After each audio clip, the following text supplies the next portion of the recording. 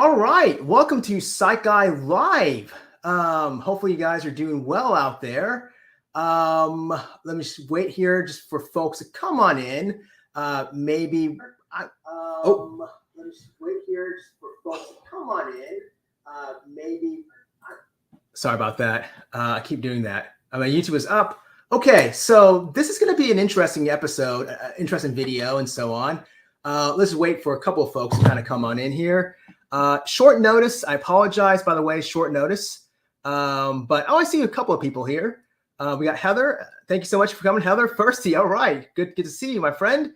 And we got, yes, Kelly, I did get your message, by the way. I'm not sure why YouTube does that. I've noticed also when I drop videos, a lot of times my subscription count just goes down. I don't know. Originally I thought it was going to be basically because maybe, folks said, oh, no, that's not this guy again. And I don't want to be, why am I still subscribed to this guy? And they unsubscribe. But I guess maybe that's a thing. I don't know. But I think you're going to like what we have here. It is on short notice. And welcome to anyone who's going to join. I think it's going to be a very, very important video. These are just my thoughts. And by the way, before I begin, let me go ahead and put the link here.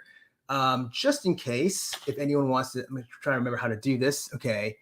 Invite. All right, boom, boom, copy, boom, okay, and boom, paste. All right, hey, loving life at home. Good to see you, Heather. All right, cool. There's the link. Okay, so I do that. Sorry, I'm just gonna go ahead and pin it first. That's the first thing you gotta do. Let me see if it pops up on my end here. So I'm still new to this whole YouTube game, kind of, sort of. But trust me, you're going to like what we have in store today because no one's talking about what I'm going to talk about today, this hour. Trust me, it's going to be well worth your time. Okay, here we go. So I'm going to go ahead. Oh, yeah. Pin this, right click. Nope. This, why is that working? This is just, oh, I need to sign in. Sorry, I got to sign. Okay, here we go. Bear with me and don't worry, we'll get to it. The major topic here. All right. Okay. So pin, there we go. Pin message. Okay. So that should do that right there. Should pin. Okay. Hopefully that pinned up there. And before we begin here, I'm going to go ahead and also put up, as promised, you have the opportunity to win 1776. Let me go ahead and put the banner up. How can you win? There you go. Well, actually, wait, ticker. For anyone who wants to win $1,776, you gotta make me laugh. Rules are you have to be subscribed, no insults, physical appearance, mental disabilities, nothing of that stuff right there. And also, when you tell a joke or try to make me laugh, if I'm smiling, it doesn't count. We're talking full-blown laughter. I haven't seen anyone do this. I just thought this would be kind of innovative. And hey, this is something I want to do a special today for those who are tuning in. This, by the way, was thought of many days in advance. So I hope this is separate from the topic we're going to talk about today. I just thought it would be kind of cool doing a live stream, doing something like that. And this is fair game. I can do this because I know there's other creators out there like Mr. Beast, for example, Big Dogs TV. A lot of these YouTubers, they go ahead and, they have these contests and win money and so on. So I know for sure I legally can do this. And trust me, this is not a gimmick. This is not a scam. This is truthfully my own money given back. When I say I really care about you guys, I'm really passionate about this subject matter and about this channel, I really mean it. I'm the only channel that I know of that doesn't promote or just try to push down any sort of e-begging or, please donate or Patreon. In fact, no, I want to go ahead and give you guys money and reward you guys because time is money, right? But I think even if we didn't have this contest, what you're going to hear today, I think it'll be well worth your time. But it's there for anyone who wants to come up, try to make me laugh. Go ahead and try that out. Try to catch me off guard. In fact, we'll just do 77. For now, it'll be 1776. I was going to go ahead and raise the stakes here. But for now, anyone who wants to go ahead right there. 1776, it's on me right here. All right. So challenge me. Go ahead and try it. If you want to try it out. Later on, we're going to keep doing this here and there. This is not a one-time thing only. So that's why it's very important. You're the right channel, I think. I mean, personally, because we have more and more of these sort of giveaways and so on. So that's the deal right there. All right. Anyways, enough about that. Let's go and get to this content here. Thank you guys so much for joining, by the way, this episode. Let me go ahead and just start off formally by saying my sincere condolences go out to the victims of the tragedy that happened earlier today. Now, I swear upon my life, I hope you believe me when I say this. You can even timestamp this and see exactly. But this morning, actually, this video was inspired by shootings that happened actually yesterday. And I was actually going to go ahead, when I did my last live stream, was just yesterday. We talked about a topic about an ethical, very, very controversial topic about a 12-year-old on life support. Here we go. We're going to go ahead again and talk about another controversial topic. We're sort of pushing the envelope, but in a reasonable, intellectual kind of manner. And we're going to talk about this gun issue. And originally, I was going to go ahead and live stream last night, but then after I found out the shooting in Copenhagen, Denmark, I thought to myself, let me go ahead and say, hold on here. Maybe that not be the right thing to do. The timing is just wrong and so on. So I said, I'm going to plan it for tomorrow, which is today. So this morning when I put my thumbnail and I was doing my video, whatever, I had no idea about the shooting in Illinois. So this is no disrespect to them. This is completely separate. It has nothing to do connection. If anything, as always, thoughts and prayers go out to those that were affected, but I hope you don't think that I'm trying to capitalize. Even if I'm aware, I don't even know how I'm trying to capitalize because this channel is demonetized. All my videos are demonetized. I'm not even e-bagging. In fact, I'm trying to give money today, 1776. I mean, this is for real. I don't know how else you can go ahead and be transparent here. But anyway, so no, it has no disrespect but I thought, already I put the flyer out, I put the message out, and I said, you know what, some people will go ahead and rearrange their schedules. They want to tune in and so on. So I thought to myself, you know what, let's just go ahead and go on because I think enough's enough. I think both sides of the spectrum parties are getting sick and tired of the whole thoughts and prayers. I know I am. And I came with 4 solutions that no one's talking about. And this is 4 years in the making, okay? This is stuff that I kind of over the past 4 years have been thinking, maybe this would be the best way, maybe so. And I think these are the 4 best strategies of how to truly change this whole gun issue, okay? And to me, it's a pandemic. And by the way, I don't know anything about what happened this morning in Illinois. Honestly, once I did my thumbnail for the video and once I kind of set up to the StreamYard, I had to go ahead and go outside and, just meet up with some folks and run some, just go outside and, socialize or whatever. But on my phone, I got a little thing that said, shooting or whatever. So I have no idea the details. My prediction, though, is going to be, number one, I'm going to predict probably it's going to be a young male, probably like in their late teens, early 20s. And number two, it probably involved an AR-15 or some sort of automatic sort of rifle. Those are my predictions. I may be wrong. I don't know. But those are my predictions. If I'm right, it wouldn't be like I'm, some sort of a Nostradamus, because this happened time and time again with, Parkland, with Buffalo, with Uvalde. So it's just this pattern we're seeing. So I'm just playing on statistical probabilities and so on. Kind of like with what I did with, I don't know if you guys saw my video. It got taken down. The 8 passengers video where there was a family, I think a Mormon family in Utah. And I just predicted this video where it was a music video they did. And I said, what are they had kids, and what are the 6 most predictable activities kids would do? Okay, the eldest daughter, I'm going to predict that probably the eldest daughter is probably driving her daddy bonkers by doing a test drive, to get her driver's license or whatever. Nothing, it's typical predictable stuff you see like in these sitcoms and so on. So it's kind of spoofing the conformity of, family life and so on, especially that kind of family. But anyway, so this is nothing. So that's my predictions. But again, I may be wrong. But anyways, let's get to the video. I know you guys are waiting. What are my 4 kinds of ideas on how to solve this problem? And before I go ahead and jump in, let me go ahead and say hello before I jump in. Okay, cool. We got Heather right here. We got a great crew. We got Kelly representing. We got Love and Life at Home. We're going to have a great time. We got Bulldog Mom. We got Gabby. Hey, oh my goodness. We got the intellectualism's rising here. I'm loving this here. We've got, who else? We got Sal here. Right on. Good to see you. Okay, what are we playing? Because the trivia, okay, it's not trivia. It's make me laugh. Okay, today, if you want to win 7, I'm not joking when I say this. Test me out. Someone come on here and try to make me laugh. I'm in a giddy mood right now. if you can make me laugh, you got $1,776. I was in a live stream. I mean, I was like earlier today. I was kind of like, you know how you get the recommended page or whatever. You'll see like, you recommended people, and there's one channel that had like 200 people in it, and this person was like on a beach. Why would you want to watch someone on a beach? And this person was like showing sand, and it wasn't really that exciting. I'm like, who would want to watch 200 people? Why would you want to do that?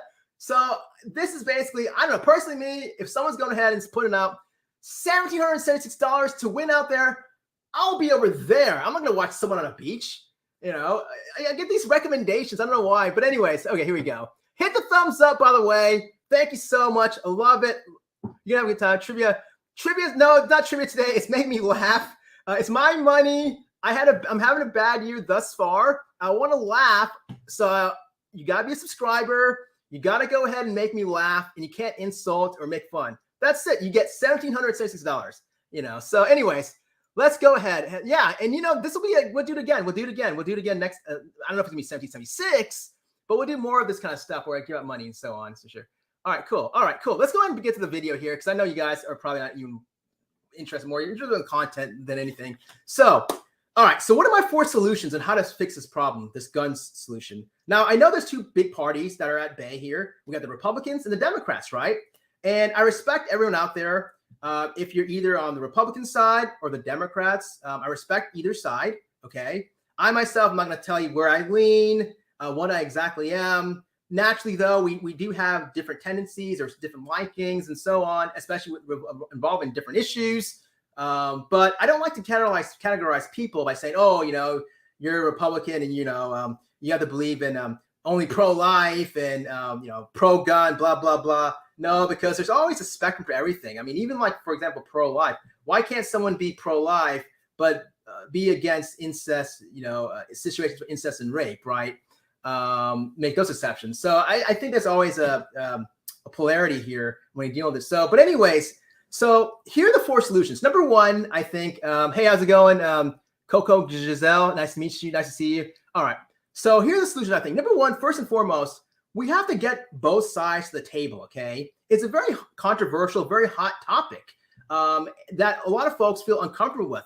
Despite all the tragedies, despite all the children being killed, the people being killed, the poor folks today in Illinois that went to this innocent, free kind of parade. I mean, people are tight. I mean, in terms of their finances, they can't go anywhere. They thought that, okay, let's go ahead and just spend the day at a free parade. They're getting shot at, right? This is ridiculous, I think. So number 1, I think the first foremost is to try to get both sides of the table. And I think the first thing, and I think this is the most important out of the 4, I think we should change our language in terms of how we present this. What am I talking about? I think first off, whenever you hear people say gun control, gun restrictions, gun availability, to me, that's just a turnoff, okay? The other side, the Republican side, they don't want to hear that at all. They're basically like, they already got their mindset. And likewise, Democrats, they have the mindset on, different things like climate change and so on. And I get that. But anytime you use like these very strong words like control, restrictions, even availability, where it's kind of indirectly kind of saying you're kind of limited, I think the verbiage is not that inviting, not that alluring. So I think it's more important to kind of go ahead and use something kind of more bland, like what I did today in my video. I don't know if you noticed it. I said gun issue. Because what happens a lot of times is when you use the word control, let's be honest, most folks don't like that word. They would rather hear a bad word, such as the F word or such as the S word, or whatever, than control.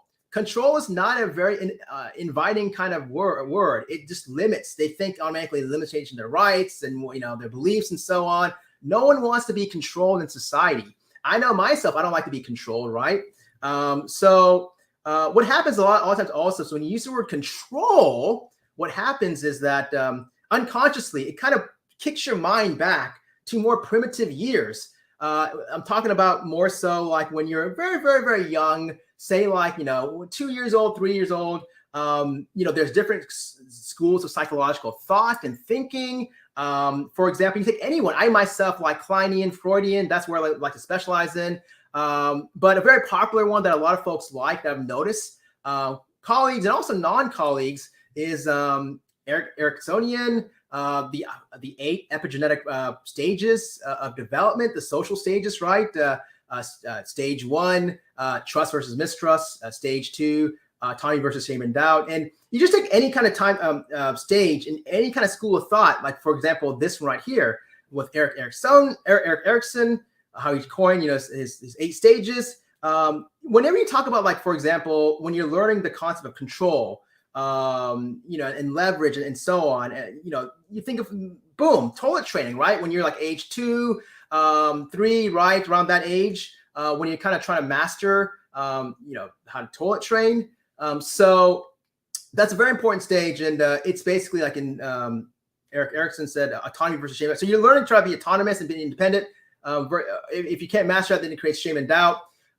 Same thing with the Freudian concept, where it's the second stage is the anal stage. It's all the same because they all involve the concept of control. So a lot of times when people hear the word control, unconsciously they regress to when they're like 2 years old, kind of akin to when you're being toilet trained. How a lot of times as a 2-year-old, you're gonna sort of not like that. You're gonna be resistant towards your parent, right? And consciously, what do?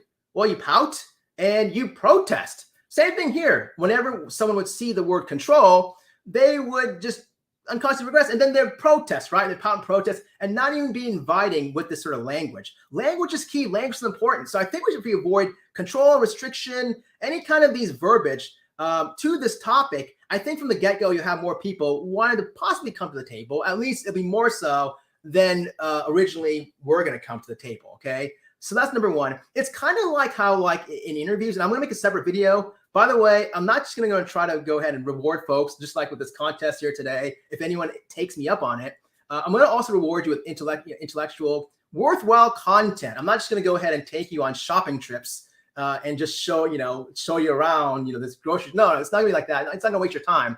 I'm going to actually show you content to where you can learn. So in a future video, I'm going to tell you exactly strategies on how to land that key dream job that you want.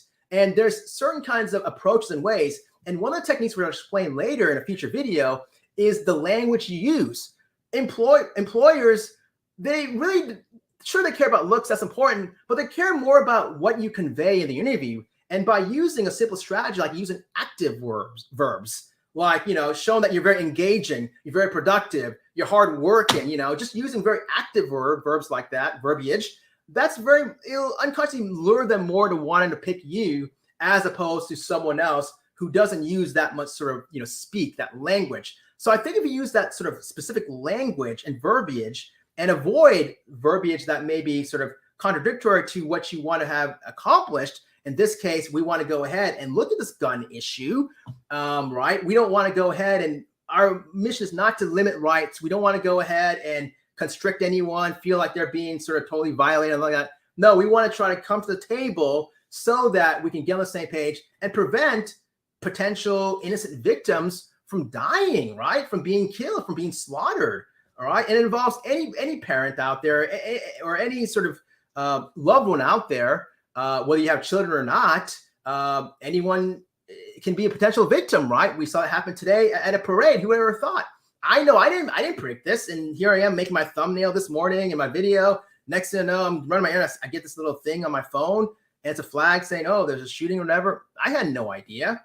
And if I were to predict, I'm pretty sure that probably this won't be the last time we'll see this. I'm probably going to have again in the future another episode like this shooting. If I had to bet anyone here in this room, hey, I'll bet you $1,000 in exchange. I'll give you $1,000 in exchange for $100. I'm predicting that there's going to probably another school shooting before the end of the year. No one's going to go ahead and take me on that because it's probably going to happen again until we actually really tackle this problem. Yes, I do know that they're working on this. I know the Senate is finally coming. Phony baloney. I'm not buying it. I think they were kind of pushed. I think it was a lot of kind of political, especially after Uvalde. If anything, after what happened with Sandy Hook, where children were slaughtered, you would have thought that would have been the catalyst to really, really make change. I just think it's just a revolving door. I think time is going to go ahead and die away, or it's going to basically, this issue is going to go ahead and die away till the next episode. And by using, by the way, one last thing before I get to my next point here, number 2, by using the verbiage like, something soft like gun issue, not only are you kind of avoiding these strong words like control and restrictions and so on, but also people will know what you're talking about. I mean, gun issue, they're not going to immediately think and say, what's gun issue? Is he referring to that episode in Full House where Uncle Joey had that gun? I don't even know if that's true or not, but no, they won't even think about TV shows or anything like that.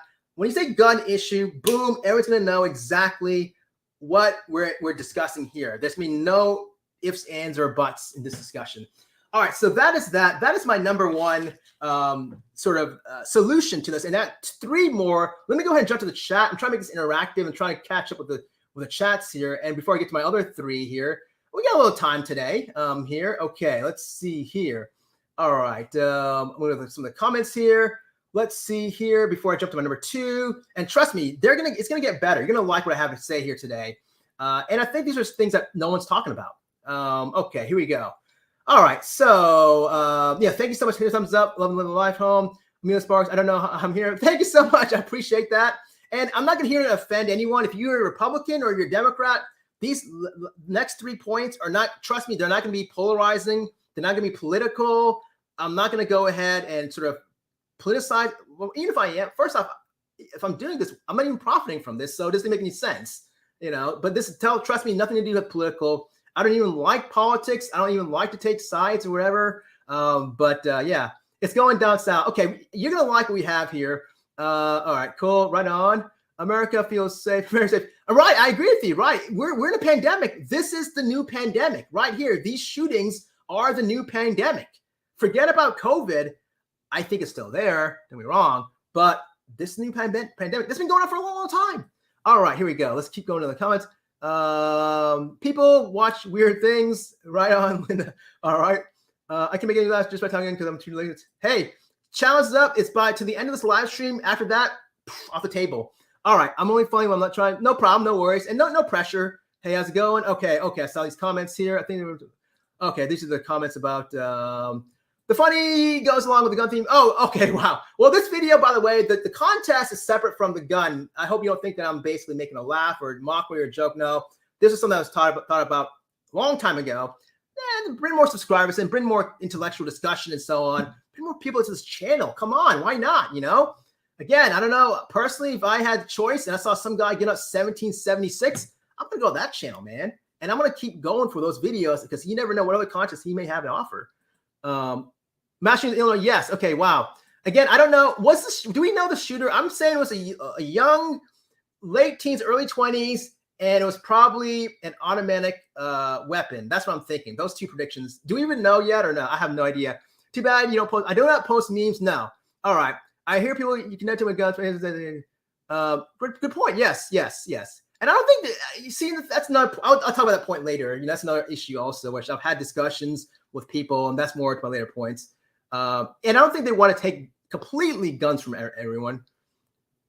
Yes. Right. Exactly. It's a good point. It's a very good point. I've got so many memes. All right. Good. All right. Here we go. Hey, everyone. Hey, three boy mom. All right, cool. We are going down. All right, cool. So this is just a conversation. Okay, let me see here. Where are we at here? I'm just trying to keep with the chat. And it's hard to multitask when you're live streaming directly and then you're trying to keep with the chat here. The anal stage of the Freudian stage is psychosexual development. Yes, oral, anal, phallic. You did hear that. Yes. We learn and earn here. Today we're going to learn and potentially earn. That's what this channel's all about. I personally think you when you learn, you earn, but we're 1776 right there. You see it right there streaming. This is not a joke. Right there. I'm being serious. I'm saying worthwhile being regulated. Probably how do you keep treasure? All right. Women fall in love with what they hear and men fall what they want to see. Okay, that's why women wear. Okay, that's funny, Kaylee. Saying control. Salsa saying control makes a man babies get angry. All right. Well, Salsa saying that. I respect what you're saying and so on. Yeah. But in reality, though, no offense, not to take anyone's side, but just the word control, the C word, I think is a very strong word. Personally, I'm not offended by the word control. But I know a lot of folks, some folks are very fragile and they're very, very delicate. And the term Sal used man babies, but no, I'm here to respect everyone and trying to get them to the table. If we can figure out what how to get uterus and shoot bullets, the government would leave them alone too. I think I know where the crowd is kind of leaning to in this chat. I'm trying to make it evenly here. I don't think this is a political issue at all. Good point, Gabby. That's a very, very good point. I kind of agree with you. And my last 3 points will kind of, I'm not sure if you're thinking the same way, Gabby, maybe not, but I think you'll be pleasantly surprised of what I'm going to say, because they are kind of like psychologically related, my last 3 points. So it's not like here I am, just a YouTube creator, just spouting anything with no background experience. No, I'm using this to tie in my psychology of how I think this gun issue can be solved. I guess I've something that got it right on. Cool. Well, you're in the right place. That's for sure. You're in the right place. That's at least my opinion here. Agree 1%. All right. Cool. Gabby, the president. Okay. Makes it. Okay. All right. Reagan signed the Brave. Okay. So politicians, correct. Politicians polarized. Yep. We're not going to polarize it here today. That's for sure. Okay. See, there you go. As predicted. Again, this is nothing that I'm really, it's nothing far stretch of the imagination. 18 to 20-year-old male. And the rifle, I'm going to guess it was probably one of those, what do you call it, automatic rifles. That's my guess. But I mean, that was a meme. Okay. All right.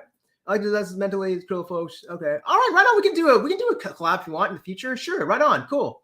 Right on. No problem. Very, very busy. All right. Cool. That would be a very great live. Yeah, sure. Making you laugh. No, you okay. Right. Now you got to come up. And so on. I know you're kidding. All right. Hi, the Highland Canis. Canis going to rock you. Here we go. Highland Park, Illinois shooting marks at least 308. Whoa. Wow. I did not know that. According to data. Okay. See, I didn't do any research. This is all coming on the top of my head here. All right. Last one. Okay. Whoa. That's my gosh. Long time no see. Good to see you, my friend. I was thinking about you the other day. Did you hear about the CCW leak in California? All personal information concealed carry weapon license holders was made public. No, I did not. Oh no. It sounds like one of those kind of like hacking type stuff. Oops. Well, hopefully if they follow what my recommendations are, maybe it won't get to that point. Okay. Because I don't like to also breach confidentiality and I respect people's privacy and so on. Okay, so we already talked about number one. The number one solution or the number one thing in the top 4 list is change the language. I think the verbiage so that folks won't get upset. Make it more user-friendly so we can avoid control, restrictions, availability, stuff like that, okay? Just gun issues, something simple like that. All right, number 2. The number 1 solution, I think, and I think we've got to this point. I don't wish this. Believe me, trust me, I don't want this to happen, but I think we have really no other choice as society. I think we've got to this point now. After any kind of these tragedies, mass shootings, you have like senators, Congress folks, and so on. They'll go to these hearings behind closed doors, and a lot of times they'll be presented with, evidence and data and, footage and so on, or pictures, and they'll actually show like the result of what happened, the mass shooting and so on. Obviously not like the full, identifiable face and so on, but they'll see the bodies. They'll see the bloody images. I'm not sure if it's blurred or actual images, but they have, I've talked to folks on the Hill and they said, yes, that does happen behind closed doors. I think we've got to the point now where I don't think the whole full public really fully understands and really appreciates the severity of what can happen with some of these weapons. And I'm talking especially about these automatic rifles. I'm not too much worried about like the handguns or the one-shot rifles or whatever. To me, I think you'd respect the sport of hunting the most for those folks that will utilize. I'm an animal lover, so I don't like hunting too much, but I understand how people like hunting. It's, they want to go ahead and promote animal control, and they want to have it's a sport and from a heritage standpoint to respect their ancestors and so on. So I think hunting, if they want to use the rifles or whatever, the scope rifles, I can see it. Okay, it's no problem, no worries or whatever. It's just the semi-automatic, the ones that those are the ones that if you're using that to hunt, then you really are disrespecting the sport of hunting. I know up in Canada, I believe Trudeau banned the assault rifles. And honestly, I respect hunters up there in Canada if they're using like just single shot rifles, as opposed to, I don't even know if folks down here are using, the type of repetitive. But if they are, then you're not really hunting properly. You're just disrespecting the sport more than anything. But my point is that I don't think folks really truly understand or appreciate the type of carnage that can happen with these automatic rifles. And truth be told, I never myself understood the severity until I was talking to one of my friends a couple of weeks ago after Uvalde happened. And here I am all this time. I was thinking, okay, with these weapons that, these automatic rifles in particular, AR-15s or whatever, it's just like what you see in the movies. I'm picturing like Rambo, I'm picturing like, okay, okay, just bullet shots, which still is not cool to get shot and die by that, right? Because it's repetitive, but I'm just thinking it's just, just bullet holes or whatever, okay. And that was that. But no, apparently it's more than that. It's actually the bodies are just shredded. In Uvalde, I think I heard that one of the bullets decapitated one of the children like that.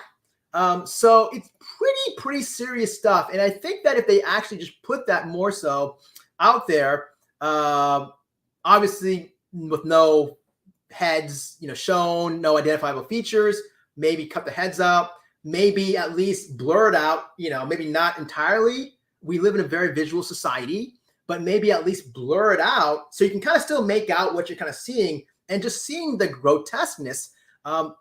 This is not a far stretch of the imagination, by the way, because we kind of did that. I don't know if you guys were paying attention to the media with Ukraine. I was watching, this is a couple months ago, where they were, I don't know if they still are covering Ukraine. I don't think they are that much, but this is right when they were covering Ukraine, right before the Uvalde shooting happened. But they started showing, like, they'd warn the viewers, and they would say, okay, here's a warning. We're going to show these images. And they're showing like dead bodies, like in mass graves on the streets, just lying there helpless. Sure, they're kind of blurred out or whatever, but you kind of can make it out, So I think if the public kind of actually were now really showing that and seeing that, then I think, if anything, that will make them appreciate, understand the severity of what we're dealing with. There's a concept in psychiatry. Well, let's just talk about, for example, someone who is fearful of heights, okay, or spiders, okay. There's two concepts to treat that, and if you're using therapy. One is called systematic desensitization. The other is called flooding. And systematic desensitization is the one that's more used these days, where it's this gradual sort of exposure type approach therapy, where, for example, someone who's afraid of heights, they would kind of like one day for 1 week or so, or 2 weeks, they would kind of take one step up and then come down, And then after that, they'd kind of then push themselves to like take 2 steps up, and stay there and then come down, So over time, gradually, they're exposing themselves, they're desensitizing themselves so that they're getting used to it and so on, familiar and understand and appreciate, and just confronting their fear. So that's one sort of approach, to do, just boom, boom, boom, boom, boom, boom, boom, boom, boom, boom, boom. All right. Now, the second type of approach is what's called flooding. It's more controversial. It's not used that much anymore these days. And that's where you just throw them right there, flood, external stimuli right there, boom, right there in the forefront. So in this example of the heights, you just put them on the Sears Tower, on the very, very top of the tower, and just flood their senses and so on. And that's kind of harsh, but that's an old kind of antiquated sort of treatment and so on. I don't use that. I don't recommend that at all for my patients or whatever. I like this more systematic approach to sort of handle folks with these kind of fear issues.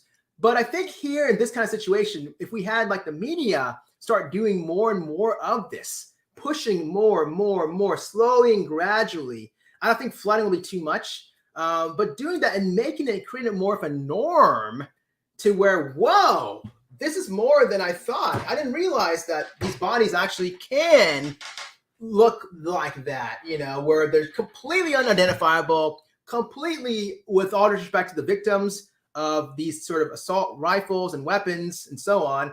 I don't know how to describe, but carnage, like meat, like just grinded, well, I had no idea, because you can kind of make out and so on. I think then you'd have more and more of the public sort of realizing, whoa, this is pretty serious stuff. We got to try to put an end. So I think there'll be more pressure onto the politicians, because the politicians, they go inside. The reality is they go inside behind closed doors. They see the pictures, but I don't know about you guys, but I don't really think like these politicians, and it doesn't matter what side. I mean, I don't really hold much merit, and I don't really think that. I think a lot of them just kind of do it for their party line. And I think at the end of the day, they're thinking, okay, I got to continue this gravy train. I got to go ahead and do what my constituents want me to do and so on and vote the way. So I don't really think they're really taking a humanistic approach, honestly. I think they're just thinking, how can I go ahead and continue this sort of next 4 years gig because I don't want to go ahead and end this. So I think the public is more influential than the politicians. And I think they need to be more aware of this kind of situation because, again, it is a pandemic. So that's my number two recommendation. Just increase the awareness of the situation by either gently, through systematic desensitization and just flooding imagery, more censored, of course, but still to the point where it can really make an impact, or flooding, whatever you want to choose. But I think we got to that point in society where I don't see any way around that, honestly, because otherwise I think it's going to be a perpetual cycle, which it is right now. Let me go to the comments now while I continue here. I think we're having a great discussion here. Anyone wants to come on the panel, you got the link up there on the top. Give me your thoughts. What do you think about this whole gun issue? If you want to take the challenge, 1776 right there, the number, right? Boom, boom, boom, boom, boom. If you want to go and cash in, this is not a joke. This is a one-time only just for today. All right, it's yours. Okay, let me go ahead and go to the comments here. Where did I leave off? Here. And then we're going to go ahead and go back to my number 3 suggestion here. Okay, hopefully you guys are having a good time here. And for considering the situation we're dealing with, but hopefully it's a nice little break from your 4th of July. Thank you guys for joining today. I think it's a very, very important discussion. Thank you so much. All right, good to see you again, my friend. Hopefully see you plenty more in the future. We've got plenty more of this stuff here. If you'd like to receive, feel free to like, comment, subscribe. All right. Gabby, hey, Oscar, in my state, all CWP are public. There were criminals who used that list to break into cars, hoping the CW owners kept their guns in their vehicles. All right, great point, great point. I'm so glad too. Oscar, I remember you back in the MO days. I was wondering what happened, where you went, and very, very great spot on points that you made with the whole ML case. Spot on. All right. Amelia Sparkle says, our government thrives off of division. Yes. And that is true. I think any kind of part, whether it's government or whatever it is, even at your workplace, I don't know if you guys notice, but anywhere you go at work, the boss, they are going to like the division, okay? Because the last thing they want, the companies want, and I'm going to tell you strategies how to avoid and maximize your take-home pay. Trust me, if you follow my strategies in the future, and I'm not selling anything. I'm not telling you to subscribe to any hokey website. I'm not going to go ahead and push any Hanes beefy t-shirts that cost $3 to make, and I'm going to sell it for $25. I'm not going to sell you some stupid Patreon site where I'm going to show cat pictures and cat pictures. No. I'm going to tell you the good stuff on this channel. You're in the right place right now, right here, right now. And yes, at your workplace, the bosses, they want this division. They want this chaos because they don't want to go ahead and want to get to the point where they want to go and deal with any sort of external themselves, any problems. They want you guys fighting, and they want to go ahead and have folks come and, ask for a higher raise or whatever. They want to divide so that they can control you guys. Like, for example, myself, my colleague, the doctors, whatever, the CEOs and so on, they want us to fight because they don't want to bring the fight to them. They want to go ahead and sort of kick back and let us fight and do the fighting and so on, so that it can take away any sort of attention, important attention, like if there's something they're doing that's ethically not right or whatever. They don't want to deal with any of that stuff, right? They'd rather see kitty cat tic-tac sort of fighting like you see on YouTube between these two lower people than have some lower person come to the boss, the CEO or whatever, or the heads up and fight with them, right? They want to divide and conquer. And when you divide and you split and so on, and you take on this thing on, you make these sides weaker, right? These lower folks weaker, so you can kind of go control more. So great point there in regards to the division point. All right, here we go. Three more, Mom. I love the 2A. I even treasure it, but it's nothing in life that I treasure more than my kids. Right on. And you truly love your kids and so on. This pandemic can affect everyone. I repeat, it is affecting everyone. It affected those families in Illinois. We have the discussions. All right, here we go. Sal's up. Here we go. Let me go ahead and add to the stream right here. We'll get back to the comments shortly here. Welcome, Sal. Hey. First time viewer. I don't recognize your name at all. Maybe you've seen the Psych Guy before. I'm not sure. Yeah, I was watching the that lovely interview with those parents. Right on. Cool. Okay. Well, thank you so much for joining us today, especially on this 4th of July weekend. Sorry, it's a tragic one. My goodness. So sad. You have the option if you want to go ahead and just comment on this topic. If you want to take a challenge. Yeah. No, I wanted to talk about this. gun stuff, because I feel like it's all political now. Like it's not about actual like gun control, or I don't like using the word control, but nobody's doing anything. And these politicians say that they're going to do something to get like further ahead, and then they don't do anything. So then they win the elections and then nothing changes. Like in my state, I can go right now and without anything, I don't have to have like a concealed license, nothing. I can just walk up in there and buy a gun. All they need is my social security card and my license, and I can buy an assault rifle right now. It's Wow. crazy. Wow. Wow. And Sal, I don't know what you do. This is your personal business, but I'm a psychiatrist, I'm a doctor, and I'll be completely honest with you. But I had to spend all day yesterday, or not all day, I was live streaming yesterday, but like for example, I'm still waiting to start a new job. And here I am, like I have to get credentialed and wait for this paperwork stuff. I'm filling out the applications. And meanwhile, like there's already like 3 or 4 entities that have done background checks. And I need 2 or 3 more to do more background checks. There's a national practitioners database that, if you look at my record, nothing's on there. Okay, that's the main one. Then you got FCVS, nothing's on there. And then yesterday I had to go ahead and there's like my CV, my resume, there's like just a gap here, a gap there because I was taking care of family and so on, which is what I wanted to do. But here I am writing a letter to this board explaining why was there a gap between this time and this time.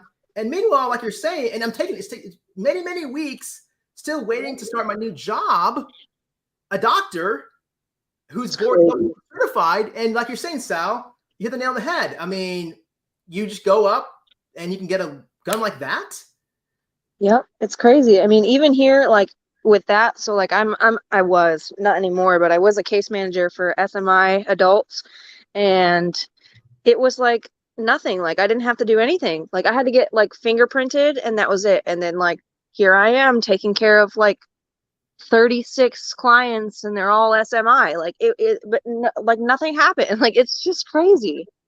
Yeah, it's just insane. And any of these cases, I mean, Uvalde also same thing. I mean, to get that gun like that, how do you even get that gun just like that? I mean, it boggles the mind.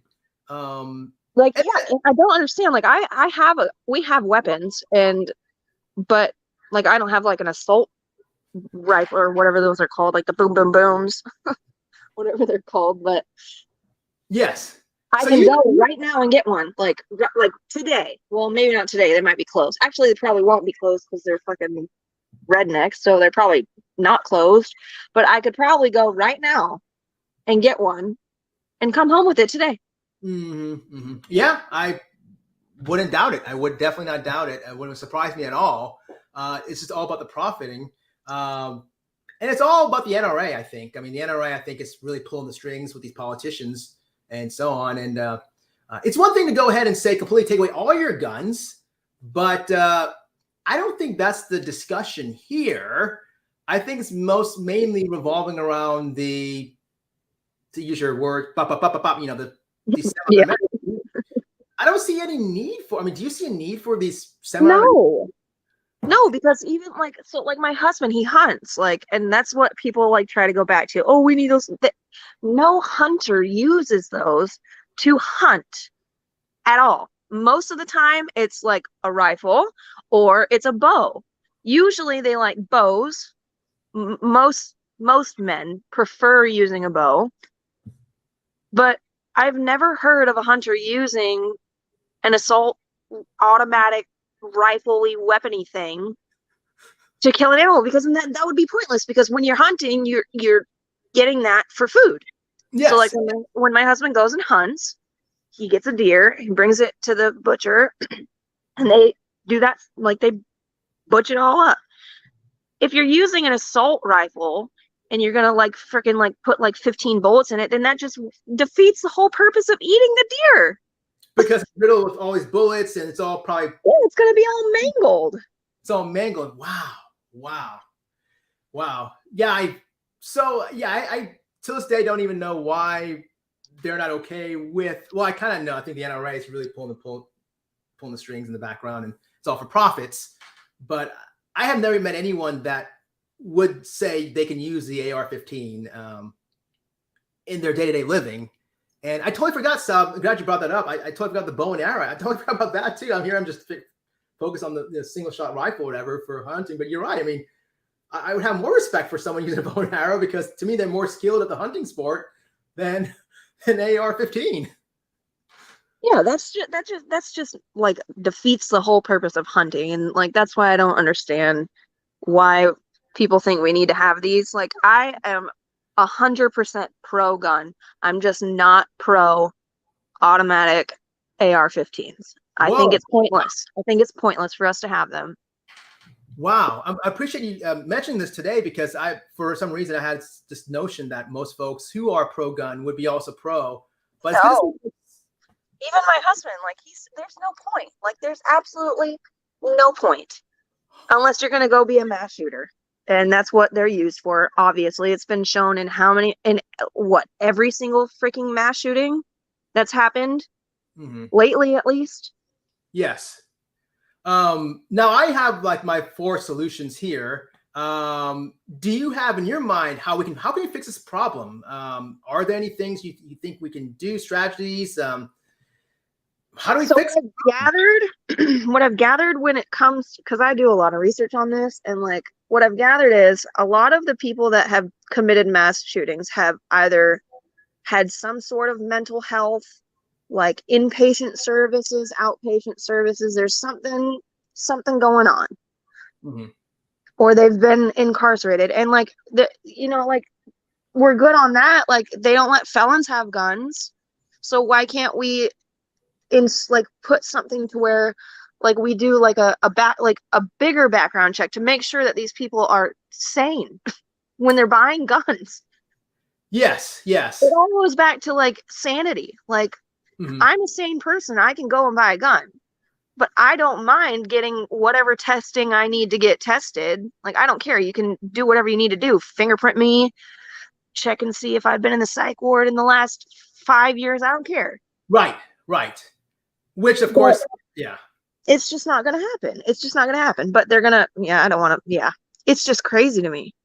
Yeah, I mean, we do that for, like, for example, folks who have seizures, intractable seizures. They're not allowed to drive. We don't, allow them to drive. Exactly. Limitations on that. So why can't we put limitations, like you said, folks with mental health histories, especially the severe ones, that can impact their functioning to the point where it can kind of impact their overall cognition and awareness of what they're doing, including buying these AR-15s. Yeah, and that's where it goes, and it ties back into when I was a case manager for SMI.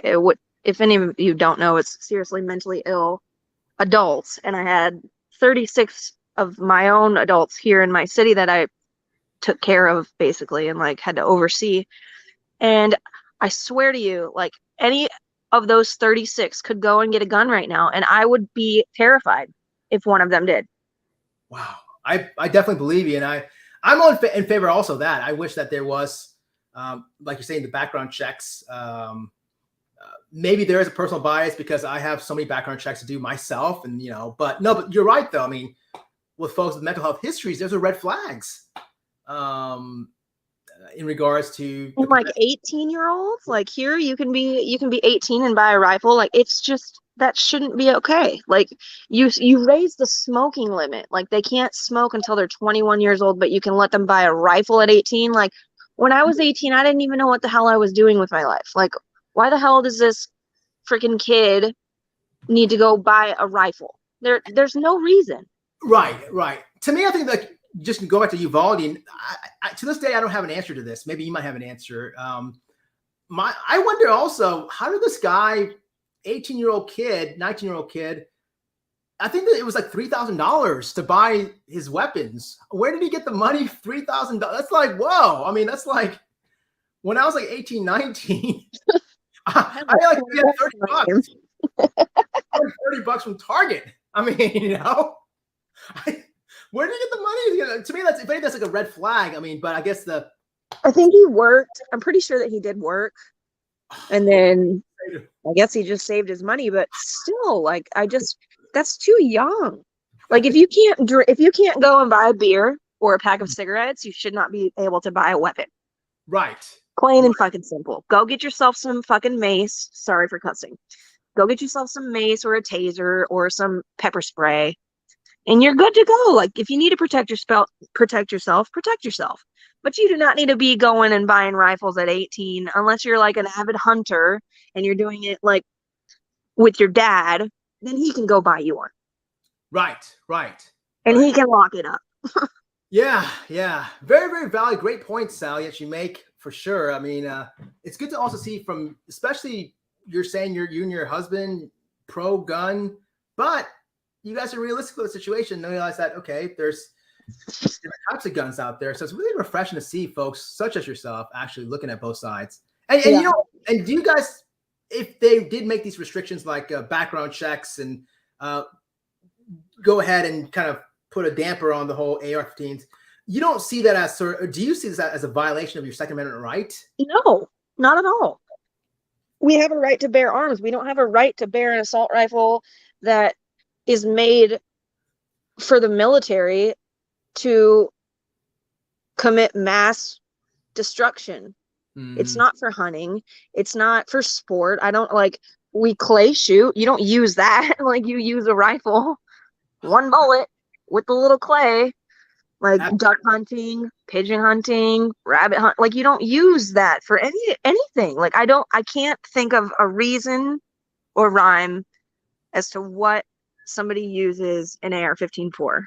And neither can my husband. Like, I think it's just for show. A lot of people that actually, because I know people that do have them. Yes. And it's just for show. Like, oh, look what I got. Like, oh, you're so cool. You're not gonna fucking do anything with it. Like, you're not doing anything with it. Right. That's not really impressive there. Yeah. Okay. Very, very great point, Sal.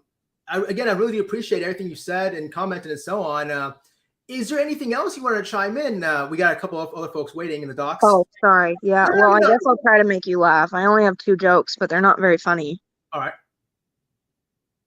Why did Waldo start psychotherapy? Why? He wanted to find himself.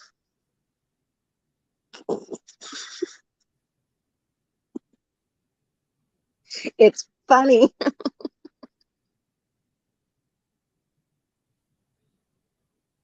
All right. You got another joke? You asshole. Well, no, that was the best one. The second one wasn't even, it's not even as funny. Try it out. You can try it out. Again, the contest is right there, 70-76. You see the 3 rules right there. Small doesn't count, no insults, and what was the other number one? Make me laugh. Yes. You have to be subscribed. Okay. Because I don't want to give money to anyone who's not subscribed. I definitely want to reward my subscribers. So why can't you hear psychologists urinate? The P is silent.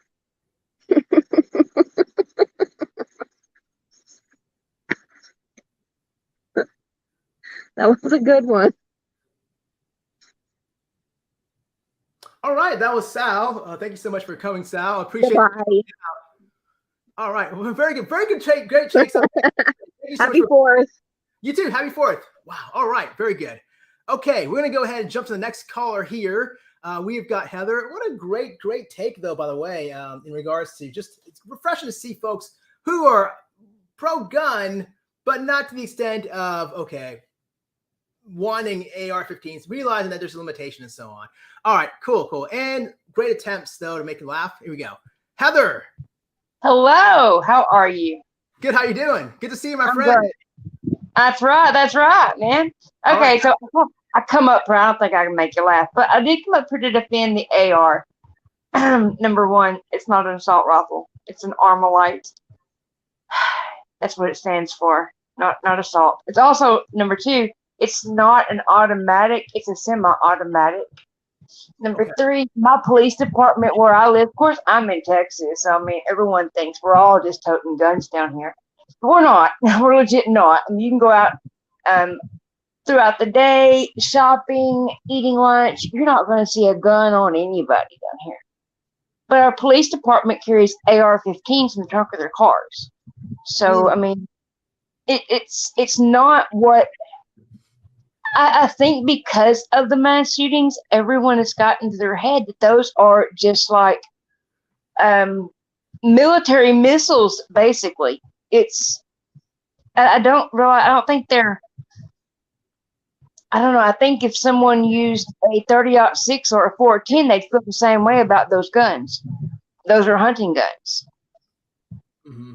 My dad was up here yesterday, and he asked me because he's big gun lover, but he doesn't like the AR. I'm like, why? Why not? Well, it's just like the M16, which he used when he was in the military. It's not. It's a civilian-made. M16 is automatic, where the AR is semi-automatic. It's a civilian-owned or a civilian, I guess, legalized, adjusted. Mm-hmm. And he's like, why do they need them? Well, he's old. Like, he's 71 years old. He don't go hunting anymore. But he did it one time. Mm-hmm. And I asked him, I went through all of his guns. I'm like, you got one that you never shoot. It's a musket, gunpowder, black powder gun. I said, what do you do with it? Oh, it's just on the wall. But why do you have it? Why don't you just throw it away? I mean, why do you want it? He said, well, I like it. Oh, you like it. So if you like your gun, that's okay. Mm-hmm. But somebody else likes their gun. They haven't shot anybody with it. They don't plan to. It's not okay for them to like something they want in their collection. You can like yours, but they can't like theirs. Mm-hmm. Mm-hmm. And my last point in this is the government made drugs illegal. Ain't stopping them.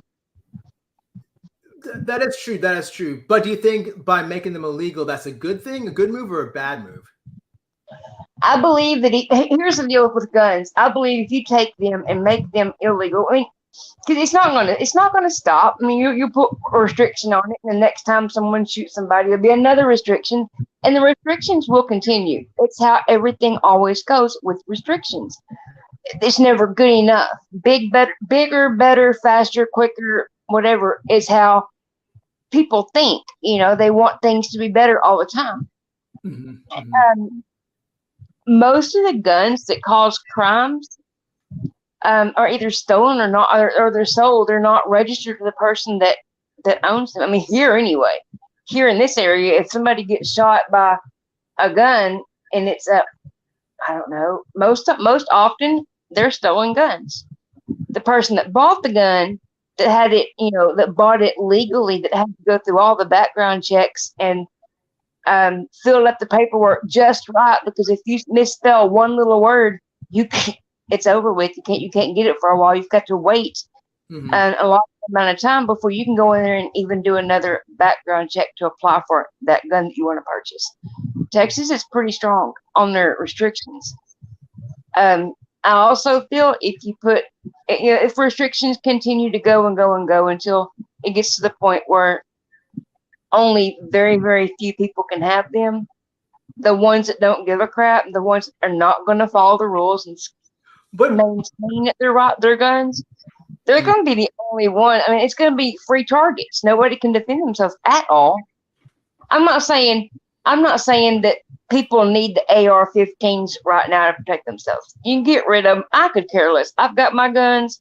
I don't need an AR-15. I'm bedbound at home. I do not need an AR-15. Mm-hmm. But if the restrictions continue, you know, you restrict the AR-15, what is next? I see.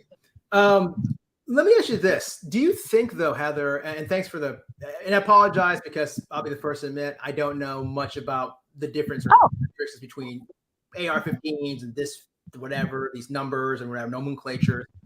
Right, no worries. I don't really either much. I just know what I've had to look up to help, you know, adjust and correct. Right. Would you be okay, though, then, with that all being said, with background checks, like what Sal pointed out earlier in regards to mental health checks, background checks, a delay in terms of getting your gun? Like, for example, I understand what you're saying, how I think you said your father or one of your relatives likes a gun and so on. Would you be okay with implementing something to where there's delay doing a thorough background check in order to get that type of weapon. Right, I have to be okay with it, but that's how it's done here. Mm-hmm. Here in Texas, there is a delay. I forget how long the delay is. It could be 24 hours to a couple of days, but there is a delay here. They have to get your background checks back before they can hand that gun over to you. Mm-hmm. The biggest thing also I see is that with these automatic rifles, I don't see, and I kind of agree with what I get what you're saying with your dad liking it and so on, but I don't see a point, especially in this day and age, as I'm sure you kind of, I mean, the last 3 big shootings, Parkland, Uvalde, Buffalo, I'm pretty sure I'm going to say this one also, I don't know for sure, but I'm pretty sure they had the same style of rifle. And then you look at other countries, such as Europe or overseas, where the casualty rates are less, where they have more of these restriction. I hate to use the word restriction, but more of the, right, and so on. So I don't know. I just think that now we're at a point in time where we may have to start, even those who likes to hear this, and like you're saying, what next? What next? Well, I think we are past that sort of what next. It's my opinion, but there's just been deaths that I feel that the reason why they always use the AR-15 is because most of the individuals that are doing this, I'm going to use the stereotypical mental health issue. I don't know what they're going through. I'm not a pro at that. I can't do that. But if it is a mental health issue, I feel like most of them are lonely. They're pushed back. They're looking for a reason or a way to get their spotlight moment with, instead of wearing a cape, they've got a gun. They're looking like a, forgive my language, badass. It appears to be far more dangerous than what it is. They could do the same exact damage if they walked in there with a .22 revolver. I mean, you have to, reload and everything, but I mean, nobody's shooting back at you, so you can do the same damage. It's a bullet. Most of the people doing the shootings are looking for that wow factor of, I went in like a blaze of glory and just wiped everybody out with the biggest sword I could find. Mm-hmm. Mm-hmm. I really think that it's, and or also the AR-15 is such a very misunderstood weapon that everyone is fearful of it. They're wanting fear anyway. I mean, they want the fear part of it. It's like an adrenaline rush for them. I'm assuming. Don't pin that on me. But I'm assuming they are looking for an adrenaline rush when they go in there to commit their crime. That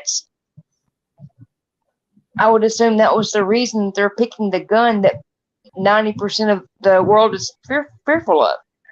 Mm-hmm. When any gun can do the same amount of damage. Mm-hmm. Do you see?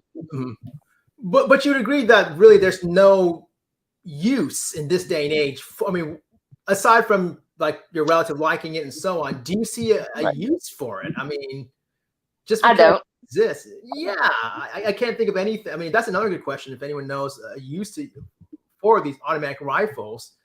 But then you have to argue a little bit. I mean, and I could care less about. I'm not here to argue. Everyone needs one. I would never want one. But I have to understand or try to think about what's going on in other people's minds. The person with that AR-15 that is innocent never would ever use it in a wrongful fashion. How do they feel about people that collect stamps? Mm-hmm. Mm-hmm. What are they useful for? What are you going to do with them? Yeah, but stamps can't harm people. Guns can. Right, they can't. And a gun can't hurt anybody unless you put a finger behind that trigger or in front of it.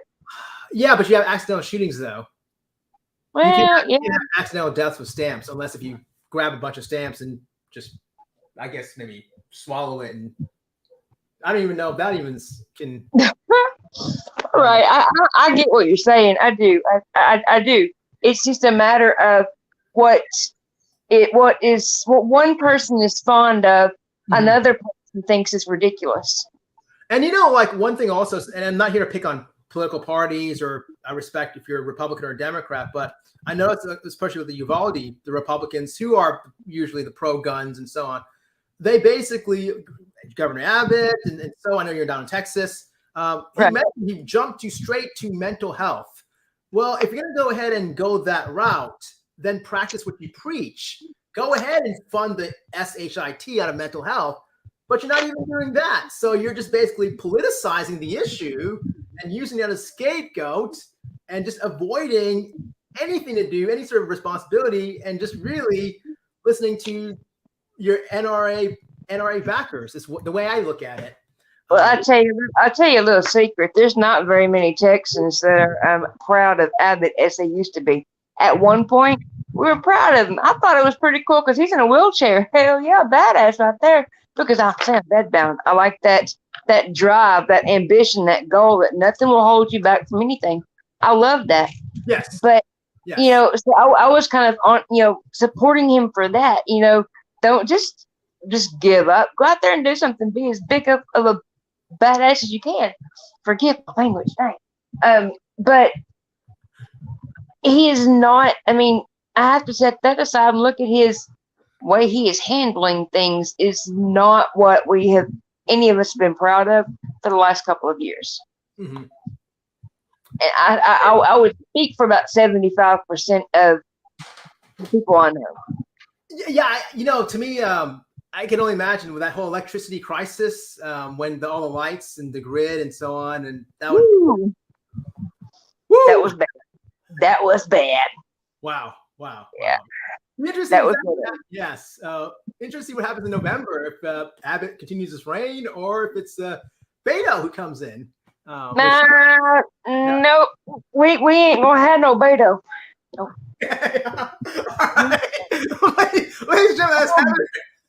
Oh man, no Beto. Okay, right on. I respect you. Again, I'm not here to go ahead, and I kind of have my preferences. I'm going to say what it is, who it is. Right. But I respect you here. I can sit here and disagree as far as what I say disagree, and completely have different thoughts, feelings, and opinions on everything. And we can sit here and be the bestest friends. That's how I talk to everybody. Everyone in the chat that's been around for a few years kind of knows how I go with that. I don't have to agree with you. We can sit here and talk all day long and laugh and joke and have a good time. But that's how I am. Dutchie, hang on. Don't worry, I haven't forgot about you. But I want to ask you this, Heather, real quick. Okay. When Beto came up, like after the Uvalde shooting, and he confronted Abbott, in regards to what to do now, did you think that was what was your reaction when he did that? For me, that is the most childish, immature behavior I've ever seen in my life. To do that at a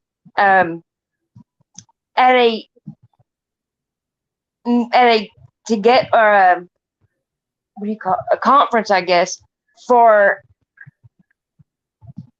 the Uvalde. Everyone is sad. It's a sad moment. To come in here and try to pick a fight with someone, that was uncalled for. Now, you did have some parents in the background, and some parents were actually wanting Beto to continue and rooting him on. So right. Well, of course, there's always if that's the dude you're voting for, of course you're going like, yeah, get him. That's dumb. Wait till you get in the parking lot. I mean, you take it to the parking lot, tear him out of his wheelchair, whoop him in his, beat him in the head or something, and then take off. Y'all go drink beers later, but I mean, that's right. That's how we do. That's how we do it down here. You get to take it out the parking lot, whoop each other's tail, go to the bar, have a beer, and walk off from it. That's how we do things down here. Right, fair enough. Right. I just think what he did was very immature. Well, Mom's like he was my hero, accountability. She's like saying, hey, just want to show him accountable. But I hear what you're saying, though. Definitely, it's a time and place for everything, I guess. Right. I don't want either one of them to be honest, completely honest. I don't want either one of them. We got, we got to put you on the ballot, Heather. We'll vote for you. Okay, how's that? Oh God, y'all don't want me running this little country down here. Whew. Yeah, Texas is its own little country. Gotcha. Y'all know that Texas pride we got down here that is way overblown by us. I see. So, Yes. I'll put my email in the chat or in the comment section after this live is over with. Email me sometime. I'd like to come up and discuss the mental health of us crippled heifers. Oh, okay, yeah, definitely. I definitely got a lot of projects going on, side projects, but sure. We Yeah, definitely. anytime. Cool. All right, thank you for having me up here. Blessed be. I see you later. Take care. Do you want to take the challenger now?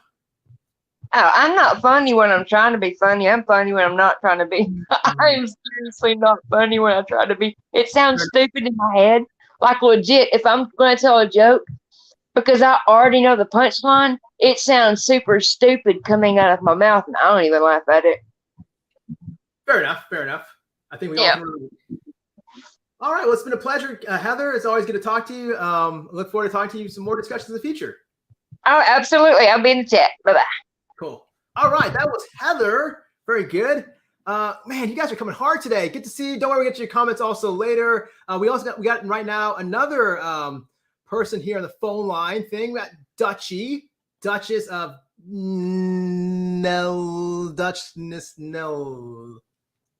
What?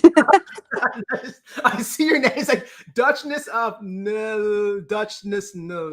Netherlands. Duchess of the Netherlands, yeah, or Duchess of Holland, or just Dutchie. I respond to everything. You can call me hey, and I will respond. So, hi, psych guy. Good to see you, my friend. Thank you for waiting. I know you're waiting in the back room for a little bit, so thanks. No problem. Obviously, an interesting topic we're talking about today. Mm-hmm. One, and I think that's something that also kind of hit close to your in Denmark, not in Netherlands, but yesterday. Yeah, it happened yesterday in Denmark, and I was kind of surprised by it. Let's say the least, because Denmark is not really a country that is known for gun regulation or whatever, having the ability to buy guns. So it's weird. It's weird. So for me, the whole discussion about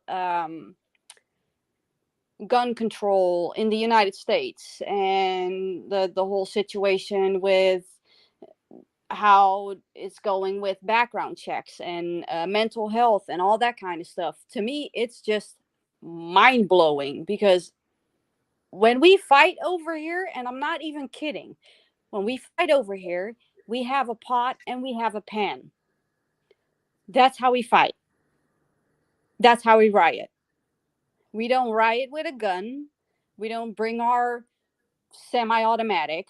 We bring our pots and we bring our pans. Hands, like hands. No, pens. Literally. Pens. No, not pens. Pens, like pans. Okay, pots. Yes. Okay. I'm not even. Okay, gotcha. Like pots and pans, cooking. Mm-hmm. Oh, like literally.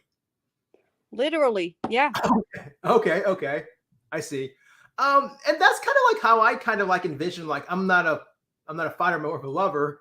But I kind of envision like sort of the nostalgic romanticism of just an argument or fight. If it gets to that point of violence, I just think about just the old westerns with the fists and so on, or the old movies. Yeah. The pots and the pans. I mean, to me, like when you have to use like a big old artillery gun, it just shows how weak you are. If you want to utilize that and you're resorting to that, like just in a way, it actually is. Yes. You're a coward. You're a coward if you use. Yes. Yeah, and I agree with that. And to me, it's basically, oh Jesus, how to explain this? We have a lot of stabbings over here, so we do have issues when it comes to the people that cannot control themselves. But if it was available over here just for me to have a gun, to own a gun, I don't think I have the self-control. And that's just me being honest. Because I have self-control issues. I would be an impulsive brat, and I would probably just shoot him up. That's just how I see it. Like Sal was talking about hunting wildlife. I have ADHD, so I have a squirrel in my head. I would want to shoot that mofo up. And that's just metaphorically. Mm-hmm. But I would do it. No, I don't know. The whole gun control stuff, the Second Amendment, it just flies right over my head, because to me it just is insanity how people are actually fighting tooth and nail for their right to own a gun and to bear arms and all that kind of stuff. I don't get it. And if you actually look at the Constitution, if you actually read the Second Amendment, the folks that are just hiding behind and saying Second Amendment, you violate my Second Amendment, actually in reality, if you actually look at the wording, it mentions specifically, it refers to like you have to be like in a militia group. So it's not just simply you have the right to bear arms. No, it's specifically talking about being in a militia. So you're kind of insulting the U.S. Constitution, the fabric of this, this country, the documents and so on, by not even quoting the verbiage correctly. So a lot of these folks are hiding behind this. And not only that, but I've talked to folks who kind of just hide behind, oh, you're violating my Second Amendment, blah, blah, blah. Well, if you truly are really passionate about this, fine, don't form this militia or their group. Just join the police force. Go ahead and serve the country. If you really truly believe in the right to bear arms, show it in helping out the public and join the police force. No, but they don't want to do that. Join the army. Join the army, right. There you go. But it's just all just, I guess, a lot of just hot air to me, at least. Yeah, and it's the same. And this is just coming again from someone who doesn't live in the United States. The whole amendment situation, like, it's up to how you interpret it, I guess. Yes. But like you said, people like to interpret it the way that fits them. That's the same with the freedom of speech situation. We've seen it with the I'm sorry that I'm bringing this up, but with the Amber Heard and Johnny Depp situation. Mm-hmm. Like, people just continuously try to make it fit their narrative, and that's just what is happening right now. And this is what you're getting shootings on a celebration, like did it happen like an hour ago or something? It happened, I believe, maybe a couple hours ago. I want to say 4 or 5 hours ago. Well, there you have it. It's supposed to be a happy day where people are just going to be drunk as a skunk, just trying to barbecue whatever they can barbecue and lit up some fireworks. But instead, you have this happening again. It's just, I don't get it. I don't get why people are still defending the right to bear arms when it's so damn easy to get a gun. And Heather I wish she was still here. Heather and me, we know each other from way back when. Mm-hmm. When she told me that she was from Texas, I was like, so you guys have so many guns? Because to me, as a foreigner, it felt like, once you come down from the airport, once you just come down from the airplane and you got your suitcase and you hit the streets, there will be vendors everywhere, a hot dog vendor, a pretzel vendor, and then a gun vendor. Because that, to me, is how Texas is. It's just readily available. And the way that she explained it to me was just like, you can go to Walmart and you can just buy a gun. Wow. How? How? Man. Wow. And of course, no disrespect to Texas or anything like that, but it is kind of whoa.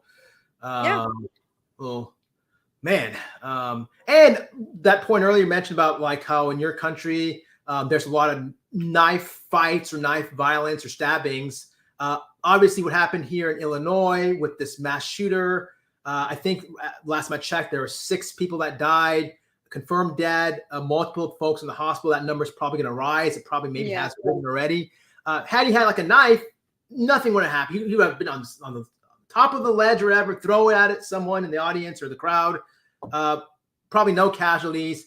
Or if he had like a single shooter gun or whatever, like a rifle, probably Yeah. would not have been able to go ahead and hit that many people that he did.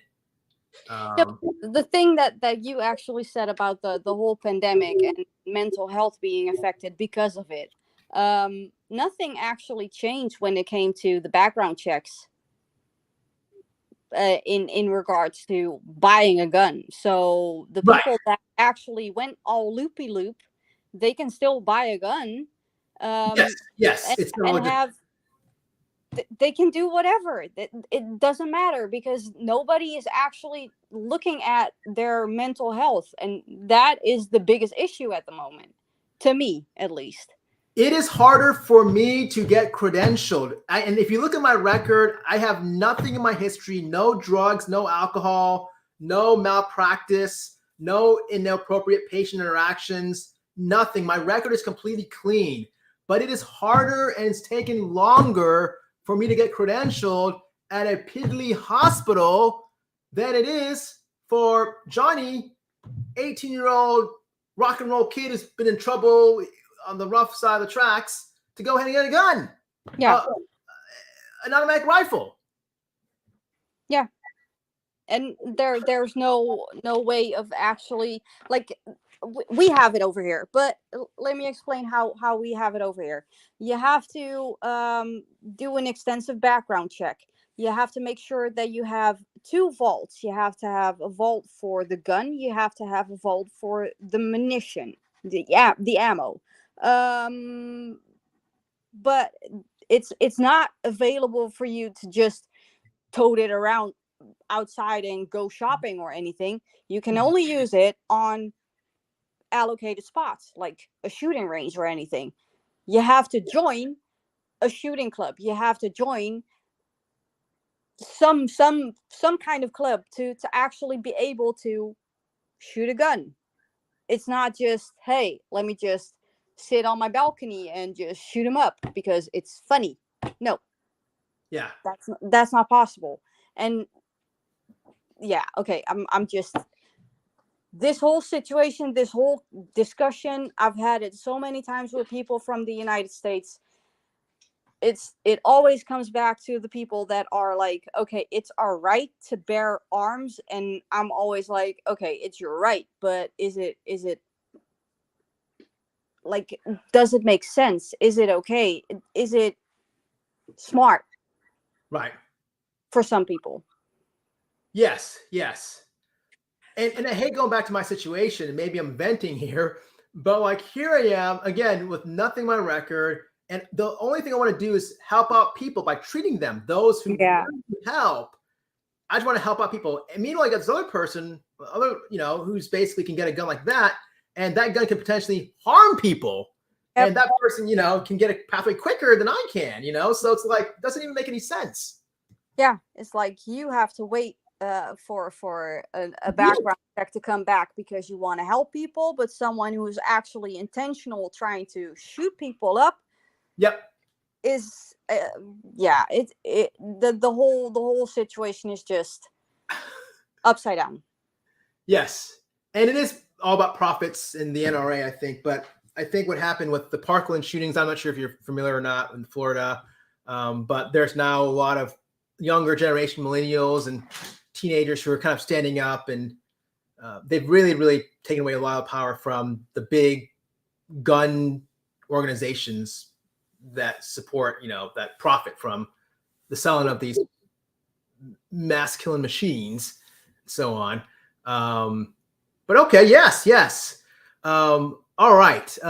Anything else? We got anything else you want to chime in, or do you want to play the contest?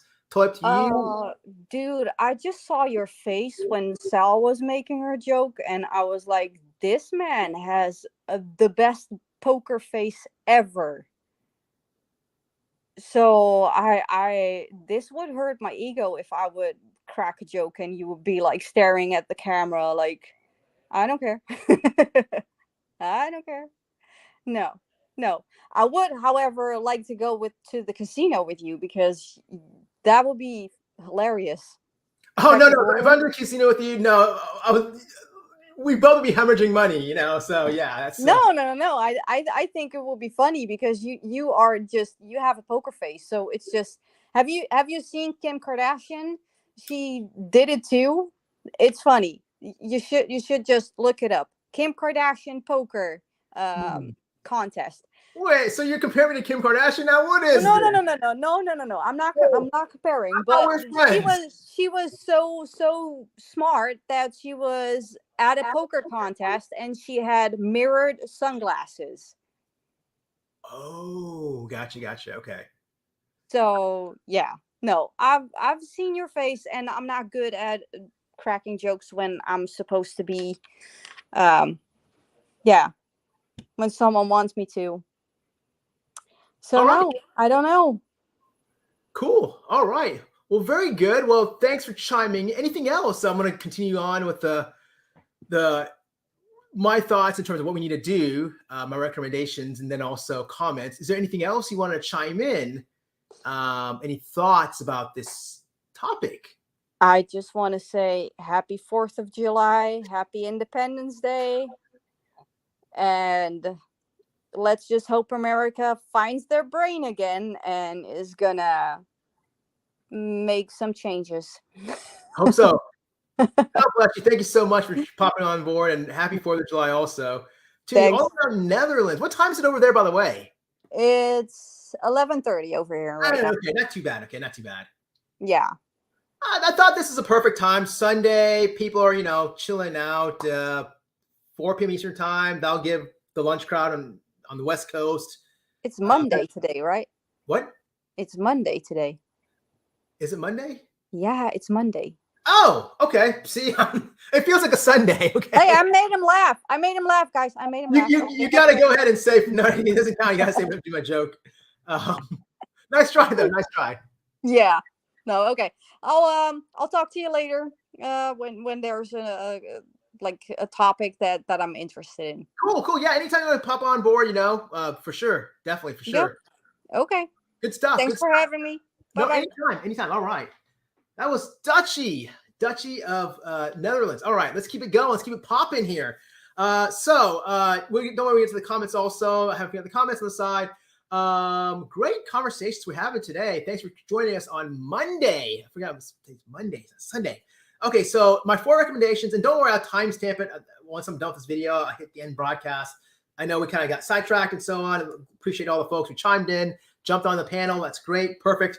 Okay, so let me just recap the first 2 I mentioned. Number 1, change the language. I think get rid of any sort of strong verbiage, words, get rid of control, restrictions, none of that stuff. Change it so that you can have both parties sort of come to the table for sure. Number 1. Number 2, I think you need to increase in awareness of the situation, the societal awareness. More specifically, I think it's now about time you start broadcasting more of the vivid imagery, maybe not in graphic detail, but in somewhat graphic detail to where it's showing the American audience what truly these automatic weapons can do to innocent civilians. I think as we got that point in time. Otherwise, I mean, the congressmen, they get to see it, the senators see it, and House of Representatives. I think now it's time that the American public sees it, okay?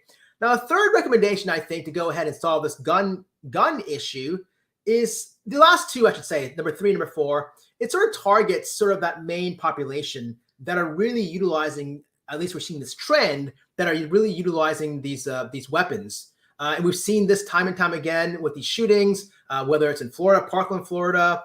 I'm not going to mention his name because I don't want to mention any of these guys' names. I don't want to glorify them. But the Parkland shooter, the Buffalo shooter, Uvalde, that shooter, and also now this one. I don't know the details about this one here in Illinois, but I'm pretty sure my thought is that they're all the same. Okay, they follow certain trends. There's none of these are not really that different than the other. They kind of come from a similar background, similar thinking patterns, similar thoughts. If you caught me in the very beginning of this live stream, I said, I don't know anything about this shooting that happened in Illinois, but I said it's probably going to involve an individual in their late teens, early 20s. They sort of fit that sort of mold. So what happens in a lot of these folks, this is my number 3rd thing, is that it doesn't just start from out of nowhere, okay? It's not like one day they wake up and say, oh, I'm going to go ahead and shoot up this place, okay, there's always this sort of build up to where it gets to that point.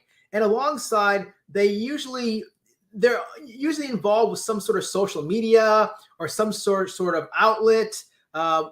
They encounter some sort of manifesto, whether it's some sort of extremist type.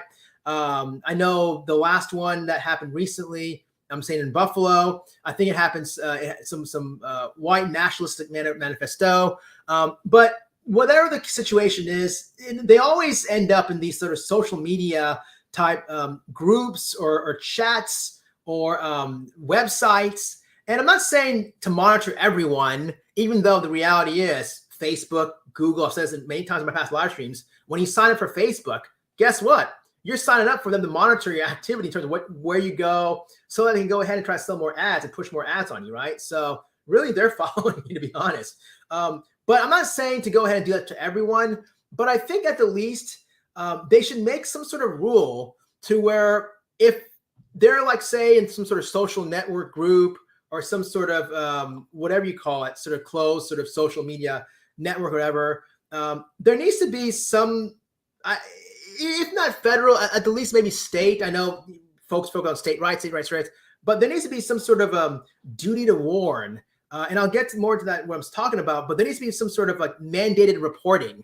Now, for example, in my situation as a doctor, I know there's several states out there in the country that mandate providers, if they see child abuse, they're mandated to go ahead and report it within a certain amount of time. I believe just to bring up Texas, and I know Heather's in Texas, and I know there's a reason why I bring up Texas in particular, but I know like in Texas, I believe it's 48 hours that the provider, if they encounter child abuse, whether it's in the emergency room or out, on the unit somewhere, they have a certain time frame. They're by law required to report child abuse. If they hear about it or whatever the case is, or they encounter it, you have to report child abuse. They're mandated. They're forced to. They have to. Texas. The reason why I brought up Texas is because it's a highly Republican state, and I know a lot of doctors in Texas. They don't have a problem with it. They understand it's part of the deal. It's what they have to do. It's extra work, but they have to go ahead and do that. And don't worry, I'll get to you. I see you pop up, Josh. I'll get to you shortly here. I'm just going to finish up this sort of number 3 spot here.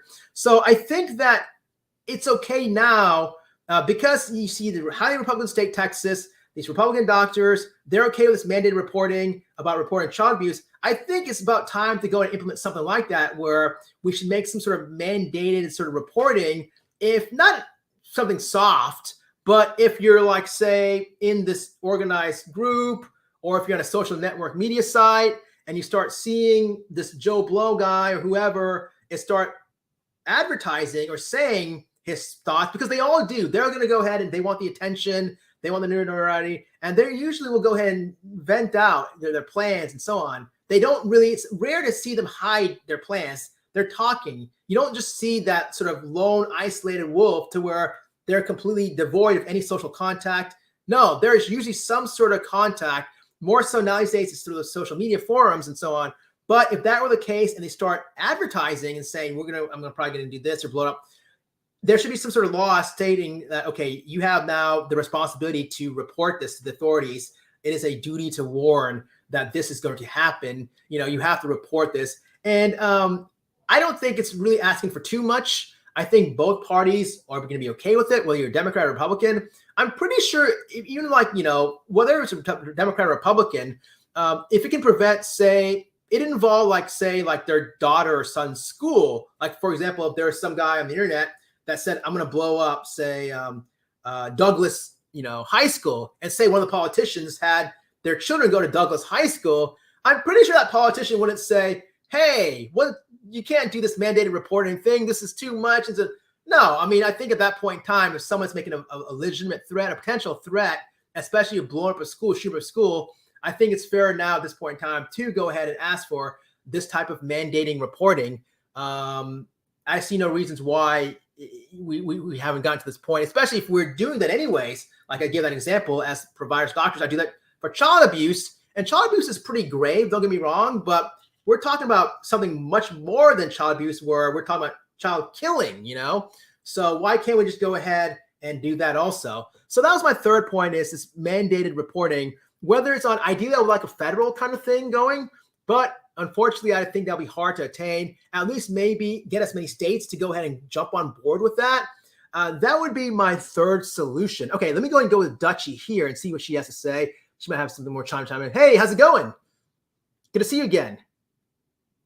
If you're here, maybe not. Going once. Wait, can you hear me? Can you hear me? I can hear you now. Yes. Okay, my mic was muted. Okay, I have one joke for you. Okay.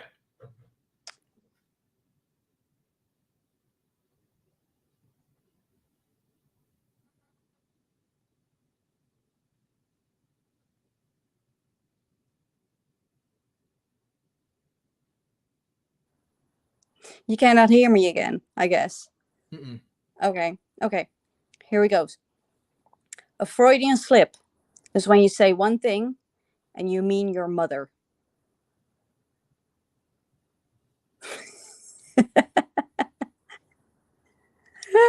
Never mind. This is just, you're unbreakable. You're literally unbreakable. Okay, thank you for having me again. All right, that was Dutchie. Thank you so much for popping up. Thanks for trying the challenge. Thank you so much. Appreciate Thanks. it. All right, great. All right, very good. Okay, so that was my third comment. Third recommendation is make some sort of reporting. Great try, by the way, Dutchie. Great try. The contest is still up for grabs, by the way, if anyone wants to jump on here at the panel, or if you want to talk about this whole gun issue, we can. All right. So again, to recap, number one, change the language, the verbiage. Number two, increase the awareness by just showing imagery, to the public of the carnage. And last, number three, is to go ahead and make some sort of reporting, state and or federal. I prefer federal, so it's national, but a lot of folks don't like federal interventions. So at least flood as many states as you can to go ahead and make it a mandated reporting, just like they do with mandated reporters for providers to report child abuse. If you hear anything, like if you're in one of these chat groups or whatever, and you start hearing Johnny or Sally, whomever, it's probably more so the Johnny because it's mostly late teens, early 20s males. But anyways, yeah, you're required by law to report this to the authorities. And if not, there could be potential consequences, fines. And I think if that were to happen, you'd see less of these sort of episodes, because I think it'll prevent more. At least that's sort of the thought, look at the trends. Okay, and lastly, the last thing, number four, goes, and don't worry, I'll get to your comments, because I want to see also what your thoughts are, your comments on this whole topic. A very controversial topic. Thanks for joining on this Monday. So this one also kind of relates to psychiatry, just like my other ones did, sort of, kind of, whatever. But there's something called the McDonald Triad. And what it is basically, there's a psychiatrist, I believe it was in the 1960s, I believe, that came up with these three traits. It's also known as the sociopathic or homicidal traits: fire starting, animal cruelty, and enuresis, or also known as bedwetting.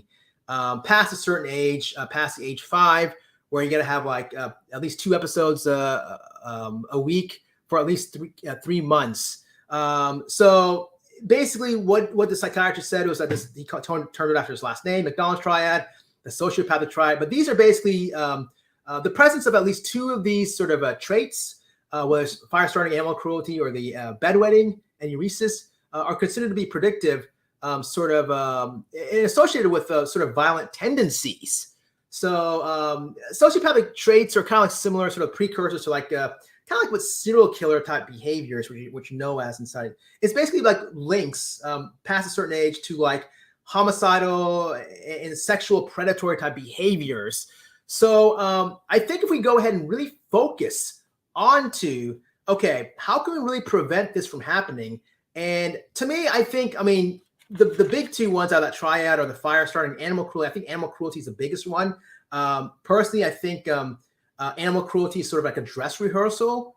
I think that, kids who engage in animal cruelties, they are, it's like a dress rehearsal for them, potentially leading up to the point of later on killing people. Not saying that all folks who be cruel to animals are going to kill people, but it is a huge red flag. The other ones, I don't think so. I mean, yes, I think the fire starting also is a red flag, But the animal cruelty is the biggest one out of this triad. The Annie Reese's, the bedwetting, I think is one of the more controversial. And I guess you can look at two different coins, two different sides of the coin here. The first side is that, I mean, one may argue and say, well, why is this, bedwetting even in this triad you're talking about?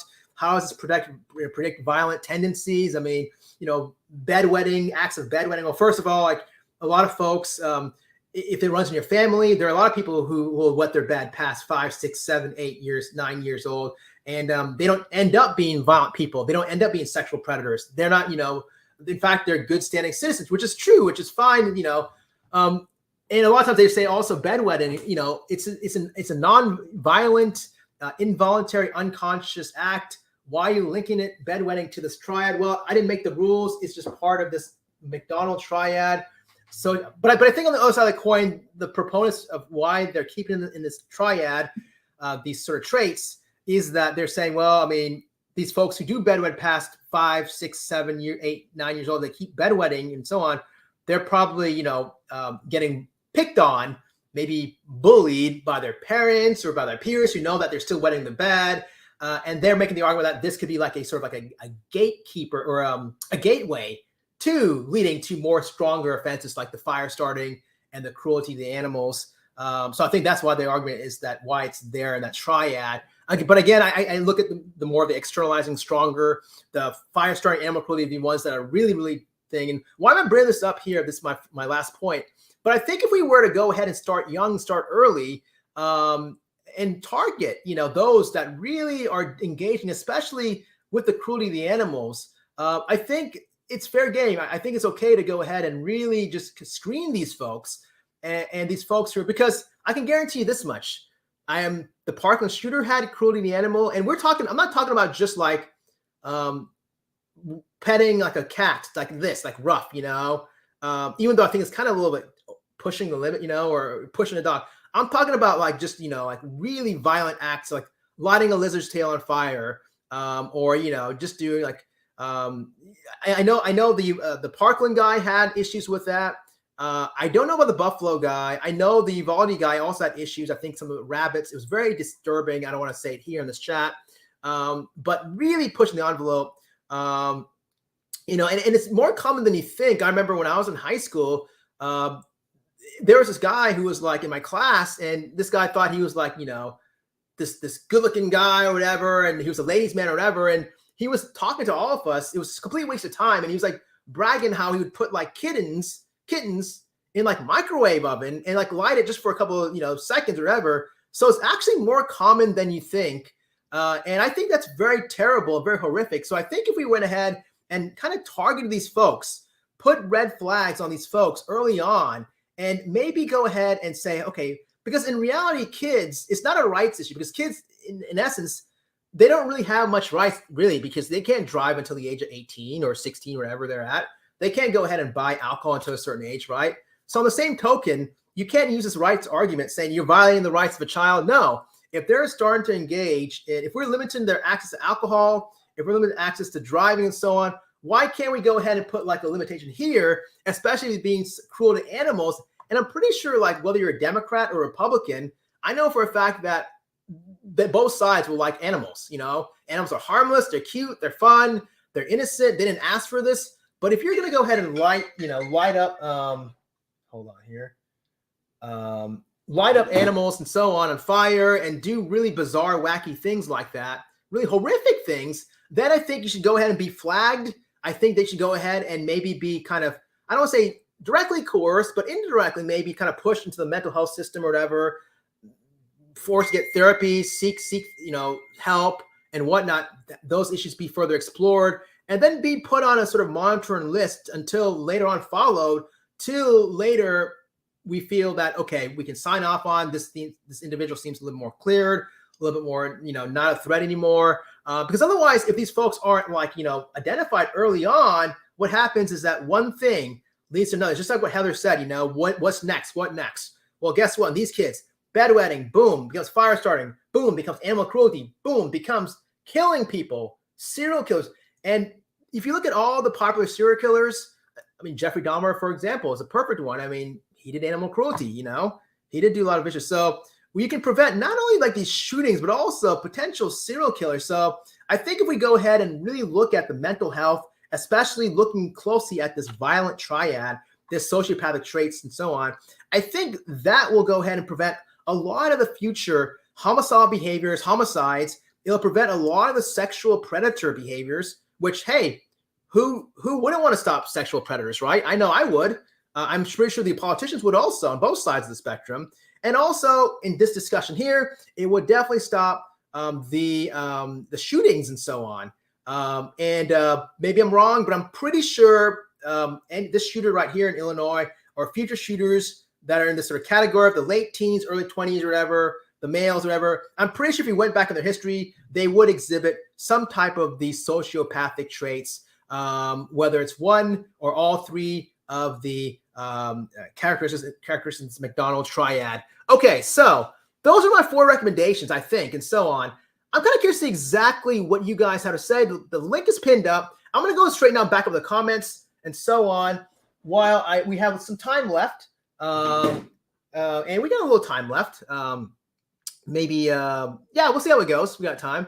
But don't worry, I'll kind of put 1, 2, 3, 4 once this video's done of my thoughts. I think they're pretty valid thoughts. And I think it's thoughts that won't go ahead and alienate both sides. I think it's reasonable to go ahead and to protect the society to where it doesn't seem too politically polarizing or too offensive to any sort of political party. So those are my thoughts. Let me go ahead and see here and go back to where I left off here. And again, the contest is still available. 1776, you got it. It's yours. Take home easy money for anyone who wants to go and take this. This offer is stand. I'm not joking. All right, here we go. Where are we at? Where do we stop here at the comments here? Let me see here. I think we stopped right here. I love the 2A, but it's never been life anymore. Yes, the kids. Yes, we did do that. Okay, they see what we don't see. Okay, Coach Jella. Okay, Caitlin says, I feel like society's doom and fortune. I don't see things getting better. People lose their minds. Yes, I do feel this. Do see this catastrophic sort of trend in society. I do agree with that. Yes, Caitlin, for sure. Unfortunately, it is not getting better. It needs to stop, though. And nothing. Okay, Heather says, I think the innocent folks with guns fear changes to their current rights. If they could be assured things won't change for them, they'll be voted. Yeah, I don't think it's a violation of anyone's rights. I mean, it's just, hey, just maybe putting a cap. I mean, when you're filling up a bottle of water, you can only fill up to so high. You don't overflow it, right? So I don't think it's going to violate anyone's rights at all. It's definitely not violating the Second Amendment right, because the Second Amendment clearly says it specifies militia. And I don't know about you, but no one that I know of is in a militia. And if they want to be in a militia, hey, serve and protect. Join the police force. That's a great militia to serve and honor the country, or the army. I can't think of a better militia than that. And if anything, that will help them out to help out their fantasies. All right. Coco Giselle says, they put what people, let's see, I meant. Okay, right on. I see. Okay. Gabby Hayes says, I don't hunt, but I do shoot the assault rifles. Okay. Wait, I don't hunt. Hey, and there's nothing wrong with wanting to go like to the shooting range and shooting the assault rifles. I do have an issue, though, of maybe taking that outside of the arena of an appropriate closed setting. And maybe, I'm sure you do also, Gabby, but potentially using it on massive society with what probably happened in Illinois. Again, not politicizing this, not trying to capitalize on this. I don't profit from this channel. I don't profit at all from this video. So there's nothing to gain from this video right here. All right, here. Okay. Psych Guy's not tied down to anyone. We're not tied down to the NRA. We're not tied to YouTube. We're not tied down to anyone. This is the brilliance of this channel. We just go ahead and do our thing. We're not tied down to subscribers. This is independent thinking right here. All the rifles being used are okay. So yes, you clarified that with me. Okay. So I don't know exactly the detail. I just think of automatic rifle is just that's what I think. Okay. AR-1507. Okay. So Joshi says, if you cross the page with a curly hair dog, what would you get? Okay. That was a joke. Yeah, come on the panel to go ahead, or a thing to go ahead and get the money. All right, I had a bump stock into Las Vegas. Shooting happened. Okay. AR-15 is a civilian version of the MR-15. Okay, yes, we talked about. Okay, I'm just going to quickly. Super Mario Brothers. This right here. 4th of July. Caitlin says, how far? Okay, this was a long time ago. We're going to keep the 4th of July shooting in Illinois just happened, like 30 shots, and then reload. Okay, wow. Okay, see, and there you go. I was correct on that. I had no idea. If you watch the beginning of this chat, I just said I don't know exactly. I'm going to break number 1. it's going to be a young male shooter. And number 2, it's going to be an automatic type weapon. And boom, right here, apparently it says here 30 shots and another 30. So that is to me a automatic sort of type weapon. Matter of seconds, just like Uvalde, in a matter of seconds, man. And the cops also, what happened with the cops should have went. I mean, I don't know what happened there in Uvalde, man. Very, very disappointed. So that kind of proved that whole. The other argument is that the good cop or the good guy with the gun kind of argument, where they say, hey, you know, it was a good guy with a gun. There are like 19 good guys. There were 19 good guys, and yet he managed to go ahead and shoot and kill 21 folks, 19 of them kids. So that whole good guy argument thing, and that also doesn't apply also because I've seen so many cases. I've heard my closest friends, he's a family practice doctor. He mentioned that he won his residency. He had a case where he was in the emergency room. True story. This is out in Oklahoma.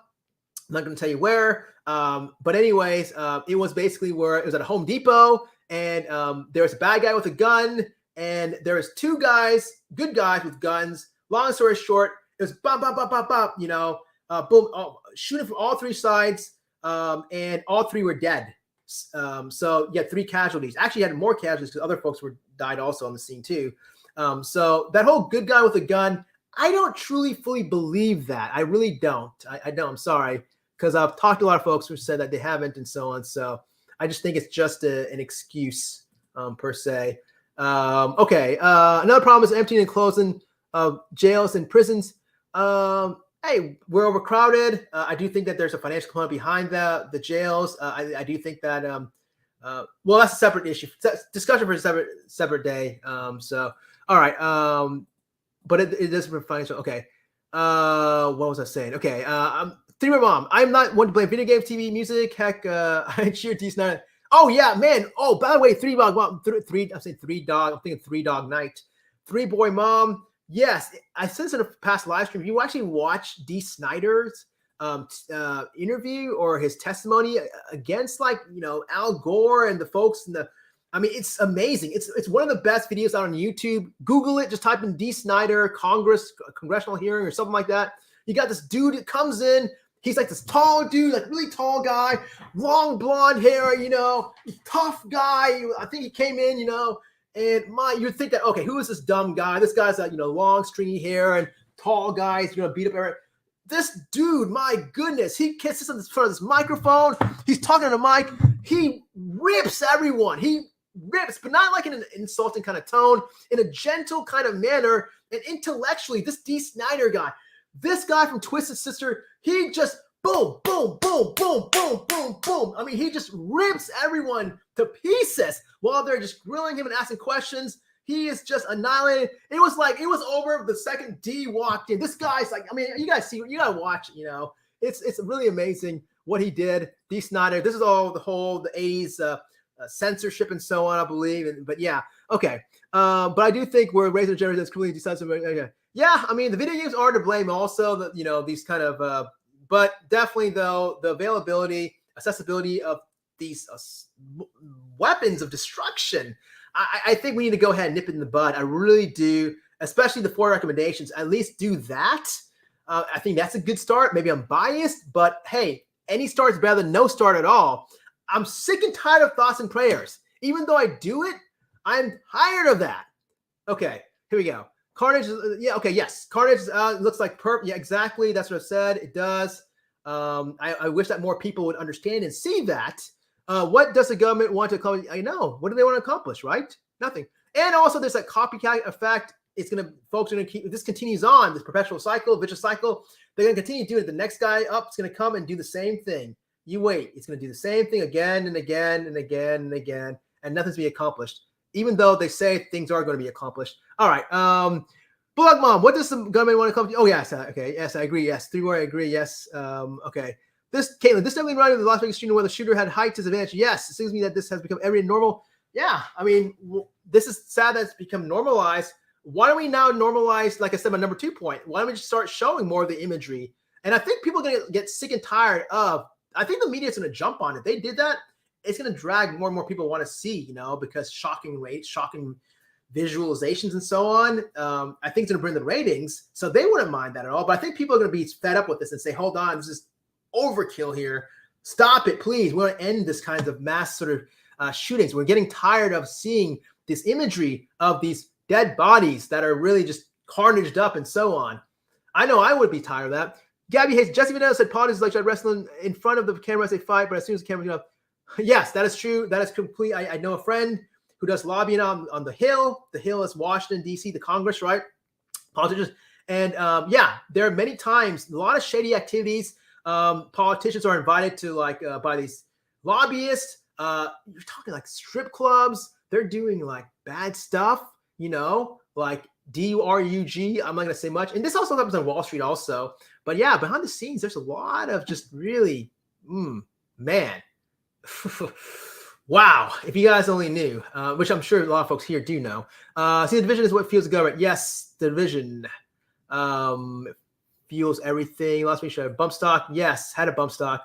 Do we even need a bump stock with these things? I mean, Caitlin says, I think it's either pure evil or it's very damaged towards us just wanting to feel pain. Two, I would guarantee you, if we had Target, my number 4 recommendation, if we had looked at the McDonald triad, the sociopathic triad, and really screened the folks like in Parkland and Uvalde, there's a good chance maybe, I'm not saying we could have prevented for sure, but there's a chance that if we had red flagged them from early on and kind of coerced some sort of therapy or intervention and followed them and monitor them to when they get to the point of when they wanted to buy a weapon, we can kind of say, okay, are they cleared or not? I mean, we get clearance for gastric bypasses.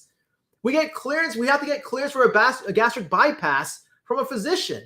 Why can't we get clearance for some guy who's angry at the world, who's been abused, and he's displacing his frustration, his anger onto a lizard by lighting his tail on fire or by duct taping cats' eyes or whatever, Why can't we go ahead and have to get clearance with these guys in order to later on in their life buy a weapon? I don't think that's asking for much. All right, here we go. Amelia, I agree with which was created. Okay, here, Michael Cutler. I say Carter. I like the idea of a video on teaching people what to say in an interview for a job. Yes, I will definitely do that. That is the reward of being on this channel for sure. Trust me, it's boom, boom, boom, boom, boom, boom. I'll tell you exactly what to do. It's all about leverage, a leverage play. Side Guy's got your back for sure. I'm not going to waste your time and just have you come around with me and talk on a shopping excursion. We don't do that stuff. I want to take you on to a beach. If I want to go to a beach, I want to go to a beach. I don't want to watch someone go to a beach, especially when you're only showing the sand. Come on, we don't do that here. All right. We ready to laugh? Okay, I had a phone call. All right, cool. Okay, this is good. Whoa, these are old comments. Don't worry, I'm going to quickly word. All right, exactly. Divide and conquer. Yes, divide and conquer. That is not okay.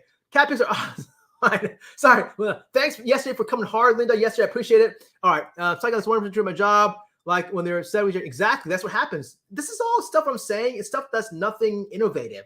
This is just stuff that, trust me, you can find elsewhere. Talk to other people, pick their brains. I'm pretty sure people have written books about this. I can probably write a book and try to sell it, but I don't want to profit off anyone. I don't want to go ahead and be that greasy guy. I don't want to go ahead and try to profit off this internet thing.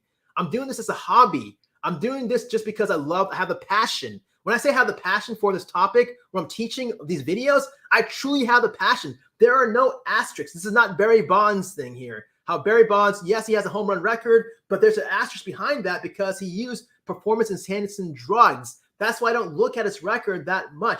We don't go ahead and have any tie downs here. There's nothing tied down here. All right, back to the phone call line here. Here we go. Sal. I'm back. Yes. All right, welcome back. Are you wearing jammies? I wear, I am. I guess pajamas, I guess. Yes, I am. Yes. I made you laugh, mother fricker. You gotta say, we gotta start now. No, I made you laugh.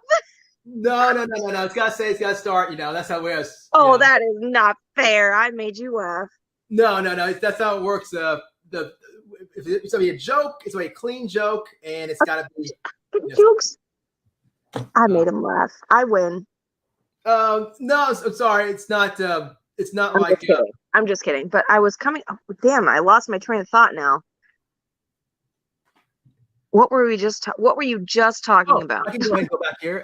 Let's see here. The job Divide and Conquer, cat pics are awesome. True My Job, we're upset with each other.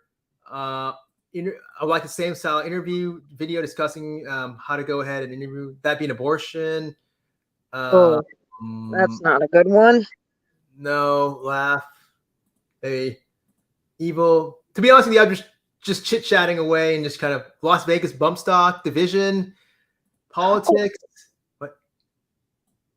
Yeah, that's what it was. It was his the abortion stuff. Like, how can they tell us what to do with our bodies, but like they won't do anything with the gun control? I don't like that word, but you know what I mean? Like, how can they tell us as a country, oh, you can't have an abortion, but you can go buy whatever the hell you want?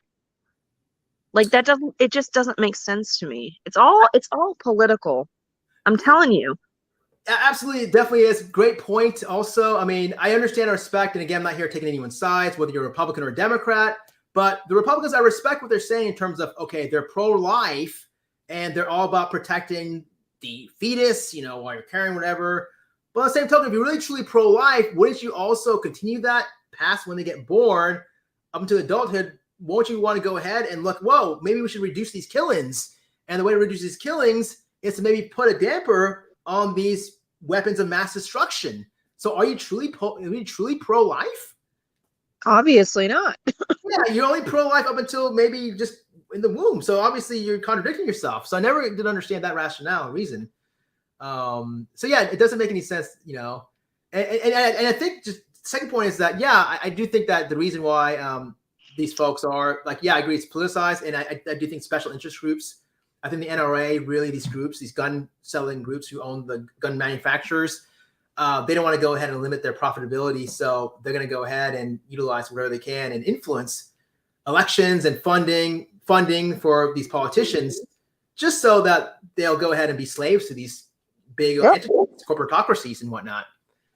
Like, I mean, like, I'm not political at all. Like, I just don't care. Like, I'm not Republican. I'm not Democrat. I just don't give it flying flute. But like, that's all that it is. Like, Biden, like, he was like, oh, I'm gonna crack down on the gun stuff. What have you been doing? Like, you've just been like doing nothing. Yeah, I don't know exactly what goes on behind the scenes, and maybe he is trying, but there's maybe just resistance on the other side. I don't know, but they are though meeting. That's good. I mean, I know they've met after Uvalde, but it shouldn't be forced though. It shouldn't we shouldn't have to have a tragedy like Uvalde to go ahead and be the catalyst for them. I mean, like I keep going back to I know I respect what you do in your real life, but like my job, like if there's like to me, I think this is an emergency. And if there's like a psychiatric emergency, like for example, there's something called neuroleptic malignant syndrome, which is where if you have too much antipsychotic, too much of a medication, a drug, it can go ahead and create a very life-threatening condition to where like lithium. Yeah. Your bodies get stiff and your vitals back and so on. So I can't just go ahead and delay it and say, no, I'm going to ignore this and push it. No, I have to deal with it right then and there. Otherwise, the patient can die. But I think these politicians are just not really taking it. I mean, to me, I'm not that impressed with the urgency because it's been going on since, I guess, for many, many, many years. So yeah, it just bothers me. They're not gonna do anything. Like, it's all political. So like the Republicans are gonna be like, protect our Second Amendment, and then Democrats are like, we need gun control, and that's all it is. But not like there's no change. Like it's just them fighting, and like nothing happens. Yes. And I remember like having a discussion about this, and I actually know, I don't know about you, but like to me, like I thought, I said this before in this live stream, but I thought if anything, the whole Sandy Hook thing, I thought that would have been the thing that would have changed at least something. Yeah. And then here it is again. But I know some people that actually don't believe that it happened, that Sandy Hook. They think it's just a conspiracy thing, and they think it's all made up. And it's really sad because can you imagine being a parent where like you have these folks that are saying, "Oh, it never happened; it was made up," and meanwhile they're disgusting. It's absolutely Boy, disgusting. has been slaughtered, you know. It's like they want to see like that shooter, that guy, I don't remember his name, but he went to the grocery store and he shot like Oh, in all Buffalo. of the all of the black people that he saw. Yeah, we don't mention any names because we want to glorify the guys. But yeah, I know the guy, the Buffalo shooter. That guy, that incident. But he had like had a video of it. And so like they're not gonna sit here and say, oh, that's not like that didn't happen, because there's video of it. But like nobody wants to see kids getting slaughtered. Like, and if you do, you're sick in the head.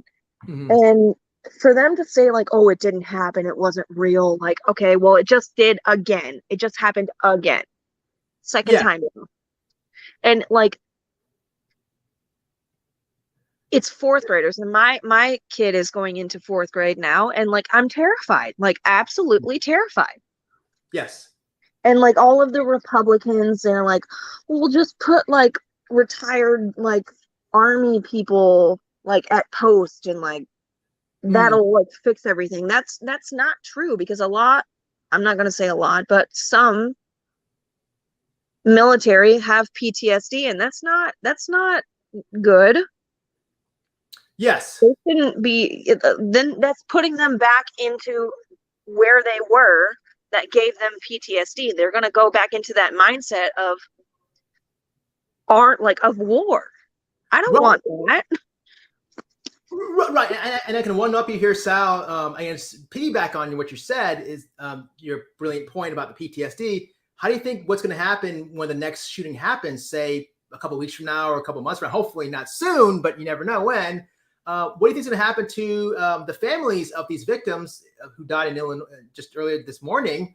They're going to relive it just with the next shooting, right? So you can have unraveled memories and PTSD just exacerbating and so on. It's to be a continuous vicious cycle that will never end.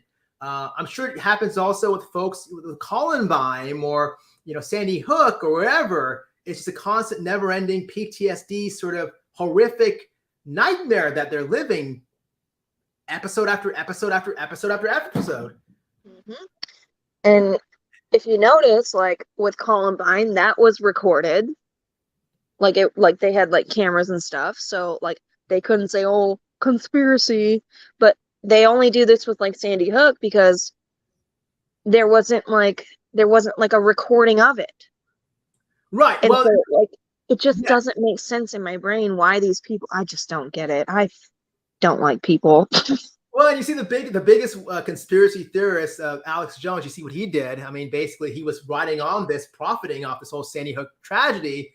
And then when the fire was put down to his feet, and he got deposed in terms of the lawsuit against him or whatever from the families, victims, he was then denying and backtracking and saying, oh, he suffered from some sort of psychotic episode, or he didn't know what he's talking about, and just a scummy kind of just guy. Of course.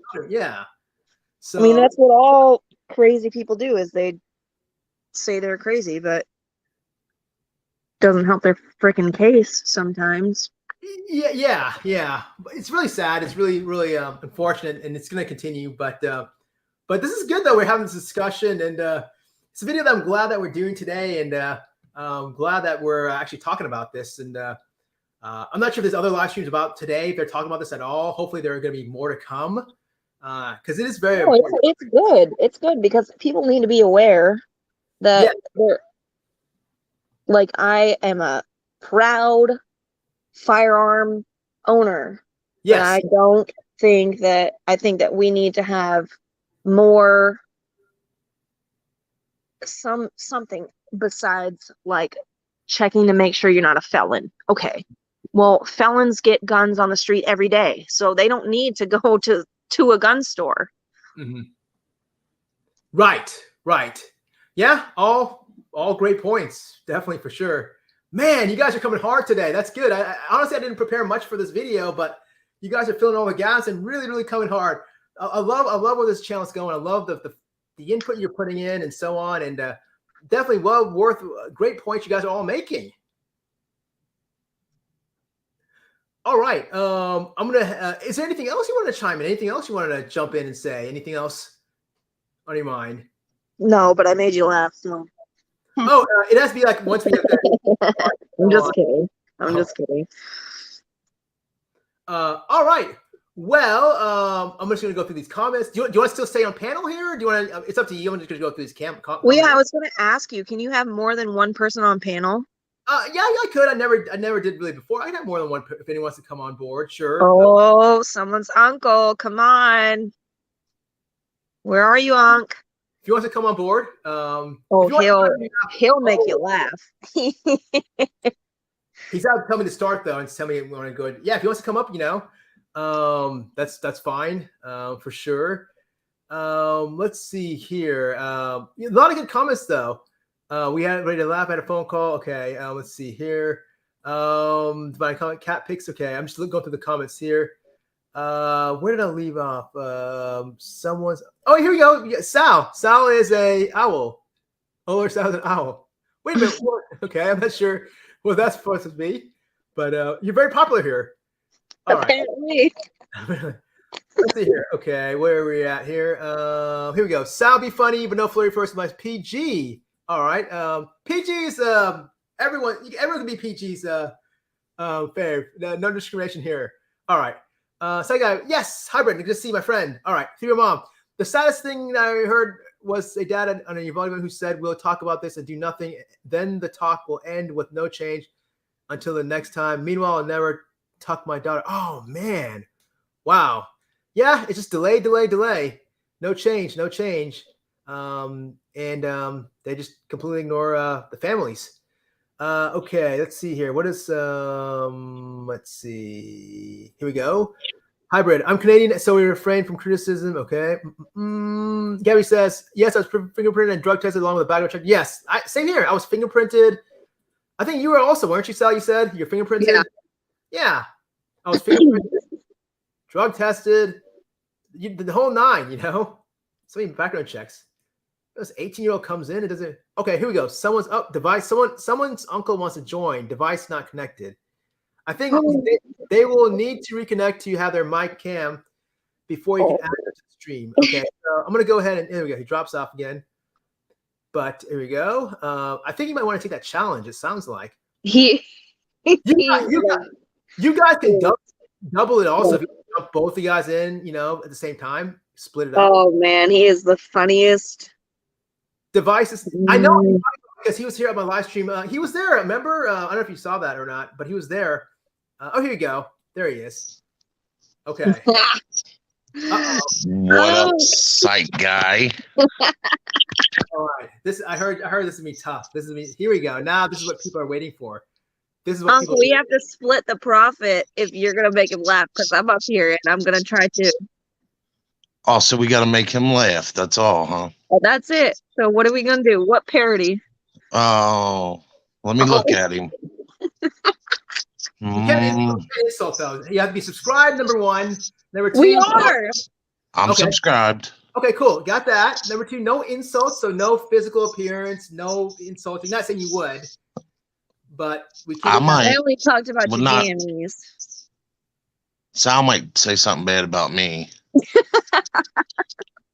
I might. So I'm allowed to insult him, right? Yeah, you can insult, as long as it's not you. I mean, you can insult me. I mean, I'm not gonna insult you, not like that. No. I mean, people have called me before, like Ralph Macchio, or I don't know what they said, but I mean, they called you what? Some person said Ralph Macchio. You laughed. You got him to laugh. No, we haven't started yet. We haven't started. I think you look like Raymond from Everybody Loves Raymond. Okay, well, I haven't heard that. I haven't heard Raymond, but Raymond is a very handsome man. No, I'm joking. No, he's a slightly handsome fella. He's not, not nervous. He had a show, so I mean.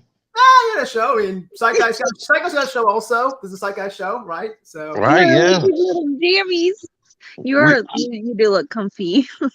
I seen you in your video rocking out the other day. That was great. Yes, that's what we do here on this channel. We like to rock out. Yes.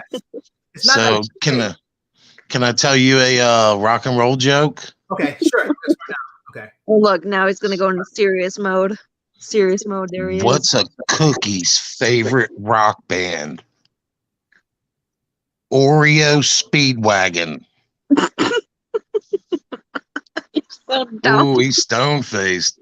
Oh, we already made him laugh, and he's trying to deny it, but we already made him chuckle. What is the quietest rock band? Not me. Mount Rushmore.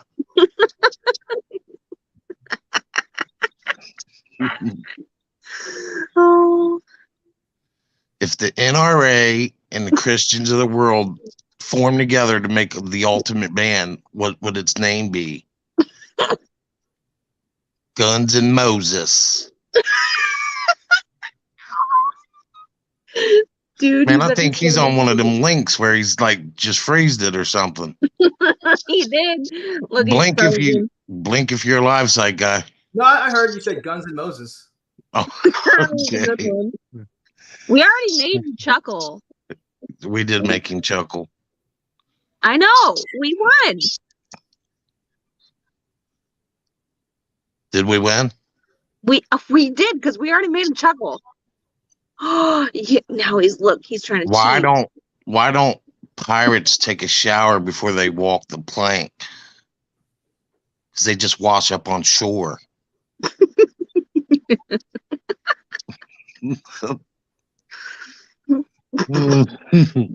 What you got, Sal? Help me out. Oh.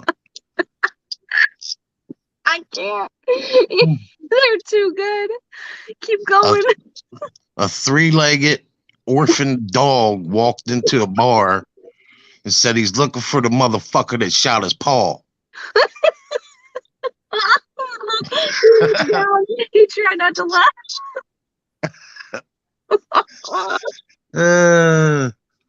We already made you chuckle earlier. Can I say some? Can it be like slightly dirty jokes? You'll make me choke. That's not offensive. That doesn't offend. I mean, like any particular person. Like just like I mean, how do you double the size of your penis instantly? Stick your finger up your ass and yell snake.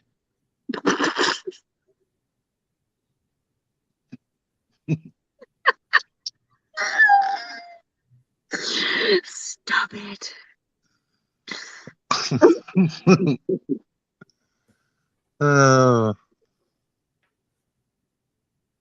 We need to do a parody. That'll make him laugh. A pirate walks into a bar with a giant belt buckle. The bartender said, "Don't that get on your nerves?" He said, "Arr, it's driving me nuts."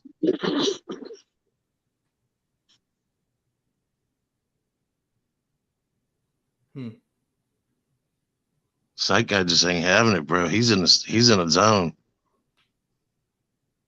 That's what psychiatrists do. He's like Hannibal Lecter. He's Clarice, I'm not fucking laughing. We need Weenie with her laugh. Yeah, it's contagious. Definitely. We'll have these contests in the future also. So it's not like today's the only contest. But we're gonna keep going. We're gonna friggin' win every contest. Oh, it's going down. It's going down. Oh. Oh no, I'm gonna call. Heather said to make cripple jokes. I ain't making cripple jokes. She said to. Uh-oh, we got somebody else coming up. Linda L. Lindell. Lindell. Oh, I didn't realize you could. I was already. Can you hear me? Hey, Yeah. girl. Hey. Hey. So, America. Psych guy, do the jokes in the chat count? No. No, you gotta come up. And when you want to do it. You guys say announce it. I want to do it right now, and just announce that you want to start now. You know. Oh, so I can't just say. Oh, so I have to say the joke live. I can't just have you read the joke. Yes. I have to say the joke. Yes. Okay. So what's the difference between a psychologist and a psychiatrist? Well, one can prescribe meds, one can't. The psychiatrist can prescribe meds. The I psychologist. knew he was gonna go in with that. About $100 an hour. Ooh, burn. No, that's not a burn, meaning, see, if I have to explain it, it's not funny. That's actually not true because I know psychologists that make a lot more money than psychiatrists in a certain part of the country. What? Yes, yes. I've never heard of such a thing. Like if you had a psychiatrist, say in Uvalde, Texas, probably won't make as much money as a psychologist out in Beverly Hills. No, but I would think a psychiatrist anywhere went through med school and all that pain stuff. Okay, so Rene Descartes walks into a bar. The philosopher Rene Descartes. Yeah, the bartender asks, "Do you want anything?"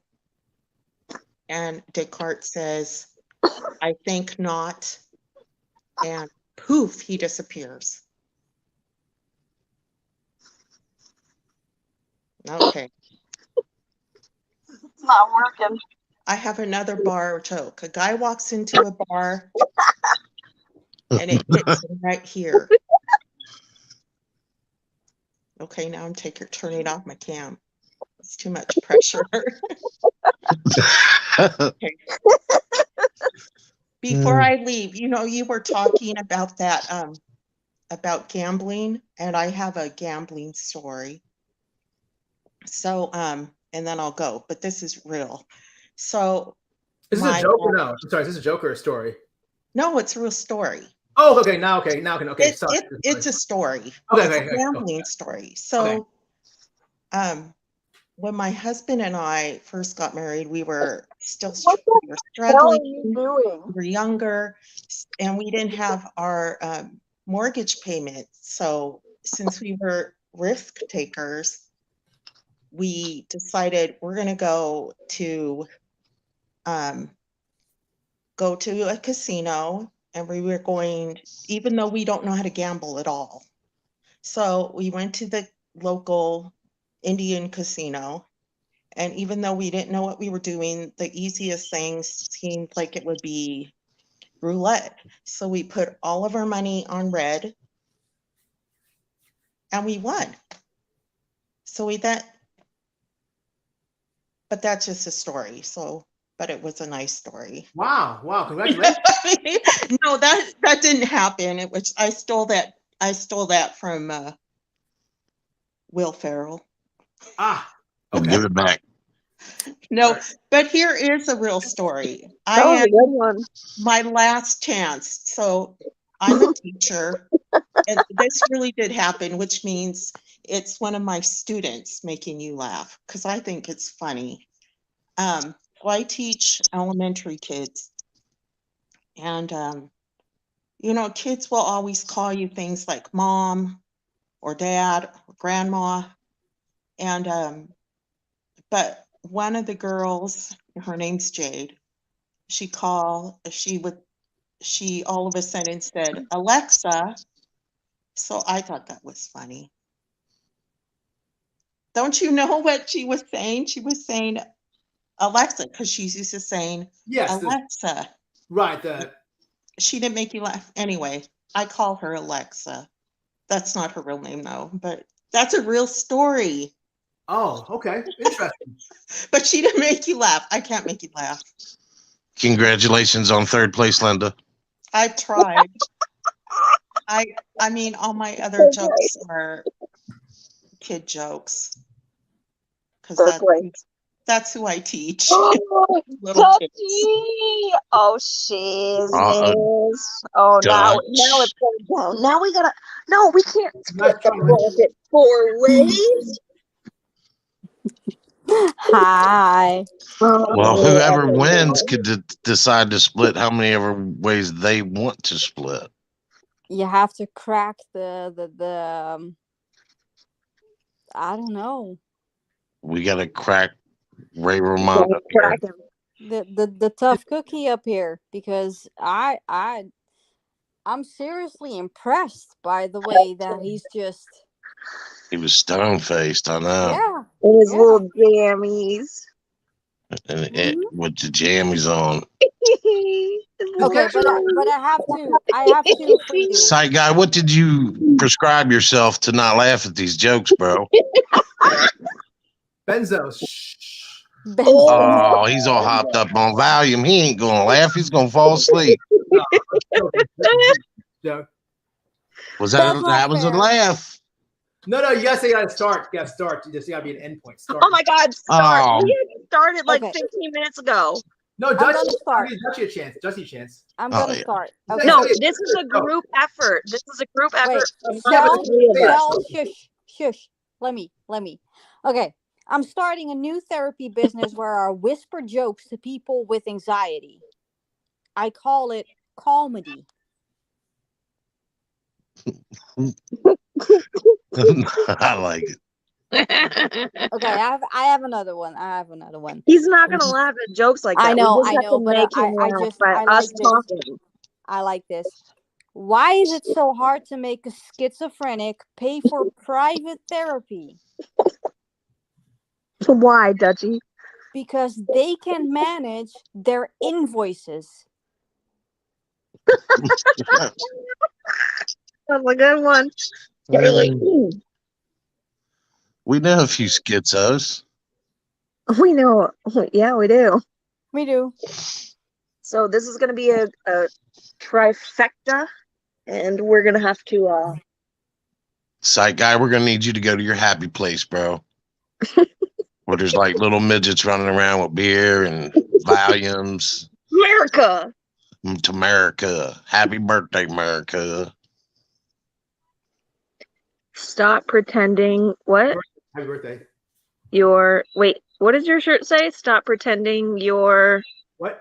Oh, Your this shirt. Yeah. Can you see? I see it now. Racism, patriot. America. Stop pretending your racism is patriotism. With your widow jammies. With the jammy. You're dressed like a kid on Christmas morning, Sight guy. Well, it is a holiday, so you know. We gotta get him the. What is that?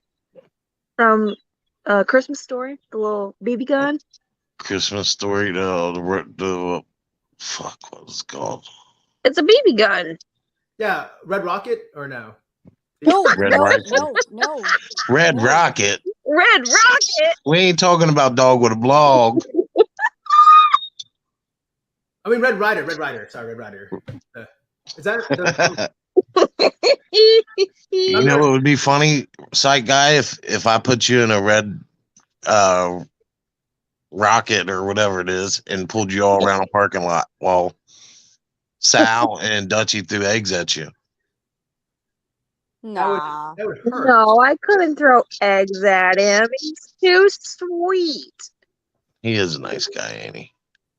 You know, I like your idea though. You guys' idea. I think in the future when I do this, maybe I'm gonna apply like if I did a contest like this, you know, make me laugh just all the time. You know, like not just start on the joke, you know, then tell me a joke, but like as long as you're in this panel, I can't laugh at all. You know what I'm saying?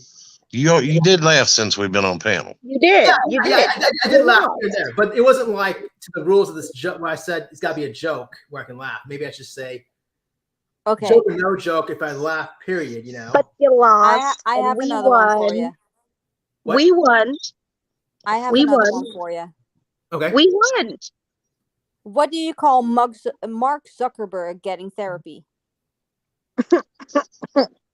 Face Face something. left. Face. No. Tech support.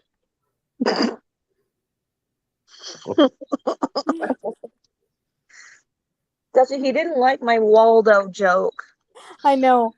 He's a smart guy, so I think it's gonna take something really We like a already poop, made him chuckle. We like a won. poop joke or something so stupid that he's like, oh my god, that was retarded, but funny.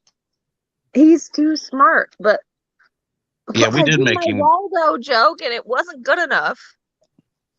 I forgot what was your Waldo joke. Sorry, not to insult Waldo. I forgot what your Waldo joke was. Why did Waldo start psychotherapy? I don't know. He wanted to find himself. I missed that, but I like that. No, that's a good one. We already made you laugh. Yeah, we get half of the money, right? This is like applying to like you gotta tell a joke and I gotta laugh. You did laugh. You laughed. You laughed chuckled. at our comedy, not at our joke. Yeah, Okay. so we had the joke. Comedy, jokes, same thing. Jokes I are in have one comedy. again. We won. Bada boom. I have one again. Okay, here we go. Doctor, said the receptionist over the phone, there's a patient here who thinks he's invisible. The doctor responds, well, tell him I can see him right now. You want to laugh, Psych Guy. I can see it. You want to laugh. He's looking.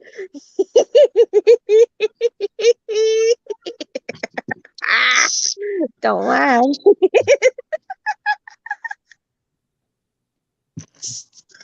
So you're killing me. Weenie's laugh is cuter.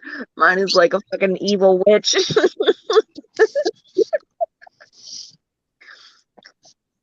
Can you guys still hear me? Yes. Yeah, we can still hear you, but Okay. I'm not fucking talking to you because I'm mad at you. I know. We'll get to that later. Okay, I have another one because I've just been looking up jokes. Okay. So here we go. Okay. Johnny paid his way through college by waitering in a restaurant. Johnny What's Depp? the usual tip? Asked the customer. Well, said Johnny, this is my first day, but the other guy said that if I got $5 out of you, I would be doing great. Is that so? Growled the customer. In that case, here's $20. Thanks. I'll put it in my college fund, Johnny replied. By the way, what are you studying? Asked the customer. And Johnny said, applied psychology.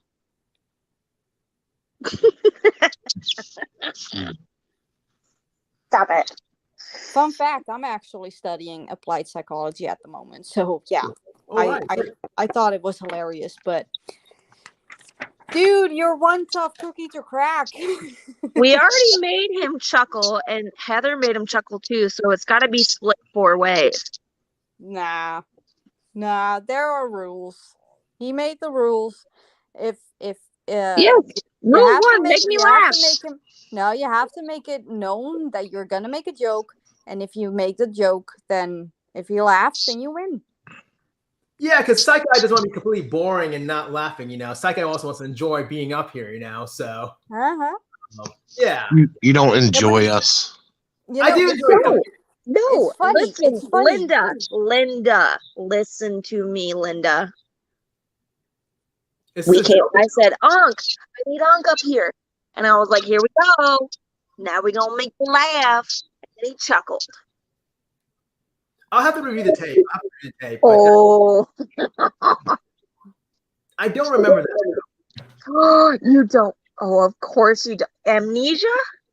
No, I think it's funny. I think it's actually it's very good that someone who is actually always happy-go-lucky, because Side Guy is always laughing and always happy and always like up tempo and vibey and all that kind of stuff. But when you tell a joke or Jeremy, when he has a competition, I'm back because you said Linda.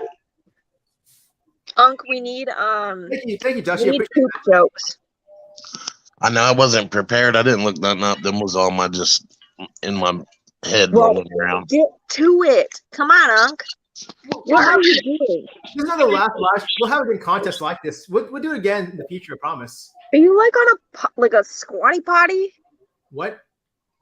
Like, what are you doing with your chair? It looks like you're on a squatty potty. No, I think the doc, you should give us some ideas, hints. I mean, what do you like? Do you like slapstick? He He's not going to tell us what jokes he likes. Come on. That's going to defeat the whole purpose. correct. Sal's correct. Sal's correct. Oh, and that was Linda. So, ladies and gentlemen. Sorry, Linda. Yeah, I'm pretty sure that's not a joke. Linda's gone. All right. Yeah, but don't worry. I mean, we'll have a lot of contests like this in the future. So. Oh, it's okay. We are not going nowhere. We gonna win this shit. You okay? All right. Shiz. Sorry. All right. Well. Oh, and Linda's back. Linda's back. Linda. I'm back. Listen, Linda. Listen, Linda. So, Oh, go on. right, never gonna give you up. Never gonna let you down. It's a Joker. Say goodbye. Desert you. That's funny, but I don't know if that's a joke. That's a song. We're trying to make him laugh. We can do whatever we want, Unc. That's what I said. We don't need jokes. The thing is, make him laugh. No insults. I know, but I was rickrolling him. I was rickrolling you. And that wasn't. Linda, what is Rick I rolling? know. What is Rick It's a rolling? meme. It's the best meme ever. How come I ain't never heard of it? What in Are you the world serious? is Have you never happening heard in of it? life? You know, one of you said, Linda, that's a meme, right? Sorry, yes. Don't you remember that? Linda. How could people not know Linda. this? Sorry. So, how you don't know that? What, that little boy? You don't remember that? He's Rick asking his mom for a cupcake. He says, Linda, listen, Linda. And you We'll don't try know to get Rick him on panel. Astley? It's the greatest meme ever. Unc, we'll try to get him on panel. Yeah, I know him now. He's 15 now. Help me out, Psych Guy. You know Rick Rolling, yes? I do know Rick Warren, correct? Yes, I do. Yes, with Rick Ashley, the guy who's saying "never give you up" and together. Yes. Yes. You click on a link to something, Yes. and you get Rick Astley I have saying, one again for "Never you, give Psych you Guy. up." Okay. I have nothing else. Okay, no problem. Like, do you like intellectual jokes? Yeah? Do you Are like you ready? impressions? Do you like? I can't say. I don't want to reveal I'm my. not going to tell you what he likes. Yeah. Nice try though. So Dutchie. Okay, hold on. Let me go ahead and put my face. Yeah. Okay, all right. Let's go ahead and go ahead. Make me laugh. Okay. What do you call a chicken with daddy issues? I don't know. What do you call it? Kentucky Fried Chicken.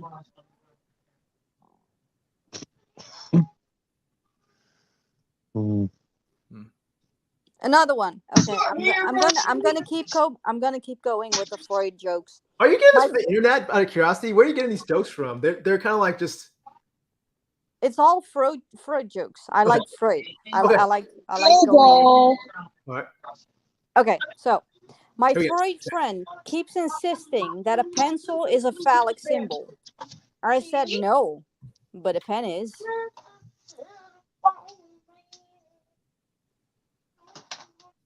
Do you get it? I don't get it. My Freud friend keeps insisting that a pencil is a phallic symbol. I said no, but a pen is. I think he likes dirty jokes. Is this true, Psych Guy?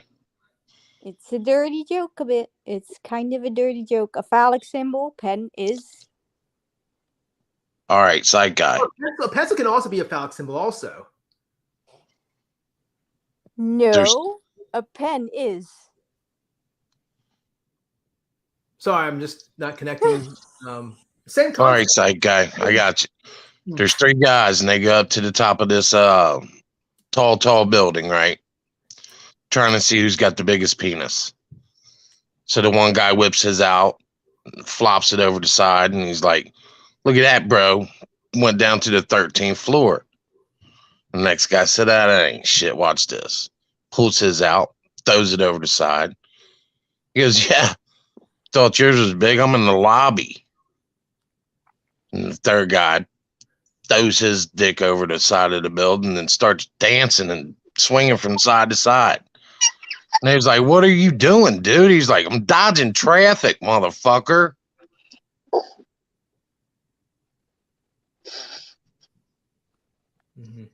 So he doesn't like grotesque No jokes. dick jokes, God. He doesn't like strike jokes, obviously, because he's probably heard them his entire life. I don't know. Do you have a soul, psych guy? Is it hidden behind that? He's trying not to laugh. Thing? He's trying not to laugh. He's not talking. Is this a joke or no? What's hidden behind that room divider there? It's Your secrets. Yes, secret. Skeletons in the closet. Shh.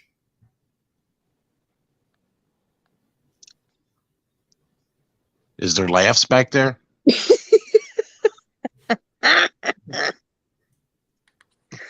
Are you sure? Yes. Hold on, you gotta win this. But no worries, though. In the future, there'll be feature many contests like this, so for sure. Oh, doesn't matter. This is it. You're going to lose, and we are going to win. How do you not know that in the future I may go ahead and up the stakes in terms of like instead of 70, Okay, we'll come back then again. 100. What if it's like $3,000? We're gonna come back, and we're gonna come back, and we're gonna come back. Oh, I'm gonna be prepared. I didn't But I do know like anything listening to about you. this. Yes.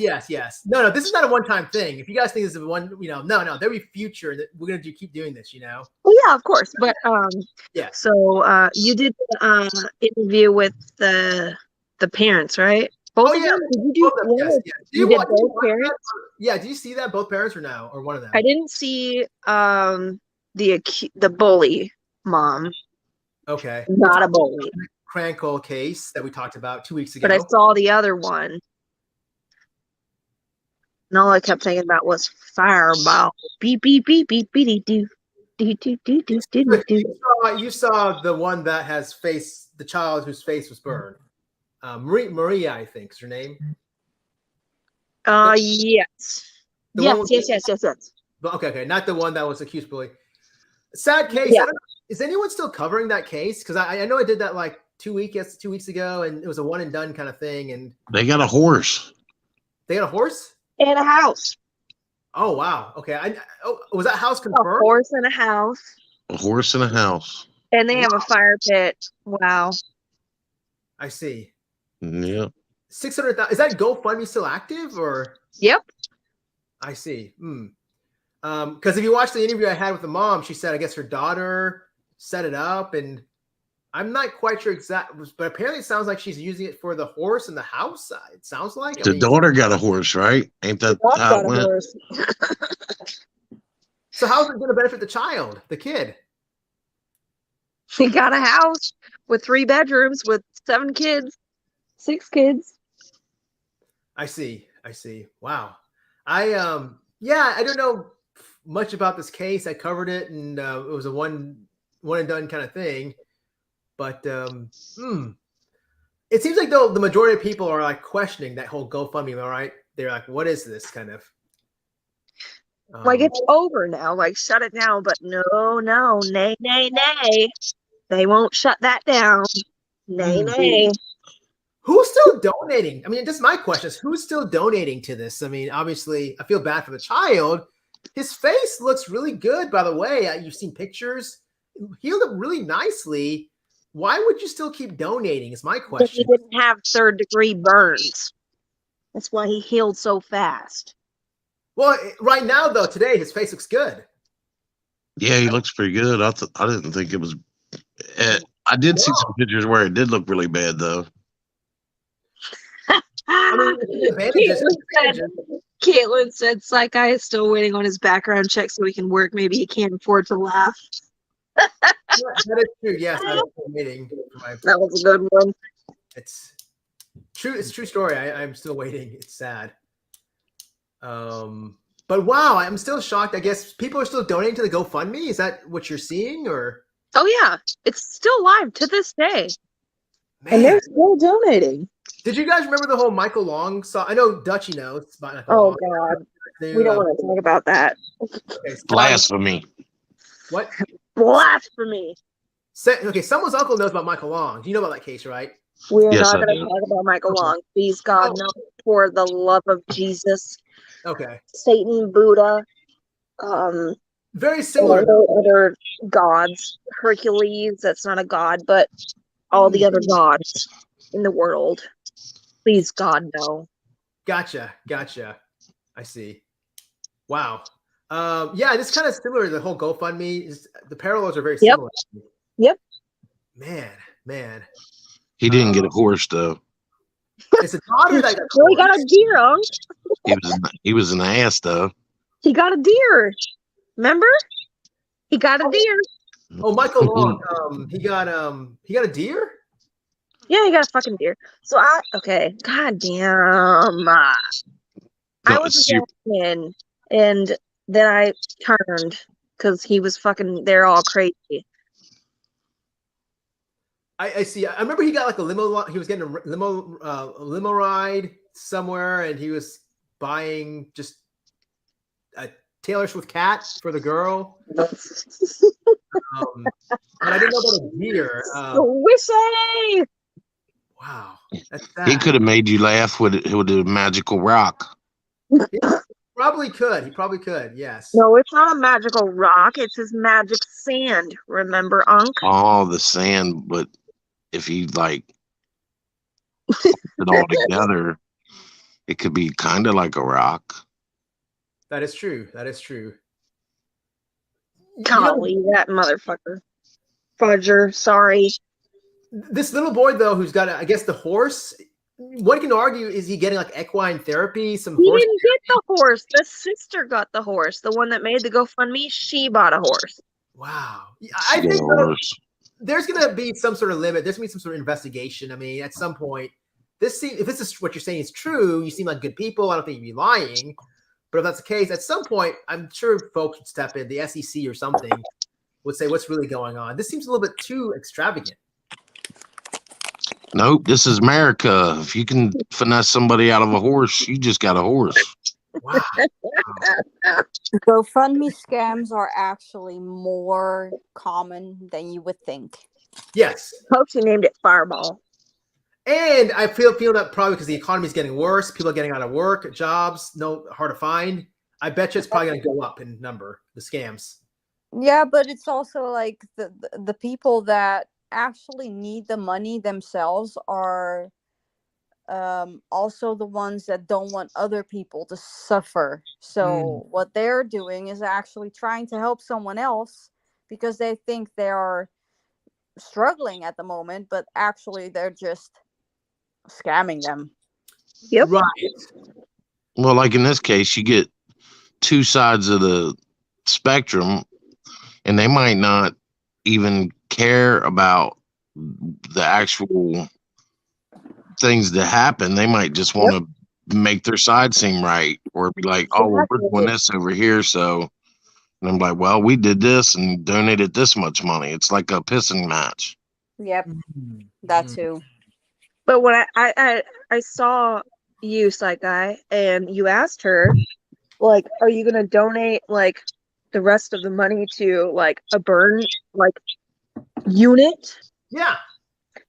And she said, I can't do anything. I can't do it because it's not my GoFundMe. Biz news. It is your GoFundMe because it's your kid.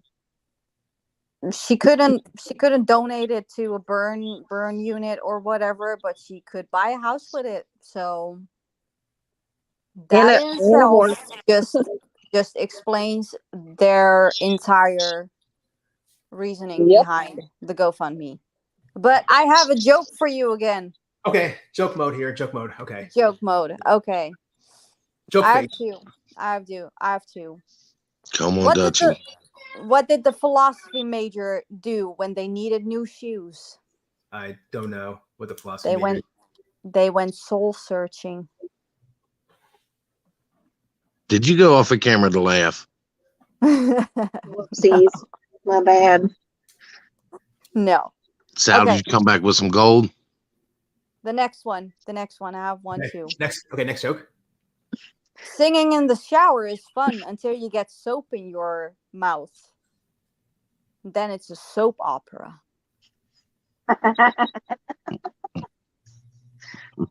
He doesn't like jokes like that. I'm I think trying he's to anti-joke. find them.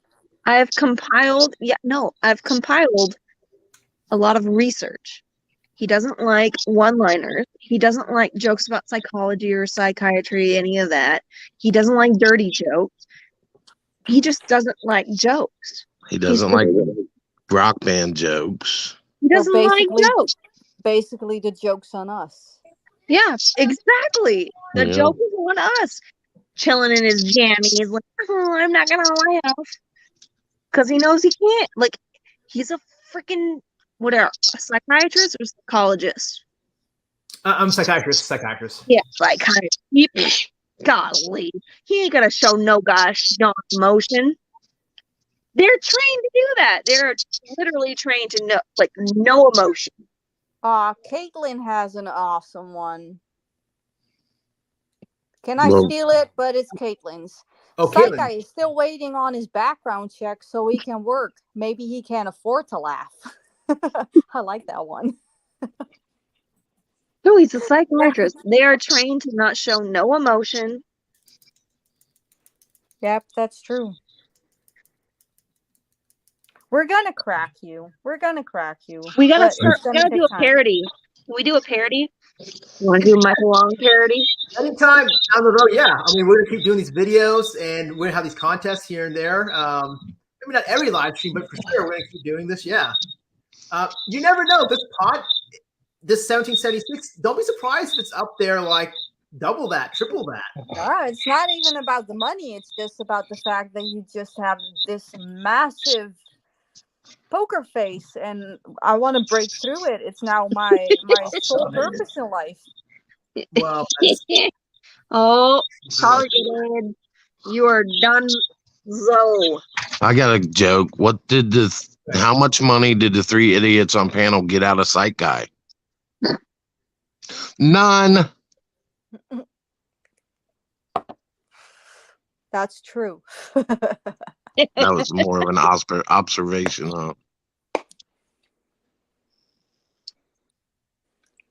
And I was talking about when you two and Linda was up there. Yeah. I guess we should do a parody. Right, you're Michael Long. Oh my God. Let me go get my bandana and my fucking purple sand.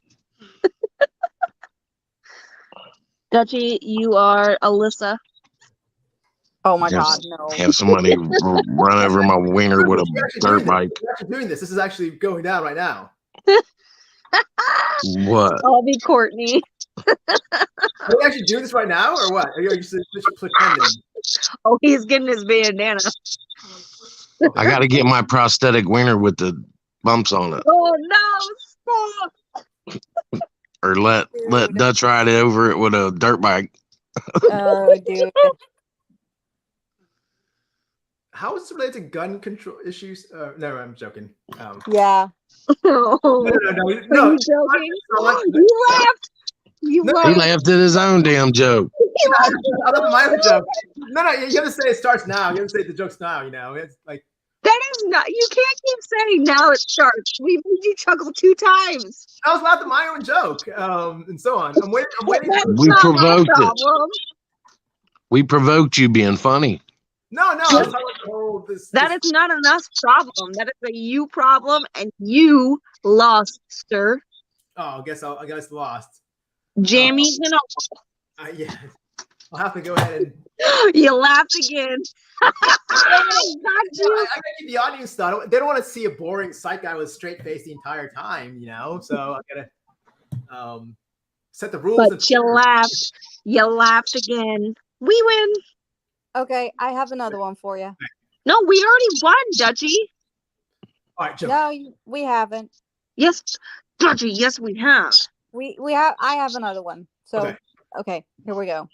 What do you call a fish wearing a bow tie? What do you call a fish boy? I don't know. Sophisticated. Mm-hmm. He doesn't care about jokes. We already made him laugh 3 times now. Side guy, do you have a favorite joke? I don't want to say because I don't want to reveal anything. I don't want to say anything. Well, we got to play by the rules, so you could tell us like favorite joke. Like a favorite joke. I to be honest, I don't have a favorite joke. To be honest, I don't. I like to laugh at myself. If that answers your question. you like to laugh at yourself. I like to laugh at myself too. Yeah. Like self-deprecating jokes are always the funniest. Yes. I agree. I mean, look at my But face. it's like not. I'm like It's a not duck easy face. to actually do a self-deprecating joke to someone else because then it's just Perceived as an no insult. longer self-deprecating. Right. It's perceived as an insult. And we can't insult you. And that doesn't make it very fair. Because insults are the funniest jokes ever. I mean, to each his own. These mofos insult me every day. And I insult them every day. That's how we can tell we like each other. You deserve it.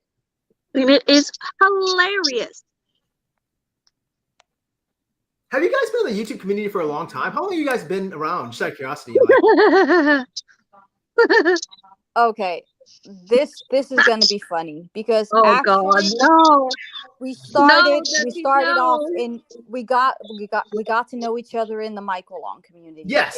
If we can name it a community, because to me it's not a community. It's just because we were following the case and we thought that it was just a big hoax.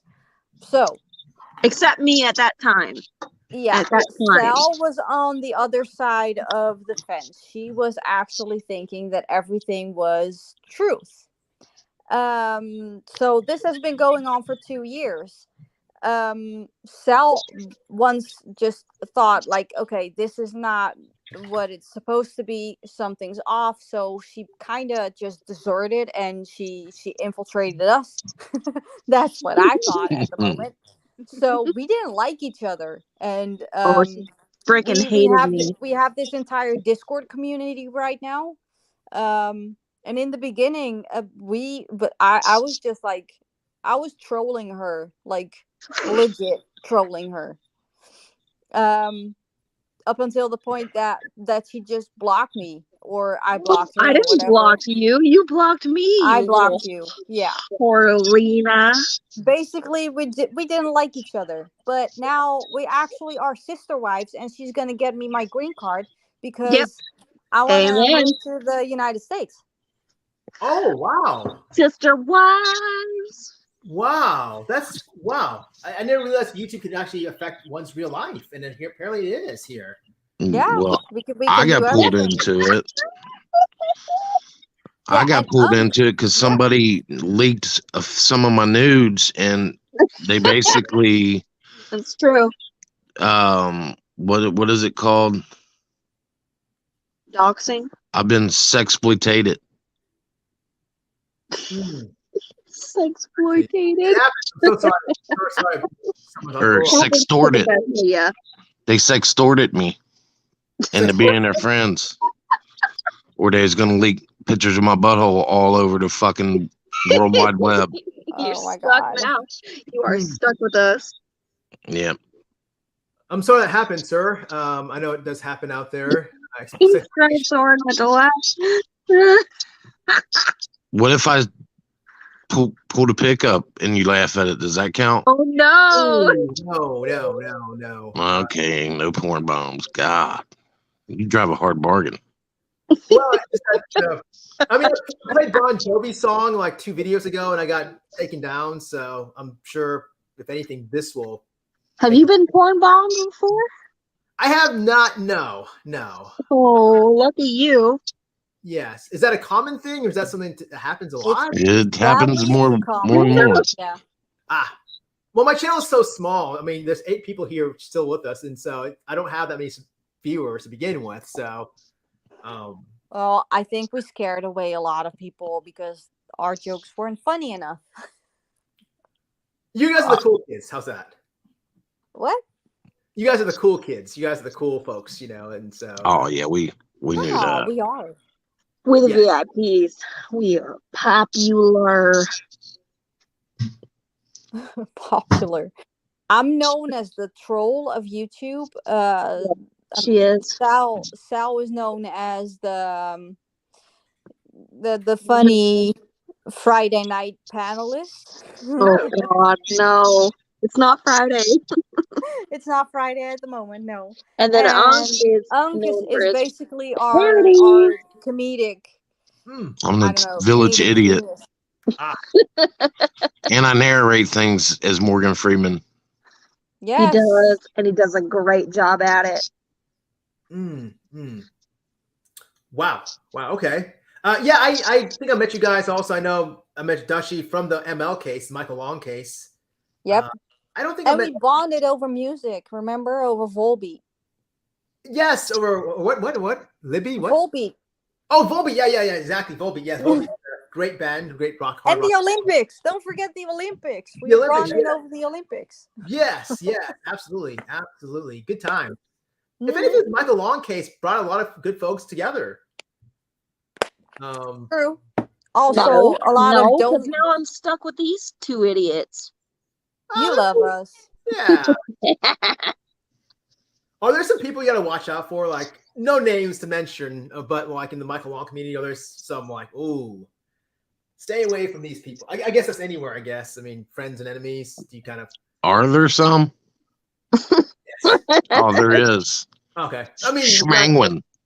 not to mention names or. I'm sorry. What? Penguin. Tuxedoed birds. Tuxedo. Oh, was it the same person? That was going to come on panel. Did you see that? Yes, dude. Are you crazy? If you want your channel to be wrecked, then go for it, buddy. Have fun. Look. I mean, I don't know. I mean, Penguin at all. But I like to open the channel up for anyone who wants to come on board. And I felt bad for her because she was there waiting patiently, and then I think someone else was waiting also. And I asked. She forgot where she was. She wasn't waiting. Okay. She did. But I think she was respectful though. I mean, there was someone before her, and she let another person go before her. And kind of like when you're waiting backstage, Dutchy, for a long time, I felt bad when you're waiting for the other.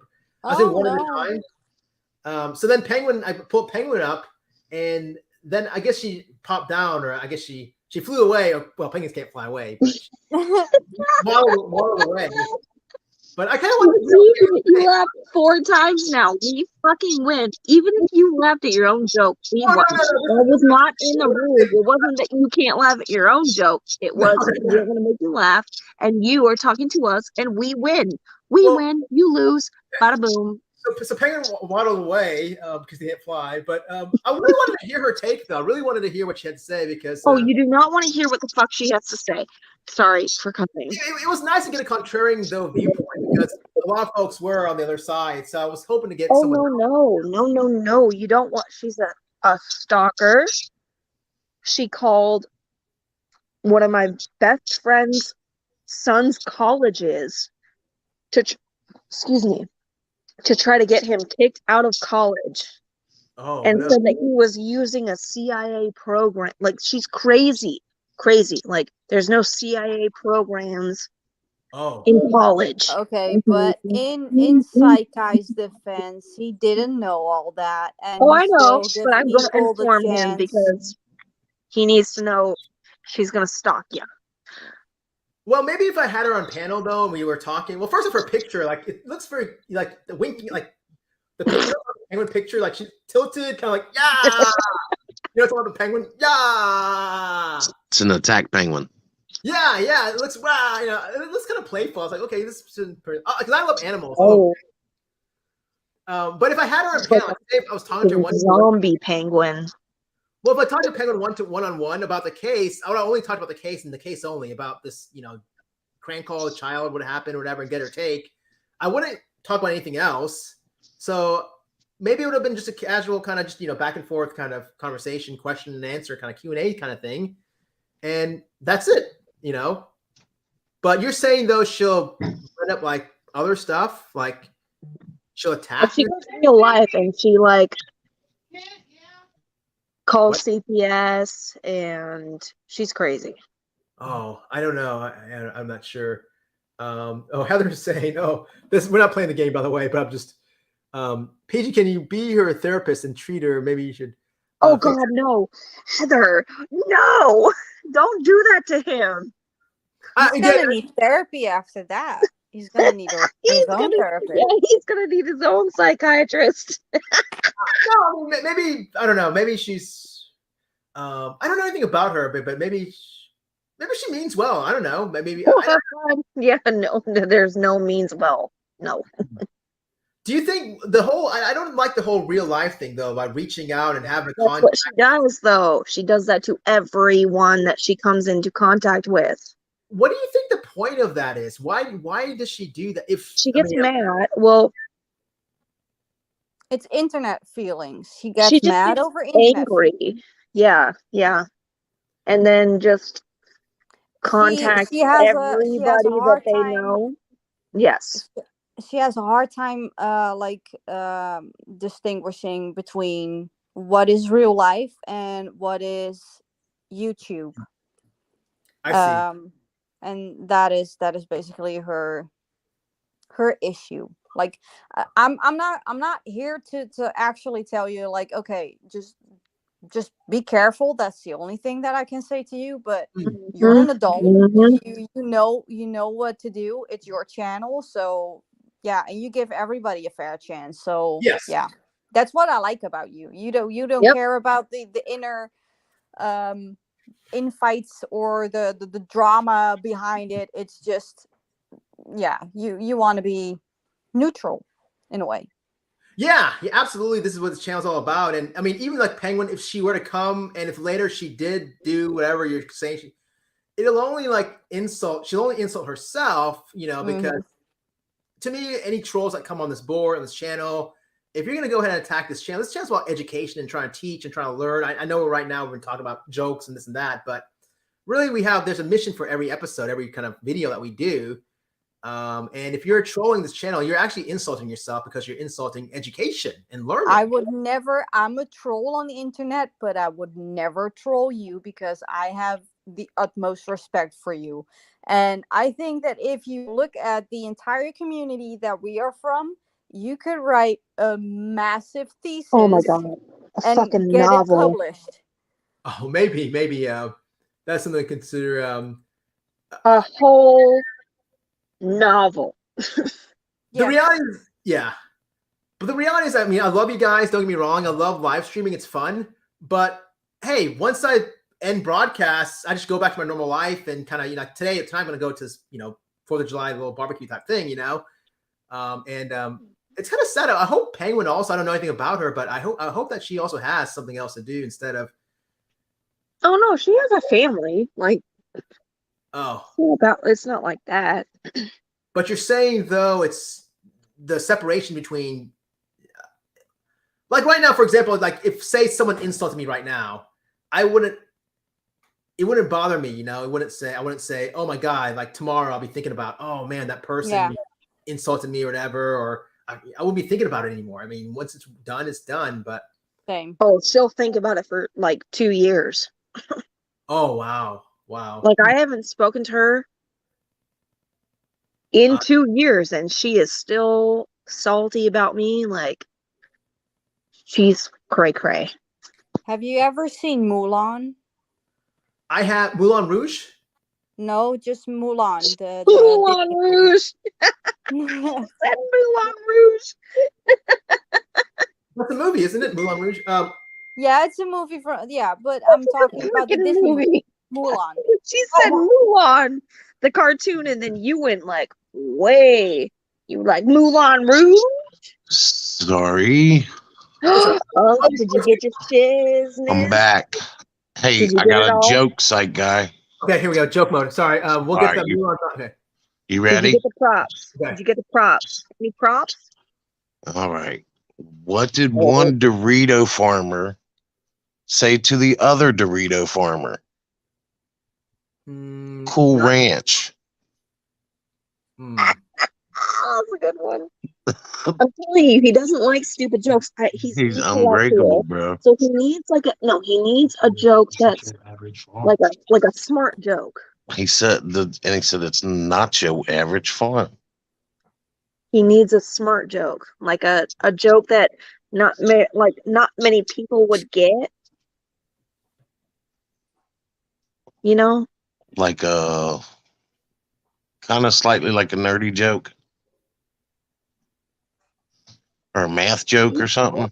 No, I'm joking. Something very like smart, because he doesn't like the dumb jokes, and he doesn't like the normal jokes that we all love. He needs like a joke that's like a smart person joke that we won't get, like that only he will get in his little jammies. He needs a Star Wars joke. You like Star Wars? No, he looks like a Star Trek for me. Star Trek. Not You like hating, Star but I love Wars? Star Trek. I appreciate both Star Wars and Star Trek. I do Okay, appreciate. which one do you like better? I like both equally. I can do both. All right, I got a Star Wars joke. Okay. Okay. So the other day I tried Wookiee meat, and it was chewy. Nothing. Wookiee, gotcha. Chewie is a Wookiee, by the way, as FYI, if you guys want to know. Belongs to the Wookiee family. All right. All right, I'm going old school.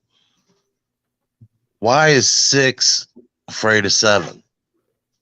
Because something about 8 after 8, or Because 7, 8, 9. Okay. I knew it had something to do with the number 8, play on 8, but I didn't know exactly. Good joke, though. Good joke. Oh, we got something. He likes it. He liked that joke. Keep going on. Did he like that? All your jokes are great, by the way, tonight. I'm not saying one's better than the other. I mean, I thought they were all great jokes. I don't understand still the pen versus pencil joke, though. The differentiation between the foul. I never connected it yet, but maybe I will later. Penis. A pen is penis. Phallic. Oh, okay, gotcha. See, that was. Ooh. Went flying over your head. Okay. I have one for you. Wait, what do you say about Mulan, by the way? Finish your thought about Mulan. Why did you Mulan. This was basically about Penguin. Whenever you do something that hurts her internet feelings, do you know the little dragon that Mulan has? I never seen the movie. Sorry. Okay. Well, it's basically just dishonor on your family, dishonor on your cow, and she will just basically contact everybody and your goldfish. So your goldfish. That's Penguin. But No, I have a joke for you. Okay. I was gonna bring pen. Okay, go on. Why is Bon Jovi's bed always messy? I don't know. Because he doesn't think it matters if you make it or not. That was good. That was a good one. And Bon Jovi's his boy. Math jokes. I don't know why, but I'm feeling some like math jokes. Some math jokes, yeah. Oh look, he's about to go to the fetal position. He's rocking and rolling. Like I wish I was better at math. It'd be like something crazy like, what's the difference between pie and cake? It'd be like some number. And they'd be like, "We have a winner. Someone's uncle has made me laugh." With a simplified Motherfucking joke. listen, this is a trifecta. We are all trying to make him laugh, and we split the profit. We already made him chuckle 3 times. No, we Yeah. haven't. Yes, we have. Well, you weren't here for the first chuckle. That Bon Jovi joke was very good, by the way. Living on a Prayer, Make It or Not. I like that a lot. That was good. That was a very good joke. Okay, I'm gonna. That was our best shot, Dutch. Damn it. Can I just go back I'm gonna All right, continue. He likes music, and Can I just go back to Penguin real quick? I'm sorry. I'm just fascinated now with Penguin. you don't want to hear about her. No, I'm just kind of curious. I don't know her too well. I mean, I don't mean any malice against her, but I'm just wondering, usually in these kinds of situations, like if you're describing what's right, like Penguin's like doing this and doing all that and reaching out and doing personal stuff, usually what ends up happening is you see this sort of attrition effect to where more and more people kind of catch on and they say, stay away. We don't want to even be part of your sort of gang. So they end up kind of weeding out and they don't have any friends in the end. And so does she have any supporters or friends, or who would want to be around that type? Well, she has one, but we don't speak of her because her name is Voldemort. What? Her name is Voldemort, and we don't speak of her. I see.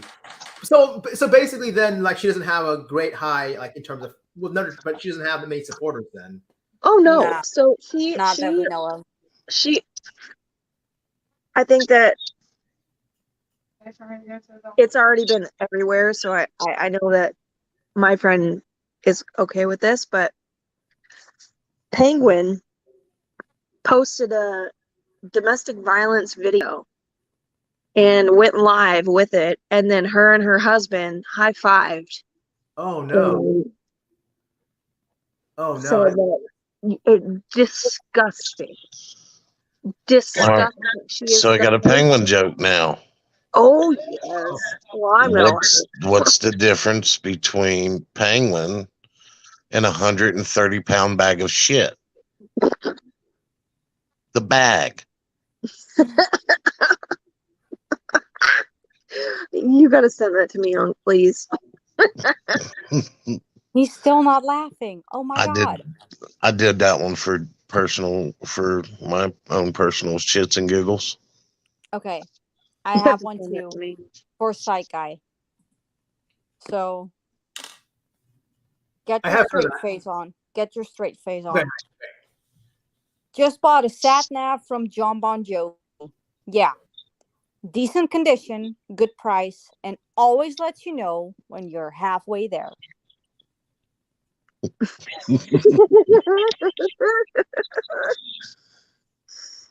I have another one. This is basically just having psychology and music tied in together. Did you guys know that Dr. Schrodinger was a Bon Jovi fan?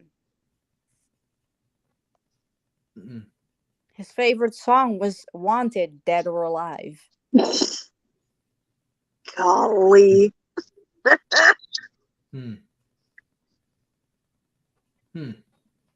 He's laughing on the inside. I know for a fact that he's laughing. He's just like his eyes. I've seen him quiver a few times through a couple of these jokes. It's that little pucker you get when you sneeze. The pucker you get when you sneeze.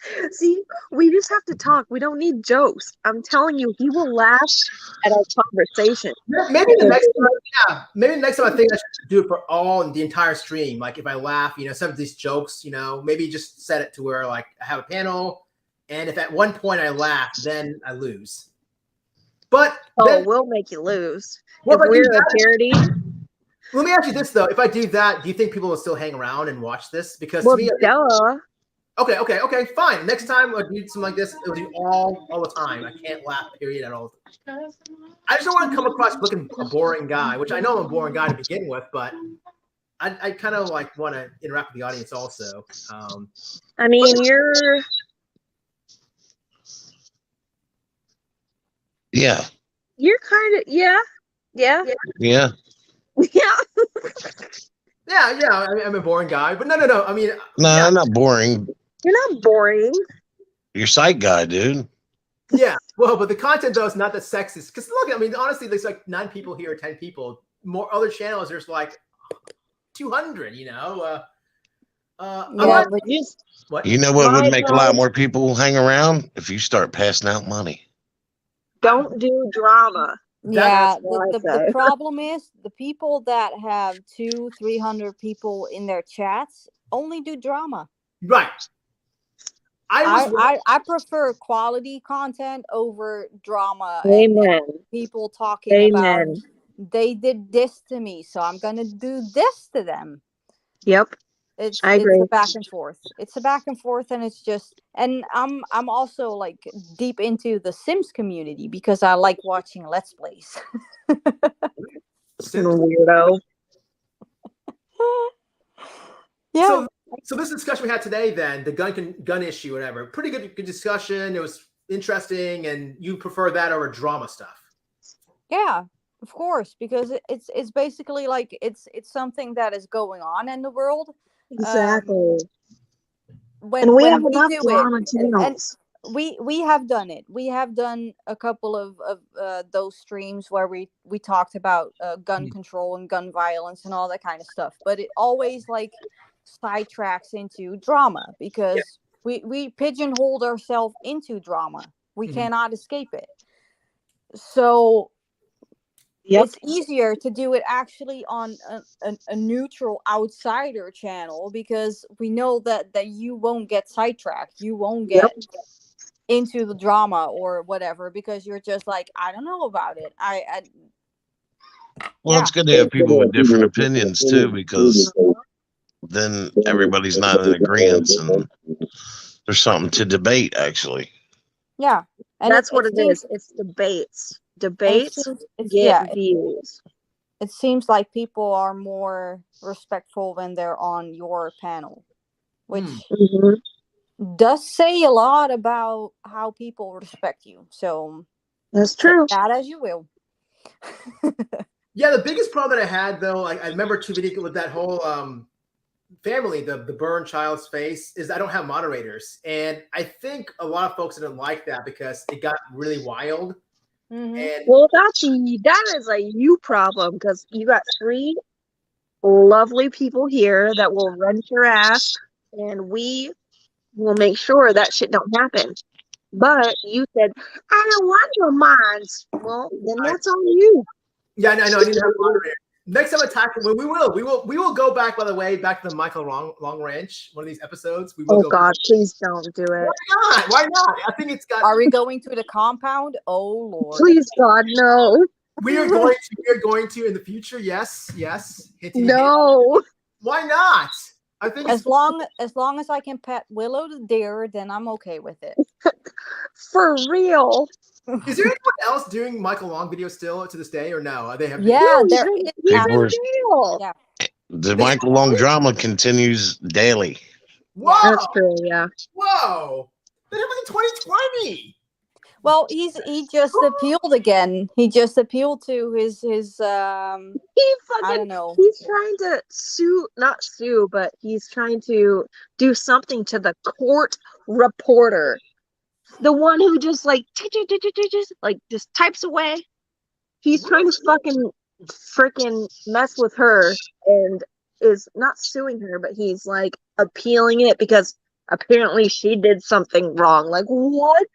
Oh my goodness. Wow. This is kind of interesting. I mean, really the fact that I don't like it, but it is interesting though. I think it's more interesting on a psychological level because this man is known for having some psychological issues, and it's all unchecked. It's like he never got therapy for it. He denies therapy, so that actually makes it like a powder keg of insanity. Right. Agreed. And the people that he surrounded himself with in the beginning of this entire situation, and I'm not talking about Sal in this situation, I'm talking about other people, but Sal is just as insane. she's weird, but I love her. No, but the people that he surrounded himself with were basically just enabling him in his madness, in the way that he, No, I agree. yeah. I There see. was never anybody who was actually saying to him, like, dude, is this like a good idea? Like, maybe you should just take it easy and think about it, and maybe Right. just shut up for a minute, you know. Now let me That ask could you. help.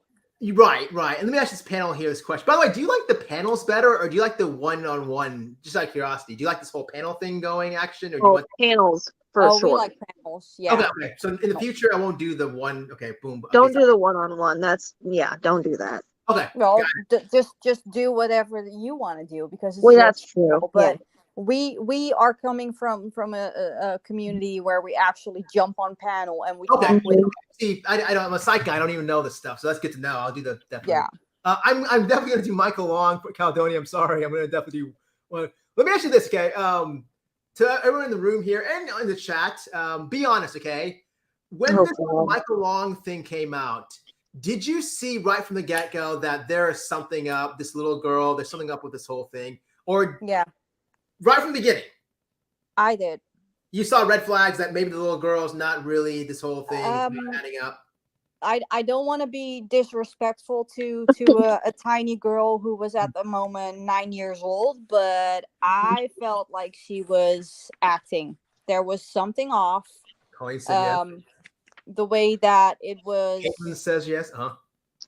Yeah, the way that it was actually portrayed in all the. Let me just clarify. I saw the first video of her in the car talking about what happened to her, or to her grandma and her mom. And it just gave me a weird feeling. I was just like, there's something off about this story. Yes. Something doesn't add up. Like, why would you talk about something like that in this way? And again, I don't want to be disrespectful to a kid, because we don't know how much coaching went into it, because we weren't there. But I was just like, you're lying. You're so lying about this. And the more you saw, the more I was like, okay, this is just like, what is happening over here? Like, why is this broadcasted for? That's the first issue. Why is it broadcasted all over the internet? Because I live in the Netherlands and we saw the video. So it was international at that point. Wow. See, and I was the opposite. So, like, her view, like, I was the opposite. Oh, yeah. I was like, this poor girl. What, Mackenzie? But you smartened up though, and you realized, hey, you know. Yeah, I mean, after a year, but yeah, I mean, I was his admin, and I talked to him every day. Wow. And the wife every day for a year, right, Dutchie? A year? Yeah. Wow. And like, it made me like literally insane. Well, she's already insane, but it made I'm already insane, but like, actually, like, insane. Certifiable insane. She went certifiable insane. Oh, I did. Wow. Yeah. Wow. It was bad. No, but the thing is that they basically were using it, the whole crowd that they gathered around them, they used it as some kind of well-oiled machine, and it was almost like they were, well, I think Sal can actually tell you more about it, but to me it felt like they were just doing some kind of company. Because there were strategic planning involved, and there were all that kind of weird stuff happening. Like, this is about a girl who was talking about SA, and why are you so concerned by social media? Like, Oh no, it why like are that's you not? all it was. It Yeah, didn't it wasn't even about her anymore. It was all about like who can we like get like YouTube creators, like big ones, like I'm not going to name their names, but I mean we all know like Ted Right. and Swill, and it was just like who could they get to put it views. out more for the GoFundMe. Like that's Yeah. it all goes back to a GoFundMe. Money, Mhm. money, money, money, money. Yep. But now look at him. He's in a Yeah. Mexican jail. And no one wants to go ahead and fess up and admit that they were wrong or that they were duped. The creators you're talking about and so on, or come, and show face. I wonder, like, I know what you're talking about, the very one big one that got a bunch of subscribers from that.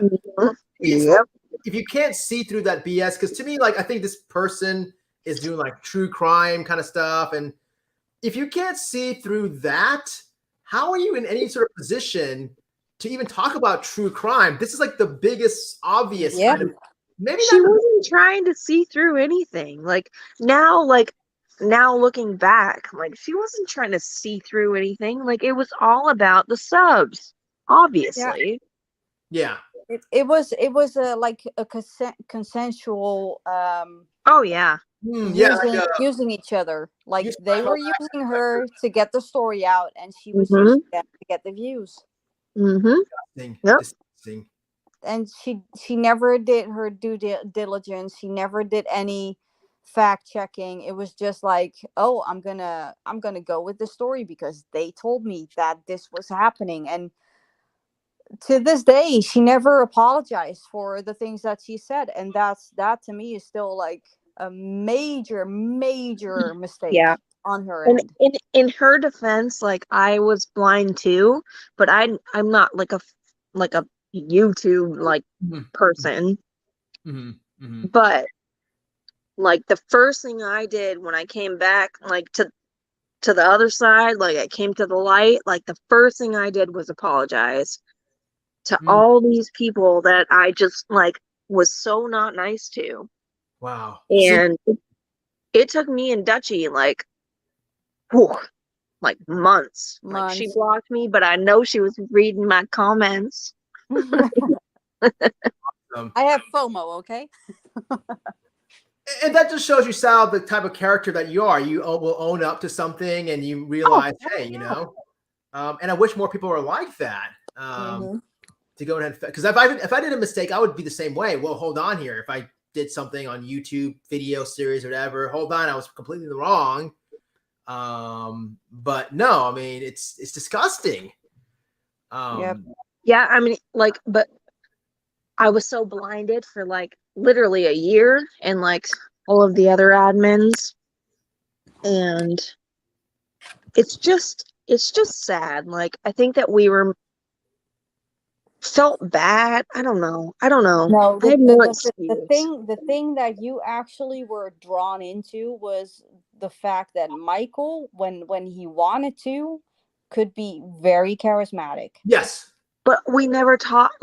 So that's the thing, Doesn't matter. Doesn't Most matter. of the time, we would talk to his wife, and Yeah, but so that's where like all these people get all these conspiracies about like, oh, we were all like in love with mofos. Like, no, I you don't were the want no first girlfriend. hippie. Remember, you were a girlfriend of his.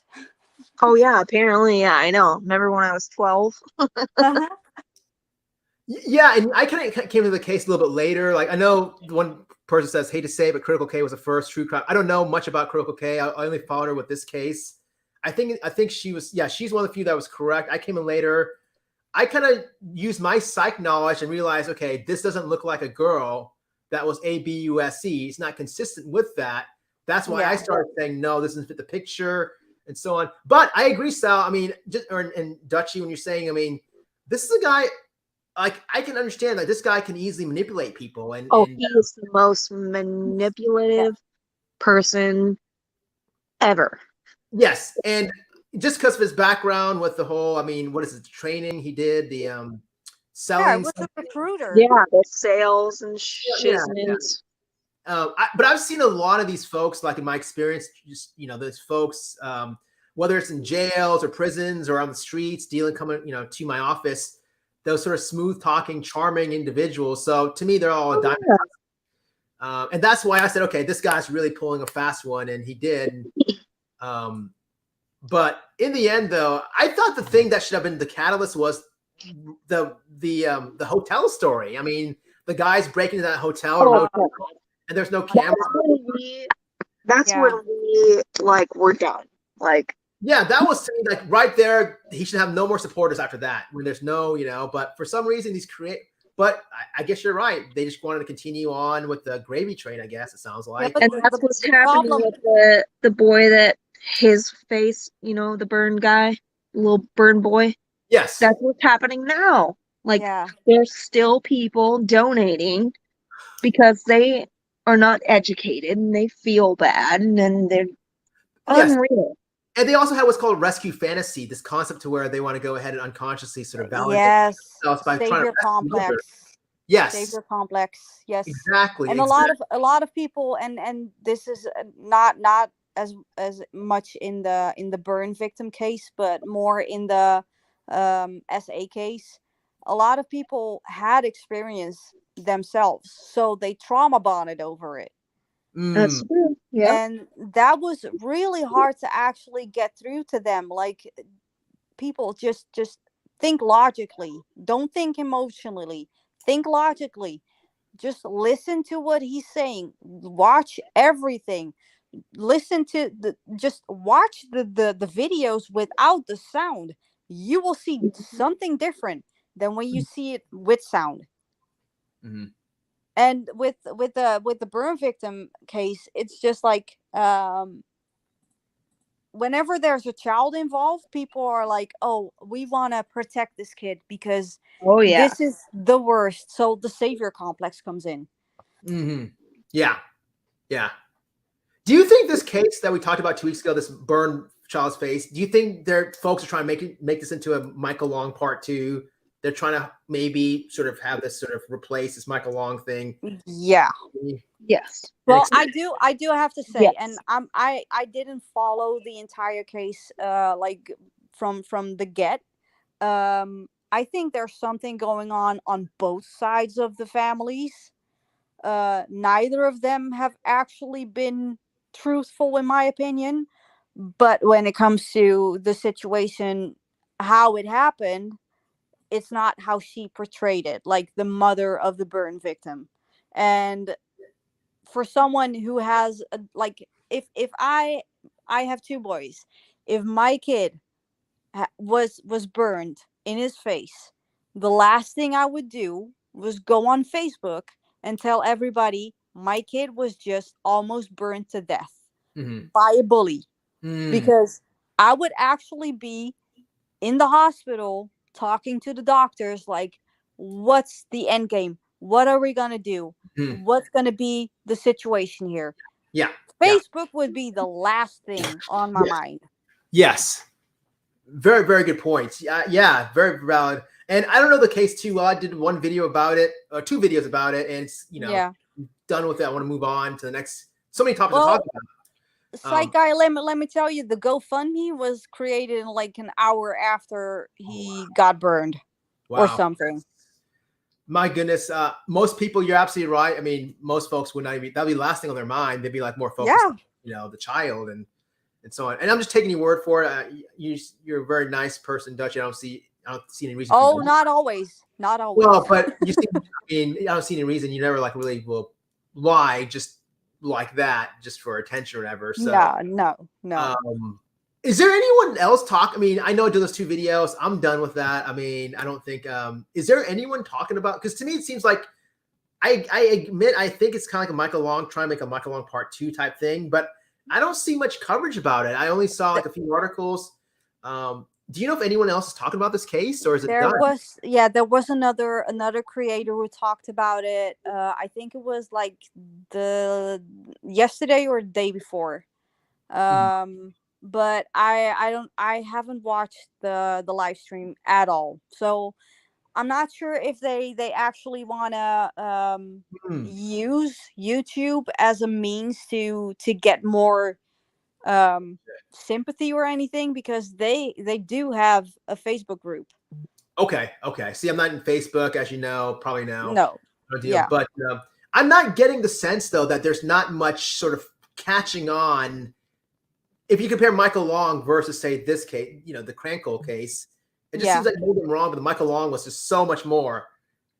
Yeah, but that was because Michael Long knew how to actually get a lot of people involved because of his background. He knew how to rile up the people. He knew how to make a video and just pull on heartstrings and like within a couple of days he had like 250,000 people in a Facebook group. Wow. All the sheep followed.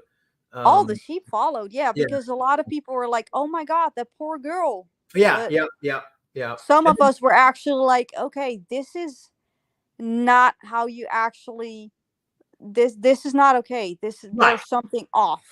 And what bothered me also is that there were still followers even after the psychological reports came out that said parental alienation on it. It's like, how are you going to go ahead and argue against experts who've actually evaluated the girl?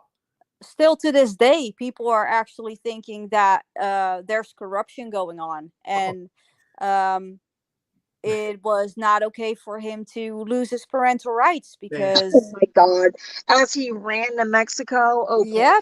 Yep. They still think that he was in his right to actually abduct his own child and move to another country. And what baffles me that this is a guy who basically he had it all. They gave him the child as a test run. Okay, you can go ahead and have the girl. If he wanted to, he should have actually did whatever it took and shown that he is for sure 100% a fit father, this and that, So he had he had many chances. Yeah. But instead it was spent on, I guess, having these strange guys and gals call her strangers. But the chance that he got with her was basically contingent on a plan that the amicus and the guardian ad litem and the judge made for him. Like, he had to abide by certain rules. He had to make sure that she got to school. He had to make sure that she got through to her therapy sessions, and he never did that. So wow. He basically was just like, okay, she didn't go to therapy. She didn't do anything. Oh man. Yep. Wow. I have a picture of him like in an old group chat, and he was like, I'm homeschooling them, and it showed like what she was like doing, and I was like what? Like, put her in school. But no. I don't know anything about this guy, but just from my psych knowledge and dealing with folks who are like him, I'm going to guess that he seemed more interested in the women, the ladies, just getting his rocks off than he did in regards to the needs of his daughter. Am I right? Yep. Okay. See, I mean, they're all the same. I mean, this pattern, you keep seeing these guys. There's nothing special about these guys. Just like these folks that shoot the guns or whatever, these later teens, early 20s, young men, they're all the same kind of. So, yeah, there's nothing. But we're going to definitely go back to the ranch, though, and talk more about this case.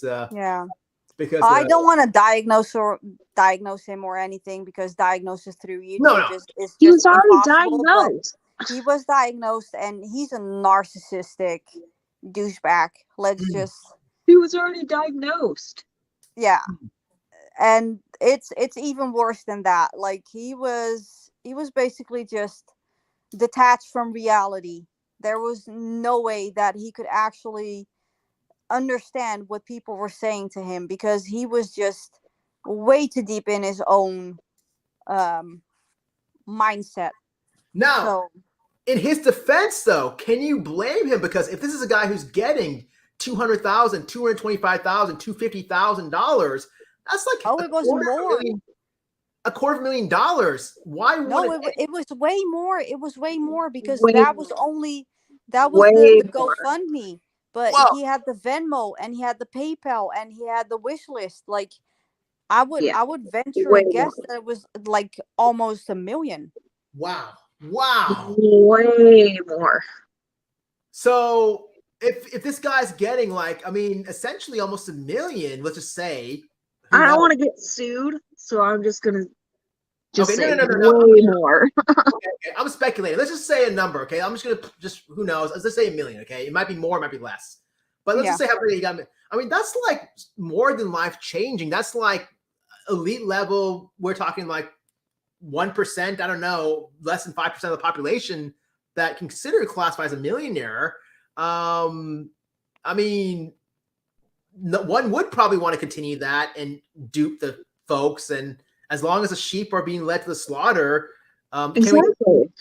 can we completely blame the guy? He's getting this easy life, rolling on a limousine. Yep. He's having all this attention on him. These ladies are probably like, interested or whatever. I kind of blame more of the supporters than I do about him. Yes. Yeah. I was actually thinking of doing, and I talked about this with a couple of friends of mine. I was actually thinking of, because I also have a channel, but I don't do anything with it. I was trying to Makes me figure out mad. if I could do. I'm sorry, but I was trying to figure out if I could do a social experiment about how easy it is to actually make up a story that is pulling on people's heartstrings and get money out of it. I see. Because it is easy. It's so damn easy. If you just look at a couple, we can actually just show you a couple of creators. I'm not going to name names at the moment, but there are so many creators that are actually sat fishing and e-begging and just basically having their subscribers buy them stuff for their children or for Amen, themselves. sister. Yeah. Wow. And they don't have a job. Like I'm not knocking on anybody who doesn't have a job, because I don't know the situation, but it's like, if you're e-begging and you have time to sit on YouTube for 8 hours a day, then you could also just try and find a job, maybe work from home or anything. It's more fulfilling. Yes, absolutely. And this is the reason why I myself, and again, I'm not knocking anyone that monetizes their channel or, asks for a Venmo or whatever, or donations. I get it. Time is money. But to me, honestly, like as a creator, I'm a small creator. Okay. I've got like 3,000, 200 subscribers. I appreciate it. Each and every one. I love each and every one. That's not a small channel, by the way, but That's large. moderate. Okay. But anyways, compared to other folks. Okay. But to me, I think that the fact that you guys are tuning in, like for example, the past 4 hours, you guys are hanging around or whatever. I mean, I'm not getting anything, sure, financially, monetarily speaking, but I am getting attention, and that's invaluable compared to money. So I think it's more worth it than money. So, these channels you tune into, you're giving them attention, you're actually listening to them. So to me, that's good enough. You're actually giving. So I don't see why people have the urge to go ahead and want to also go on their Patreon or have the urge to apps this, because you're already paying them with attention. Yeah, true. Well, and that's the thing. I have my channel is like way on the different side of the spectrum. I do tarot readings. Wow. Okay, right on. That's I respect. Just like yeah. Well, no, kind of similar with I don't know if you know Kelly, crochet with Kelly. She does crocheting. Yeah. So, yeah, similar to that. Yeah. She does something else too, and it's just like, for her, it's just like trying to do tutorial and getting people to get into crochet. For me, it's doing tarot readings, and I'm not I hate it to ask money for it, because it's a gift that I have. Right, but you are scary right, and it's like, but it's more like if people are if they think that I deserve something from a donation or anything, I'm not gonna say I don't want it. That's just I'm gonna be honest about it. That's welcome. But I'm not gonna say I have a set price, or you have to pay me this or that. That's just that to me. And there's a lot of people on YouTube that do tarot readings and they have a set price. I don't like that. The No. same goes for the people that e-bag. The same goes for the people that sadfish. The same goes for the people that have PayPal pools because they want to go on vacation. Like, come on. We all want to go on vacation because we just got out of a pandemic. Right. Absolutely, for sure. And the economy's worsening, so come on, I mean. Yes. By the way, have you heard of the Archie Battersby's case? Just out of curiosity, or no? I haven't heard it, but I'm interested in it. Battersby? That was a video I did yesterday. Not plugging my own video, but there's a lot of cases out there. It's a sad case. A 12-year-old boy who is in UK, happened in April. He did a TikTok, I guess, online challenge. Long story short, I guess his mother discovered him with a ligature or some sort of rope wrapped around his neck. Oh no. Did he do Jesus Christ, what's the name again? The whale challenge or something? I'm not familiar with TikTok. I don't go on TikTok that much, but apparently this happened in late April or early to late April. I'm not sure. In April, I'm not sure what time, early, mid, or late. But it could also be the Momo challenge. Okay, but he had a ligature around his neck, and he was basically silent, or he was comatose basically, and he's on a ventilator right now, clinging to life.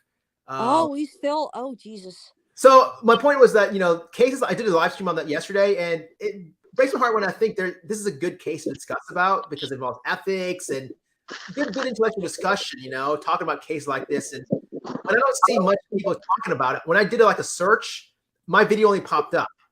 So and it's still ongoing, by the way. It's an ongoing case where like they're going now to the higher courts. The parents are going and appealing, and they want to continue life support. But the doctors are saying, no, we should stop the life support. So the next court here. Wow. Yeah. So Wow. Yeah. But I was the only video yesterday that kind of talked about it. And so it breaks the heart when you see okay, there's a lot of Michael Long videos, but videos like this where it talks about, a child and the ethics about continuing life support, not pulling out, it's very heartbreaking. I wish that there were more, other interesting types of cases that are discussed instead of and there's, to me, the true crime community, there's like three main cases: Summer Wells, Yep. Delphi Murders, I think is another one, and Chris Watts. Those are the three that really are the main. But there's more than that, in the true crime. But for some reason, all the creators, Summer Wells, Chris Watts, and Delphi Murders. They flock. That's what they do. They flock. We have two, actually three, but two are partners in their YouTube channel. We have three creators in our community that do true crime on lesser known cases. They do also the cold cases. So they basically just do a lot of background. They do a lot of research, and they give you like the rundown of what happened and all that kind of stuff. So it's interesting. That is something that actually needs way more attention because like you said, there's just three big cases at the moment, and what is happening right now, especially in the Summer Wells case, they're basically just fighting each other over nothing. It's pointless. Yeah. Yes. Summer Wells. I mean, I kind of was going to do a video on Summer Wells, but then I did some research. Don't do it. Just don't do it. Basically, I'm learning more about these other characters, and I'm learning about Summer Wells. Like, there's some guy selling soap and T-shirts. There's another guy that's, I don't know, like he's like wearing like some sort of. I saw a video. He's like wearing a hockey mask or something. I'm thinking, who are these guys? How does this apply to Summer Wells? This is stupid. You're wasting my time. And they're talking about others. That's some guy named Bernie Shell or something. I'm like, what is this stupid stuff? Talk about the real case at hand, Summer Wells, and it makes me so mad. Yep. Dutchy, tell him that I need to make him some sort of like intro or anything. Sal is very good at making intros, Psyche. Wow. One creator that I don't like to name drop. I'm not gonna name drop her, but I don't know if she's white, but she's came on one time, but she's got a fire intro. Like if you like see like she'll set talk, and then all of a sudden then you'll see her intro and you see some guy dancing and like some rap music. You know what I'm talking about? I think I know who you're talking about. Okay, I don't know her too. I mean, she seems good people. She's good people. I mean, I've seen her along in the Michael Long community and so on. So, Is that the one that went on panel with you yes, when Truth in Magoo yes, was? yes. Yes. Oh God, Truthy. That's one of our Truthy's on friends. panel with you. Okay, what? That's one of our friends. So yeah. She has an awesome intro too. That was made by someone else. Wait, Fire. who? Who? Put it in private chat, please. I'll let you know. You know her. I need to see if I made it. Her No, intro you is didn't. fire. Her intro is really. I mean, I really that song she's got. Like at first you listen to it, it kind of sounds a little Eminem-ish, like Eminem. Yeah. But honestly, I wasn't listening to her channel at all. Last time I listened to it was like 2 days ago, just while I was cleaning stuff. And today the song popped in my head. Like it's like a very catchy kind of song. Yeah, it's very catchy. Yeah, I had the same. Like every time that I hear it, I'm like basically just lip syncing to it because I can know it by heart right now. Not a bad song. I mean, I like more of my rock music, like Volbeat, Dutchy, than the rap. Bon But Jovi. Bon Jovi, yes, I like Bon Jovi. But the rap music, I mean, that song's not that bad. It's okay. It's a good song. I mean, Yep. But yeah, the intro you don't have to do if you don't want to do. I mean, there's no.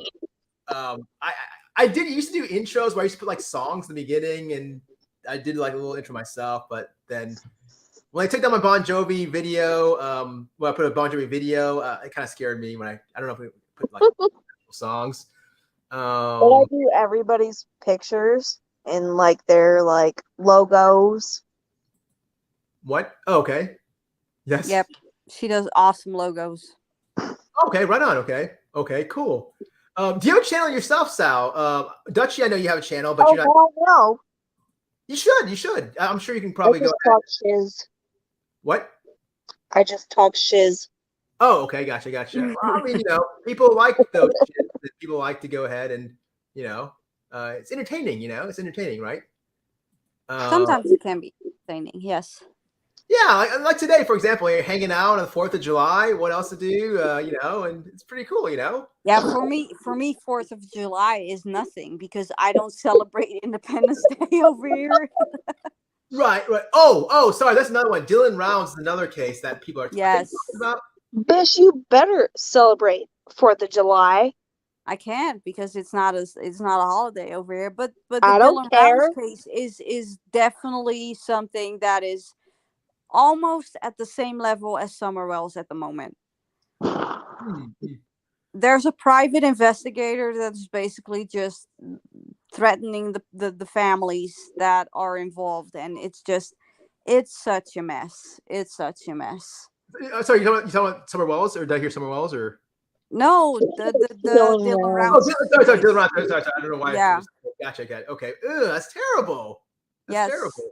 Oh no. Private investigator is just it's a douche nozzle. I cannot with the guy. Caledonia, great point. This is the reason why Psych Guy is not taken off. Of course, attractive people can't get more. Right there. See that? One of the reasons why Psych Guy's not taken off. Psych Guy's holding still though. But don't go to someone's rabbit hole. Talk about crazy. I want to, but I'm not. I'm learning more about this Bernie Wells guy. Oh, don't do it, please. Some guy named Bernie Wells. Another guy. What's that guy's name? Ernie Keys or something. And this guy's selling T-shirts and soap. Who are these guys? Where do they come from? What are they doing? They're putting hashtags all the time. Summer Wells, and they've got like 1,000 people in their chats. Who cares? Just show us your jammies. But then show us your jammies. Show us your jammies. I want to see the jammies. They're not even talking about jammies. Hell, stop it. I mean, there are a lot of. I made him laugh 4 times now. There are a lot of interesting cases at the moment. They're talking about Summer Wells, though. That's a problem. That's the thing. It's like, why are these guys tuning in about this girl when they're not even talking about the girl? Yeah. And there's like 1,000 people in the chat. Well, and have you also seen the when they were still searching for Gabby Petito? What happened when they were suspecting Brian Laundrie of being involved. Like, it was a mad circus.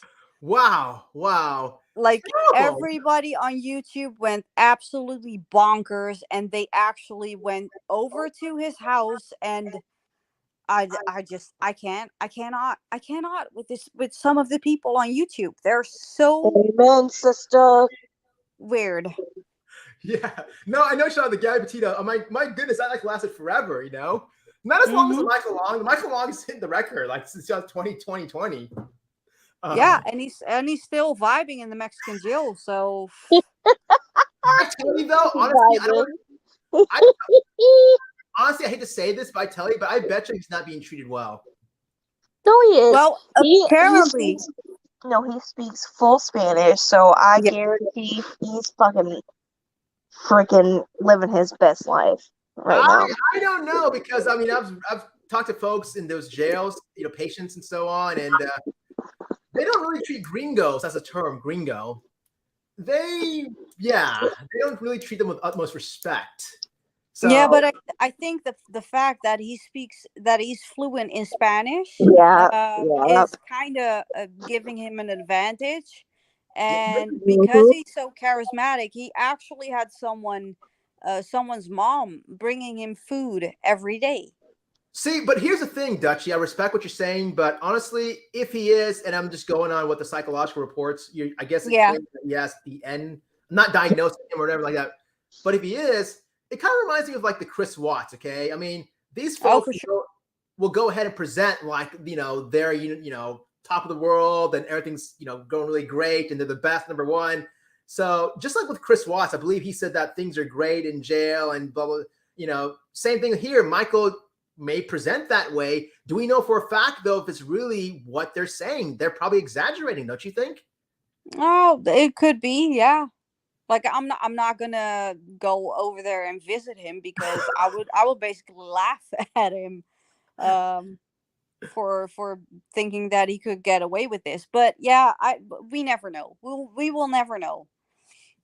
He will never acknowledge the fact that he's maybe suffering or whatever. So you have a point there. You have a point there. I don't know. And I'm only saying this because I don't know if you know who Eric Voltz is. Eric Voltz is a case that happened like in 2007, 2008, I believe, around that time, mid to late 2005 to 2010 period. And he was an American in Nicaragua. And not saying Nicaraguan jails are similar to Mexican. They're very kind of closely, but not exactly entirely similar. But long story short, he was imprisoned, wrongly imprisoned for the death of his fiancee. And oh my goodness, he wrote a biography, a book of what happened, the horrors in that jail. It is scary, like nightmares. Movies can't even describe, horror movies can't even describe what he went through, the ordeal. So I'm not saying exactly it's happened with Michael. I mean, I don't wish ill will on anyone, but it wouldn't surprise me if he's getting mistreated. And it wouldn't surprise me. Huh? Let's just say karma comes around for those who deserve it. So that's yeah. He likes to throw around the word karmic fire. He's getting his karmic fire at the moment. But have you ever heard of well, I think you have, because it's about an American girl that got missing in was it Aruba, I guess? Natalie Holloway. Yes, Nellie Holloway. Yes, we heard about it. Very, very popular case. What was it, back in the early 2000s or so? Or Yeah, something. And that was basically a Dutch dude yes, who was involved in it. Jordan Vandersloot. Yes. Yes, Jordan. Yes. I'm not sure if I pronounced that correctly, Jordan. But No. But you were close. You're close. But he basically got outed over here because one of our crime reporters was like having some kind of undercover operation, having him kind of saying what happened but not saying what happened. He was admitting without admitting. Sorry. So yeah, it was just the whole Natalie Holloway situation, and then he killed another girl. Well, Wow. Oh, yes, yes, yes. That's how he kind of really got kind of from Peru, I think, right? Or something like Yeah, that. Yes, yeah. yes. Is he still in jail or is he, I guess he's, or prison? He's still, yes, he's still in jail. He's in Peru, I guess. And yeah, he's been mistreated and he wants to get extradited and all that kind of stuff. And we were like, nope, we don't want you. Right, right. Nope. No, no, no. Too bad. Right, right. And so sad because you would think after the Natalie Holloway thing, I mean, to me, I think it was obvious, like he was linked to that. That would Yeah. have been a thing. And had he been in prison, maybe this Peru person might be still alive. Well, yeah, I think that, yeah, there was just too much going on, and the police in Aruba just didn't have any clue what they were going to do. It was just, yeah, big old mass media frenzy, kind of just all exactly. going on. Yeah. Exactly. Wow. Curious Rose says, "Good to see you, my friend. Happy 4th. Do not go in that Wells horror. Don't go in that Wells horror hole. Please don't." I don't know. Please don't. I'm not learning anything, though. I'm trying to. I'm seriously. I learned. I know more about soap now. This is not a joke. There's some guy who's selling soap. I know more about the different kinds, like lavender and strawberry, the different soap, than I do about the girl. And I'm not trying to be funny here. It's the truth. Caledonia Dylan Round's case has gotten crazy. Oh yeah, okay, yeah, yes, mention that. Yeah, with the private investigator. Check the private chat. Gotcha. Okay, let me answer the private chat questions here. No, I do not have email. I need to have email. I know a lot of people are asking. I don't have. I mean, I have my work email, but YouTube, I haven't gotten yet to that point of having. I don't have social media, none of that stuff. I might later as the channel grows. If I keep doing more of these contests, then I may I'm gonna have to, right? If I start giving out money, right? I'm gonna have to go ahead and exchange. Photo. No, there's no need. You don't have to go ahead and what's this? Give a wrench. Okay, we will be angels. Maybe if I do another controversial topic, like just like the one we did 2 weeks ago. Yeah, I mean, I know Curious Rose is a good person. Definitely wrench up and Yeah, definitely. Dude, I don't need a wrench. Sal, sure, why not? Don't give her a wrench. Linda, for sure. We get wrenches for yeah. Right on. Absolutely. Whoever wants wrenches. I don't like moderators because it shows indirectly sort of favoritism. To me, I think everyone's equal here who's joining us. That's why we're your favorites. So no, I get where you're coming from, but sometimes you need some kind of wrenches because people will be nasty. Yes, and I learned my big mistake. And Curious Rose, this is something that was on our lives, and she was warning me, saying, telling me like, hey, I think you need to. I can wrench, be your mod for you if you want to. And I was like, it was kind of like you have like a couple, for example, you have the husband and the wife, and like the wife is saying you have to go ahead and drive this way. The husband said, I'm going to drive this way. The wife said, maybe you need to look at a map. I was like the guy basically. I don't need a map. I don't need it. So I was like kind of like I don't need any mods. Next thing you know, I get this live stream or two with both moms, and it was wild. And I think a lot of people got turned off. I think a lot of people left and they didn't like it, and it was just basically a lot of just fighting and just a lot of emotions. And so you're right, Dutchie. I think some of these things you need mods for sure. I should have listened to Rose for sure, hands down on me, but I didn't. But anyways, yeah. Wrong thing to do. Wrong decision. And here I'm not. I'll be the first to admit I admit my mistake. Oh, it's not a mistake, and it's not a wrong decision. It still remains somewhat. I would say it remained civil. Copacetic. Yeah, it's copacetic. Yeah. Right on. But. You can get away with it without wrenches, but sometimes you have some controversial, and this is just maybe for in the future. If you have a controversial topic, think about it. Just think about it, because it can definitely help you just stay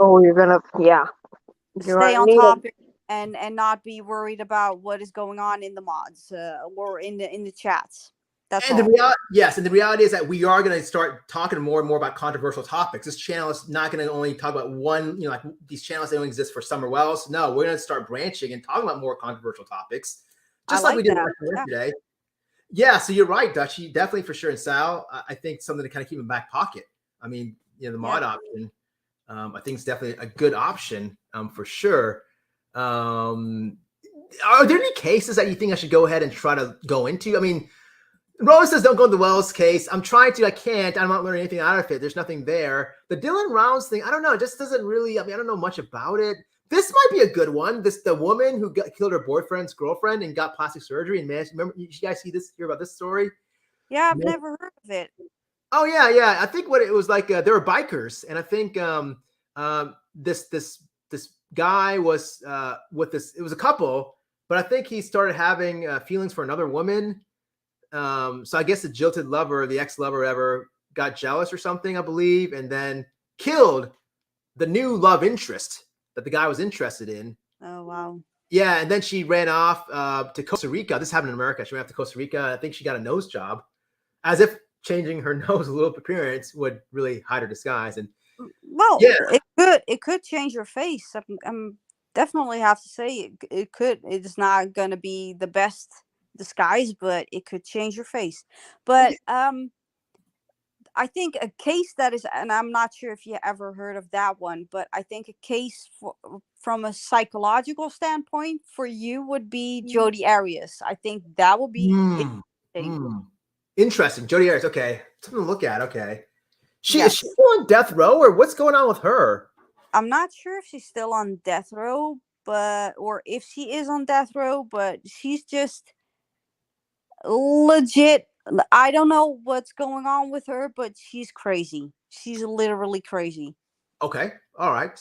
And there's a lot of information already on YouTube. You can actually see her entire interrogation, what she did at her interrogation. Okay. And if you see that, you would be like, what is going on in her head? I see. Okay. Right on. Jodi Arias. Okay. Right on. Kirish Rose chimes in. Vanessa is in jail for murdering another girl. Yes, we talked about yes in Peru. Calgary says, Psych guy, you should do a paper on why some of these cases capture imagine. Yes, maybe or a live stream or a video on this. Yes. Trying to stay away from papers. I'll do more videos and stuff. But yeah, great suggestion there. Caledonia, our concern should be about what is happening with Michael Long's daughter. Oh yeah, and that's what I want to do. That's why I want to revisit the ranch, because I kind of want to talk about what now, where to go from here.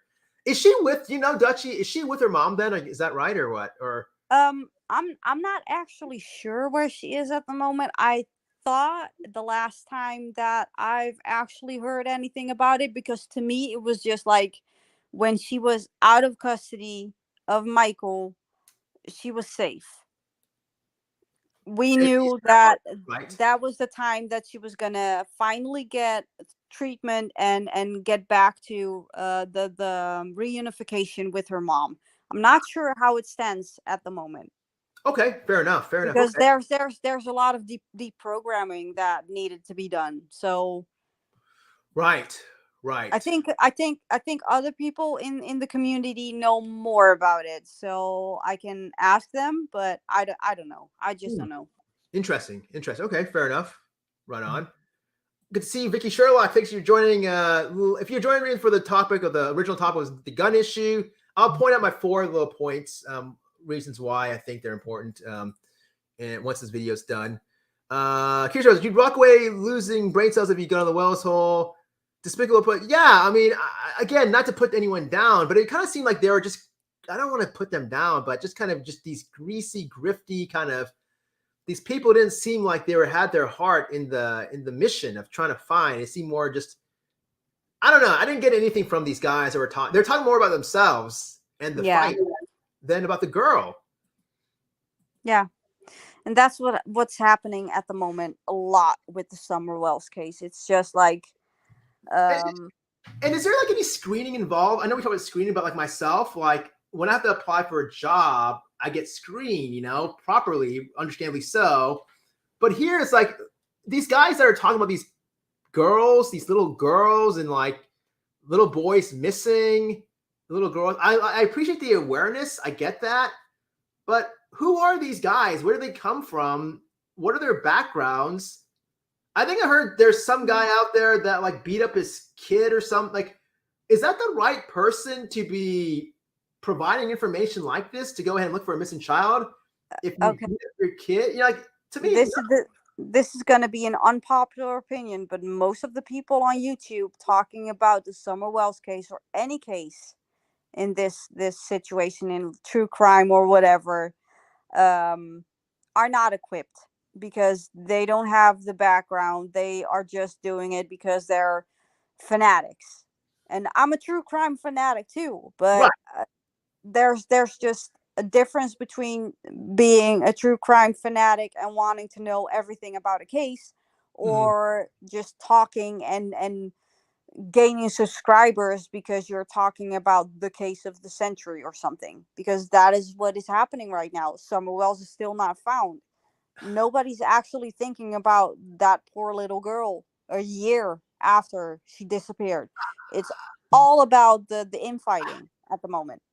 Yeah, and just exactly, and like honestly, Dutchie, I love you so much. I mean, if I found out, or if you found out about me, and I hope the same thing will happen with me, but like if you were say covering like missing children, okay, and if I found out about in your background that you've harmed a child or I get we have background past and we've done things we like stolen, whatever, but if I find out in your background that you've done something to a kid or whatever, I'm sorry, but in my mind that would automatically disqualify you, and I would stop tuning in because you've done something harmful to a child. And if it's true that some of these creators have done and even like, forget about a child, even like violence in general, like domestic violence or any harming an individual, why are you now in this position to be able to go ahead and, hey, this child's missing. Let's go ahead and try, you're the last person to go ahead and be qualified to go ahead and try to look for someone. Yeah, it's basically just discrediting yourself from talking about it. And the past, you can learn from your mistakes. We all know that mistakes can be made in the past and all that kind of stuff, but there's something iffy about it. Right, when someone's talking about it. There's limits, and if you have the creative bug, I get it. You want to do videos, you want to do better stuff.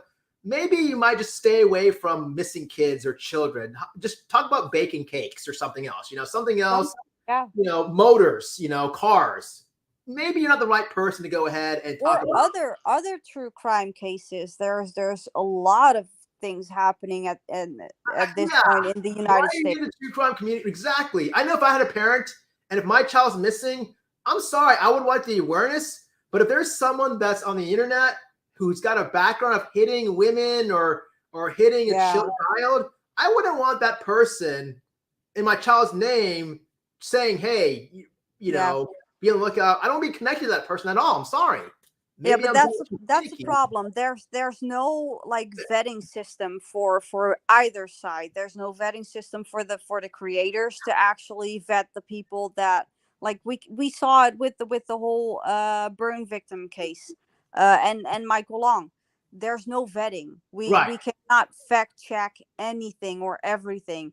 The same goes for the people that are looking for exposure. So whenever someone is reaching out to them and saying like, okay, I want to talk about your case, they're like, oh my God, yes, please.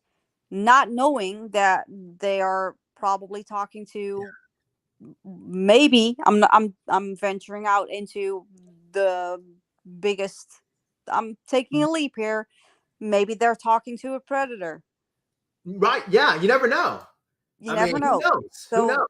That's just like, if we're talking about like, and this is coming full circle for me, gun control, mental health checks, that need to be like extensive, because when you apply for a job, the background check is also extensive, but that also goes for people that cover cases.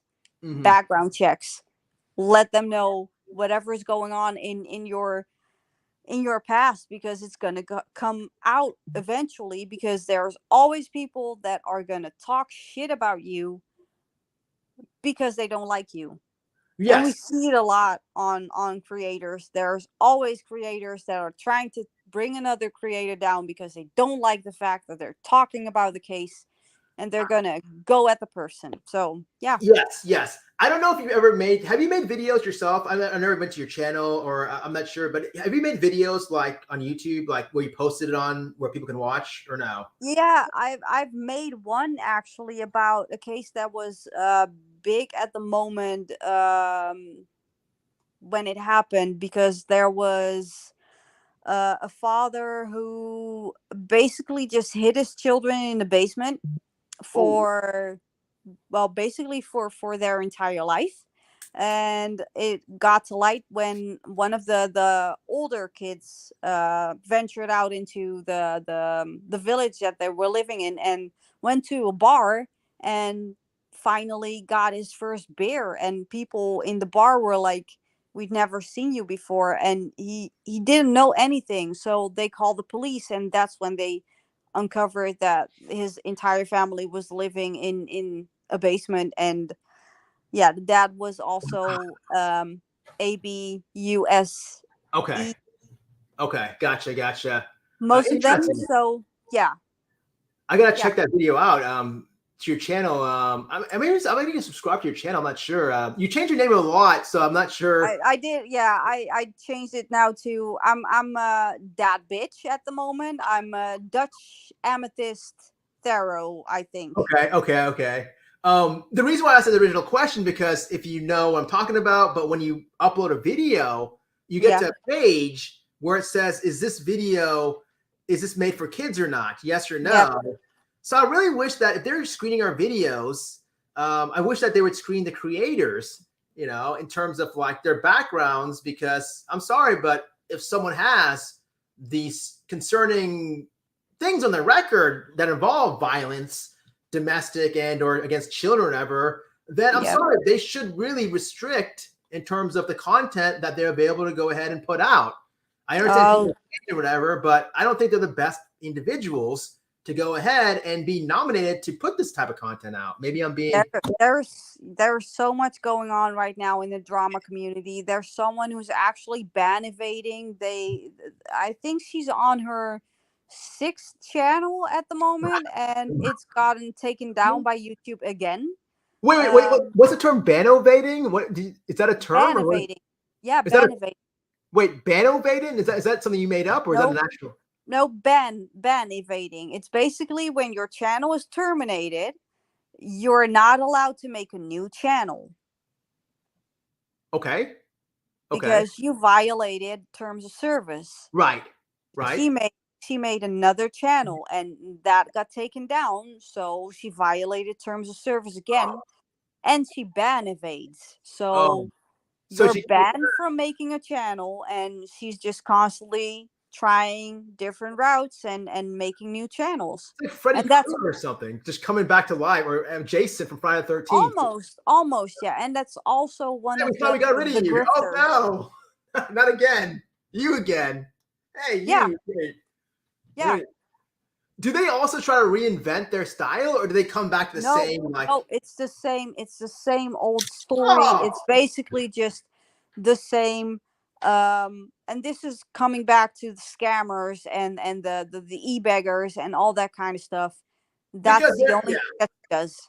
because they're gonna go ahead and just get the sheep and just basically get money from the sheep and just keep getting. Yep. Not caring about the sheep. The sheep. You won't even believe how many people she has in her chats. Man, I wouldn't want to even know. Well, I think the last time that I saw one of her live streams, she had like 600 people in it. I'm gonna guess. I don't know anything about this. You don't mention any names or whatever, but I'm gonna get this person is probably loud, probably obnoxious, probably likes to push the envelope. Really Yep. hot air, nothing much to say, nothing there, but just like confrontation. They're all the same. They all just follow this formula. But that's because that is what brings people to watch you, because it's free entertainment. Yeah, like sex sells. This is something similar, same concept. Exactly. Well, it's kind of like going back to the Roman Empire. just the gladiators. We just want to see entertainment, and if someone is acting like a douche or a donkey's ass on YouTube, we're gonna watch. Right, Because right. Yes. And yeah, Dutchie, yes, go on. no, that was basically it. And I'm completely guilty of this too. There's times where I will go ahead, I've said this before, and I'll say it again, where I'll go ahead and find a channel that will just talk about kind of gossip stuff or whatever. And I like the entertainment value. And so I'll just put a live stream on and I'll do work in the background or whatever and clean my house or whatever, or place up. Yeah. But I don't like it when though it gets to the point where they're harassing or bullying or it crosses the line. Oh Lord, if we go into that, I can actually give you a lot of uh not names, but just examples of things that are happening right now. Like we talked about Penguin, how she goes real life over her internet feelings. There are people that are actually going so far that they actually drive to the person's house and just stalk them and just be there, and it's creepy. Why would anyone want? I mean, no offense, I love you, Dutchie. I love everyone here, but I mean, why would anyone go? I mean, if you go to that point where you're like driving to someone's place, you got to really look at your existence and say, "Am I even doing anything productive in society?" What? Well, Who cares? I mean, who cares about what you like so and so said the other day or what Penguin yeah, or whoever like? that's how you and me maybe look at it, and a couple of other people will look at it like it's just, at the end of the day, it's just YouTube. Like it's not going to affect my real life. But there's just a lot of people that cannot let it go, and it's kind of like the new, like doxing and all the kind of stuff is kind of like the new swatting. Man, wow. And Yeah. it's brutal. It's definitely, it's brutal. They go so far into someone's life that it's disgusting. Well, and okay, hypothetically say they do that, okay, and they dox someone. Is anyone gonna 3 months from now say, "Hey, do you remember when that person was doxed?" Blah blah. No, they're gonna more care about their kid's soccer game or whatever. They're gonna be thinking about this person's doxed information. Oh no, because it's like it's a constant cycle. It's a repeating pattern. They want to have the last laugh. They want to go and have the last sort of word in. Well, it's not really a last laugh. It's basically just because they don't have anything other. They don't have content, so they Oh, go back to what was done to them, and that starts the entire situation back up again, and then you have the doxing back and forth again. It's just a repeating cycle, just constantly repeating, rinse and repeat, rinse and repeat. what you're saying then, and thank you for your time. I appreciate you educating me. I know it's very late there where you're at. Yeah, well, I enjoy talking to you, so I appreciate that. Thank you so much. God bless. So what you're saying though, it might correct me if I'm wrong, but with this whole ML, for example, Michael Long, yeah. you're saying there's some people who are still stuck in 2020 and still kind of bring up stuff from 2 years ago. Yep. 2 years ago. Yep, we have people in our community, or people that came from that community.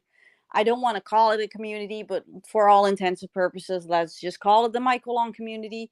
We have people that are still stuck in 2020. They're still bringing up stuff that happened in 2020. They cannot let it go.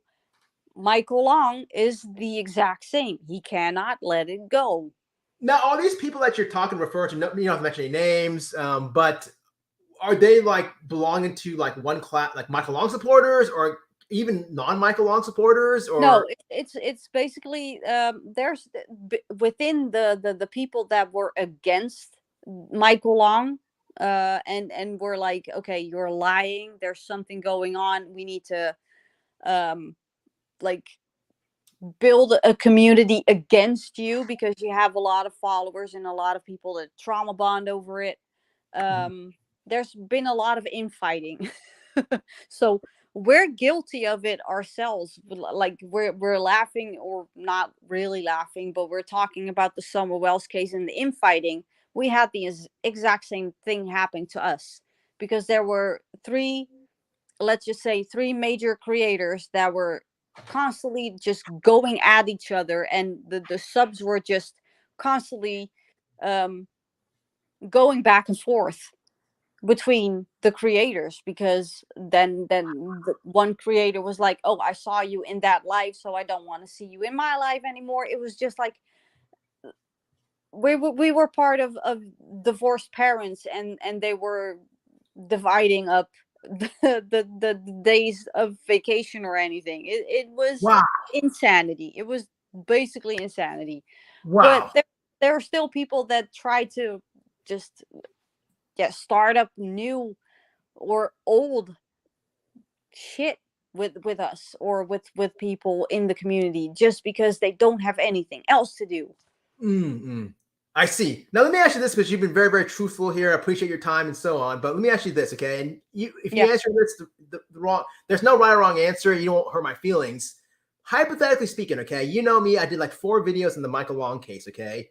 Yeah. Now, hypothetically speaking, okay, if say this Friday, which I'm not gonna do, it's not gonna happen, but if hypothetically this Friday night, I put out like a thing, videos, advertisement, whatever, saying this Friday at 7 o'clock, whatever, blah blah blah. I'm gonna talk about the Michael Long case, okay? We're gonna go back to the ranch, right? It's an upcoming live stream, right, about the Michael Long case. But it's gonna be not about Michael Long, but it's gonna be more about where do we go from here. Focus mostly on the girl. How are we going to go ahead, and how the girl, can the girl recover? What are the strategies? What needs to happen? Focus on the girl, okay? Now, if we have that there on the deck, and then all of a sudden there's another subscriber that comes along, really is kind of new to this case situation, doesn't know much about it, but at the same time, advertises a live stream, brings up like drama stuff about, hey, some new gossip about Michael, nothing to do with the girl, okay? It's only about Michael Long and these creators who behind the scenes dollared, I got some dirt to go ahead and spill. Who's gonna get more views? Me, or talking about the girl, or the other creator talking about the dirt? The other creator. Yeah, the dirt. The dirt. That is just human behavior. Just look at whenever there's, and this is maybe the worst analogy, but whenever there's an accident happening, what do people do? Rubberneck, and they look and kind of see the sort of exactly what's going on, carnage and so on, potential. And that's YouTube. If you want to talk about something that is like productive, like, okay, what can happen, what may be happening in the future for the tiny girl, what, like, is she going to be affected by everything playing out in public? Anything like that, people are going to be like, oh, that's interesting. But if someone else is going to talk about, hey, there's new dirt that has been uncovered, yeah, people are going to flock to that. That's so yes. So most people are really, I mean, they care about the girl, but honestly, though, they would prefer, there are a lot of folks out there, not everyone, yeah, but a lot of folks were attracted to the drama, though, that sort of ensued, I guess. In reality, I think from the, well, I can't even name numbers, but there are not a lot of people that actually care about the girl itself. They care more about the drama that happened within the compound, within the interpersonal relationship with Michael and his ex-wife and his other ex-wife and his new girlfriend and all that kind of stuff. They're more interested in that than they are interested in, hey, what's going on with the girl? That is terrible. That is terrible. In a way, it is terrible, but I'm going to be honest. I'm also interested in the interpersonal bullshit that is going on with Michael, because I'm human. I'm also rubbernecking whenever there's an accident happening. That's just human behavior. We like accidents. We like to see it. Right. No, I appreciate that. And that's why I appreciate talking to you. I love, because you're completely honest and so on. And I definitely agree with you and so on. And I also though like that, but on the same token, I like to learn too. And if there's a video that where I can learn, I'll probably make that more as a higher preference than the drama. But I do like the drama though, and I like the sort of kind of stuff too. But I get that. Yeah. And I think that if you were gonna do, and this is just something that happens on YouTube, you have to clickbait it. Yes. Clickbait always happens. Helps everybody. Yes. Kaylin says, I totally agree. Mods are necessary, but you only need to be careful. Yes, that's why. Very selective. Whoever wants mods, close folks, because I think I've heard horror stories where mods can turn on you. Here's Rose. I knew that that case with the boy that was burned was going to bring lots of hate and trolls. It was a rough talk. We're talking about the Dylan Crankall case. Yeah, man, it was a tough case for sure. Here's a good question. Caledonia asks, what are your aspirations on YouTube, Psych Guy? I'll be honest with you, completely transparent. I revealed this like a couple of videos ago, but honestly, when I started this channel, this was like maybe a couple of years ago. Honestly, I wanted to kind of build this channel up. And I don't look at numbers exactly. I know there's 9 people watching this, but my dream was I wanted to get more subs, not because I want to financially benefit from it. Everything, I haven't gotten a single paycheck yet from YouTube. Even though I guess it's a monetized channel, most of my videos are demonetized. But my biggest aspiration was I was hoping to grow the channel so that later on, I wanted to go ahead and go out in the real world and say, hey, I'm a real life psychiatrist. Oh, by the way, I'm a social media influencer also. I've got tens of thousands of subscribers. And with that clout, I wanted to go ahead and connect and join with other YouTubers who are in my similar field, who also have like large channels or whatever, and just tackle real life issues such as abuse, ABUSC going on in the foster care, adoptions, services and so on, or other things in the mental health field that really need to be changed, that aren't changed as people talk about it. But I wanted to use that sort of influence by doing that. That's the only reason, my aspiration on YouTube, to be honest. But I do this as a hobby too. I know, Dutchy, you also have your channel. Do you kind of just do it as a hobby yourself, or what do you usually? Is yours? At this point, I don't do anything on my channel because the problem is I deal with the time zones. So whenever I have to go live, it's basically in the middle of the night for me. But I basically just do tarot readings. That's my niche. Yes, that's what I like. But I also like watching, like I just told you, I'm in the middle of doing my studies for applied psychology, so I like psychology. I like just listening to a lot of things. My interest is all across the board. So yeah. Awesome. Wonderful. Well, you're very, very smart. You're very articulate. You definitely know what your stuff, what you're talking about. I would love to see your channel grow. Tarot cards, something I definitely readings I don't know much about. I know right now you're kind of on the sidelines, not doing much, but with the YouTube. But that's something that really, really interesting. Anything that's different that I don't know about. If you want to, we can set up one time to do a reading on you. That would be. Oh no! It's like, whoa! You're going to pull up the dark cards or whatever you call it. I don't know. No. There's never a dark card. There's never a dark card. No. I said dark cards, but I don't even know what I'm talking about. I don't even know that I can dark cards. There can be like the card when they're reversed. It basically means that there's some negative. If you look at it, it can actually tie into psychology because it basically looks at a human being as a whole and try to figure out what is the issue at hand. Right on. So it's I try to incorporate it with the psychology, with everything combined. Like look at the person and what does the card tell me, and how does that correlate to something that is that people understand. If you talk about, like, if I'm going to be all floaty and spiritual about it, people are going to be like, I don't understand a word of what you're saying. So it's just in my in my blunt way, I'm just gonna tell you this is what's happening. So yeah. Right on. Cool, interesting. I'm definitely down the road. I did a reading on Heather, and this was, yeah, she was definitely a skeptic, and she was Wow. hounding me that I was still needing to go forward and do more. So Complete transparent. I'm a big fan of alternative medicine, holistic treatments, and so on. So yeah, me something too. like this, I'm definitely interested in tarot readings and so on. Don't want to discredit that at all, for sure. Especially I don't even know much about. Interesting. Well, thank you so much, Caitlin. I think you handled controversial topics. Thank you. I appreciate that.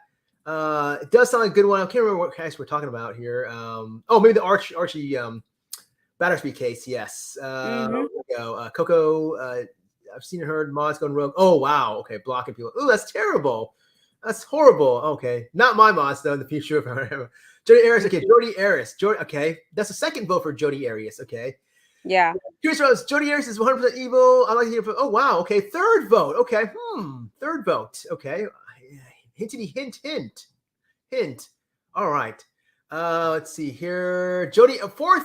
Jody's interest case. Okay, fourth vote. My goodness, you hit the nail on the head. Gabby, hey, I don't think we'll ever know for sure because her mom doesn't want her. Maybe that's referring to. That's about the girl. Yeah, the girl. Please don't join. Oh, okay. Okay, no. A vote down for Jody Arias jumping in here. Okay. Vicky Sherlock says one down. One down. Four or five. Yes. Vicky Sherlock, as someone with mental illness in the family, I would love to see more people educated about how mental illness is a true illness and people commit crimes. Okay. Right on. Okay, we can do a video about that. Sweet topics to talk about. We're not a one-trick pony here, that's for sure. I like talking about ADHD because I have ADHD. There you go. That's just interesting. Right on. Okay, ADHD. Yes. ADHD. All right. Caledonia. There might be others that might have ADHD also. You never know. Caledonia. Oh, there's a lot of people on YouTube that have ADHD. I can tell you that. Yes. For sure. Okay. Caledonia says, if you want to get ahead of a case, I will be a big follow Marilyn Manson. What the? Marilyn Manson? That's a singer, Marilyn Manson. Oh, I know he had a lot of groupies and stuff, but okay. Marilyn Manson, I'm not sure if you heard about the Johnny Depp and Amber Heard case.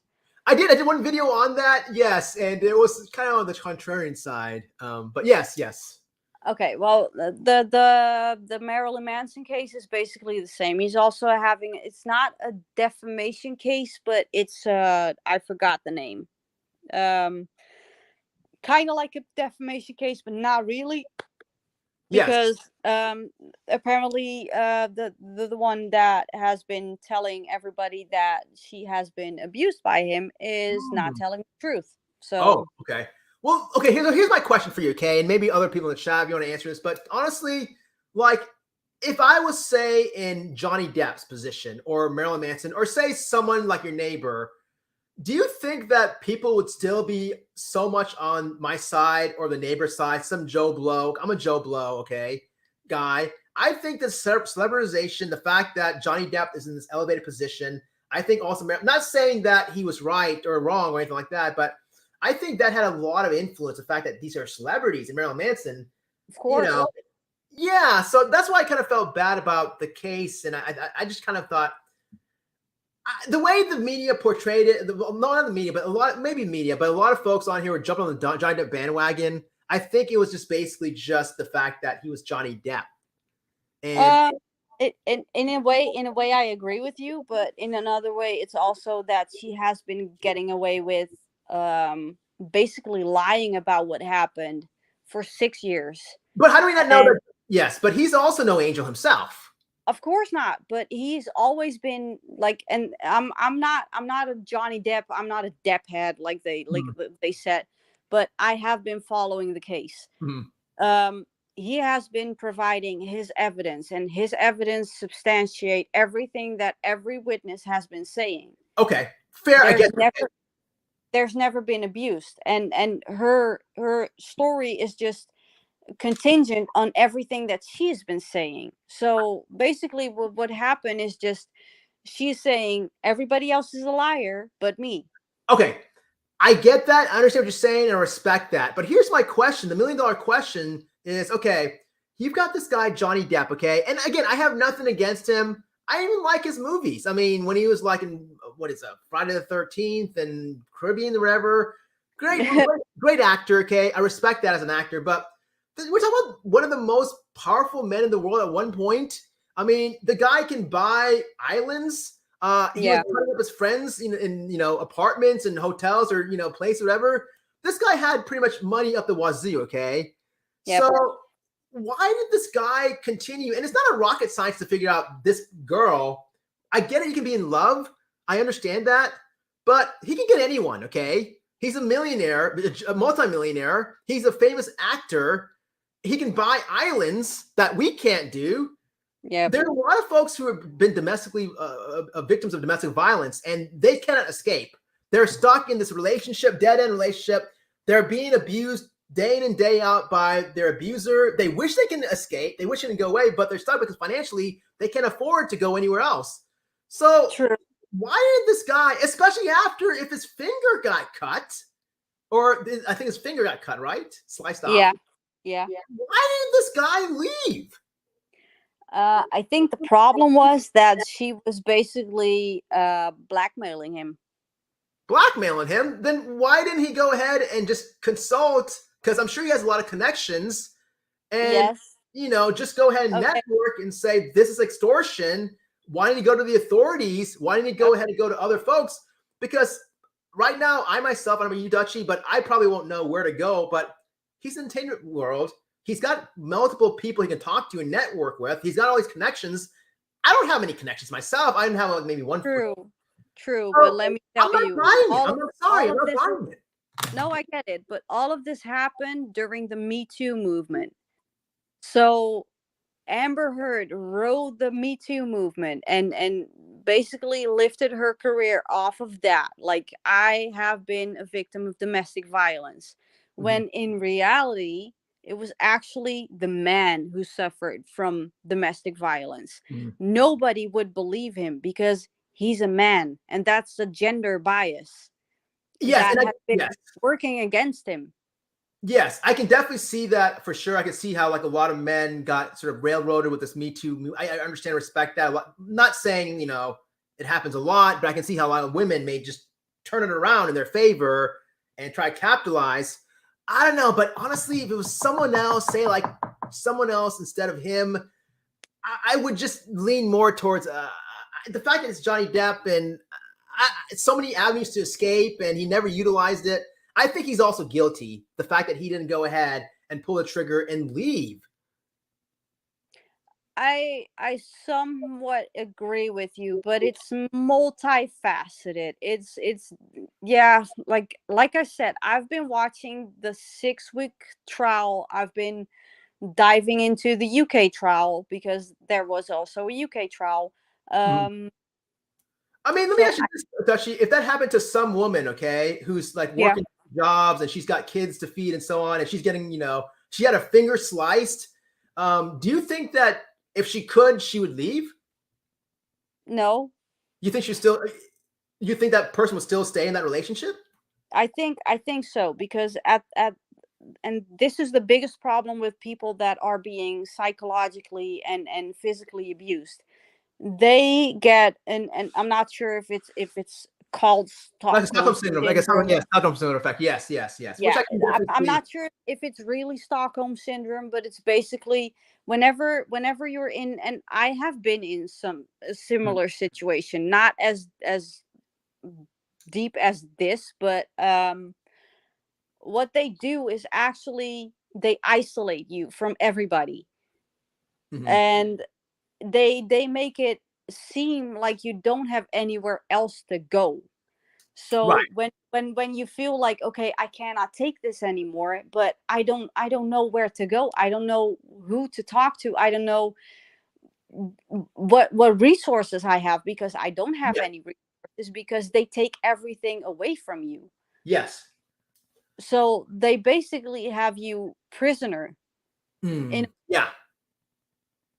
get it. Yeah. I'm not sure if that's the case with Johnny Depp and Amber Heard, because I don't know how that happened. Like, he was of course, he has been addicted to drugs. He has been addicted to alcohol. That's the He's other done thing. a Yes. lot of weird shit, but he has owned up to it. He has taken accountability for it.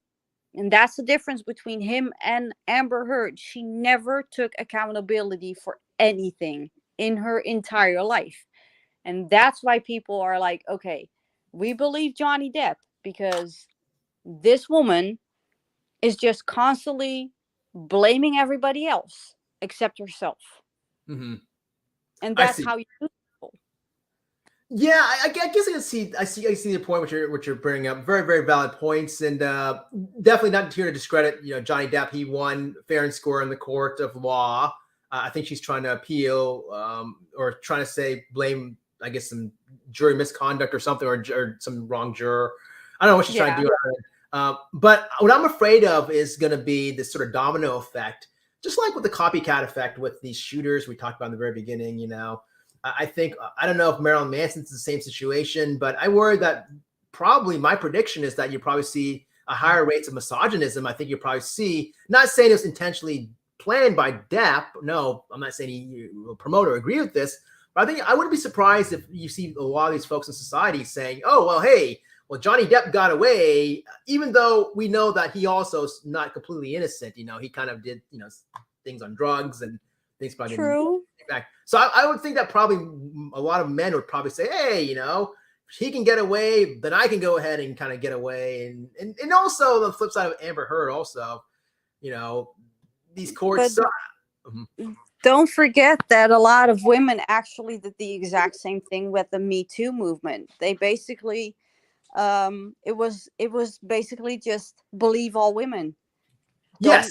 Don't ask for any proof or whatever. Just believe all women.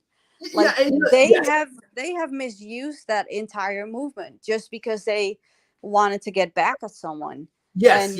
So correct. Some women did abuse that.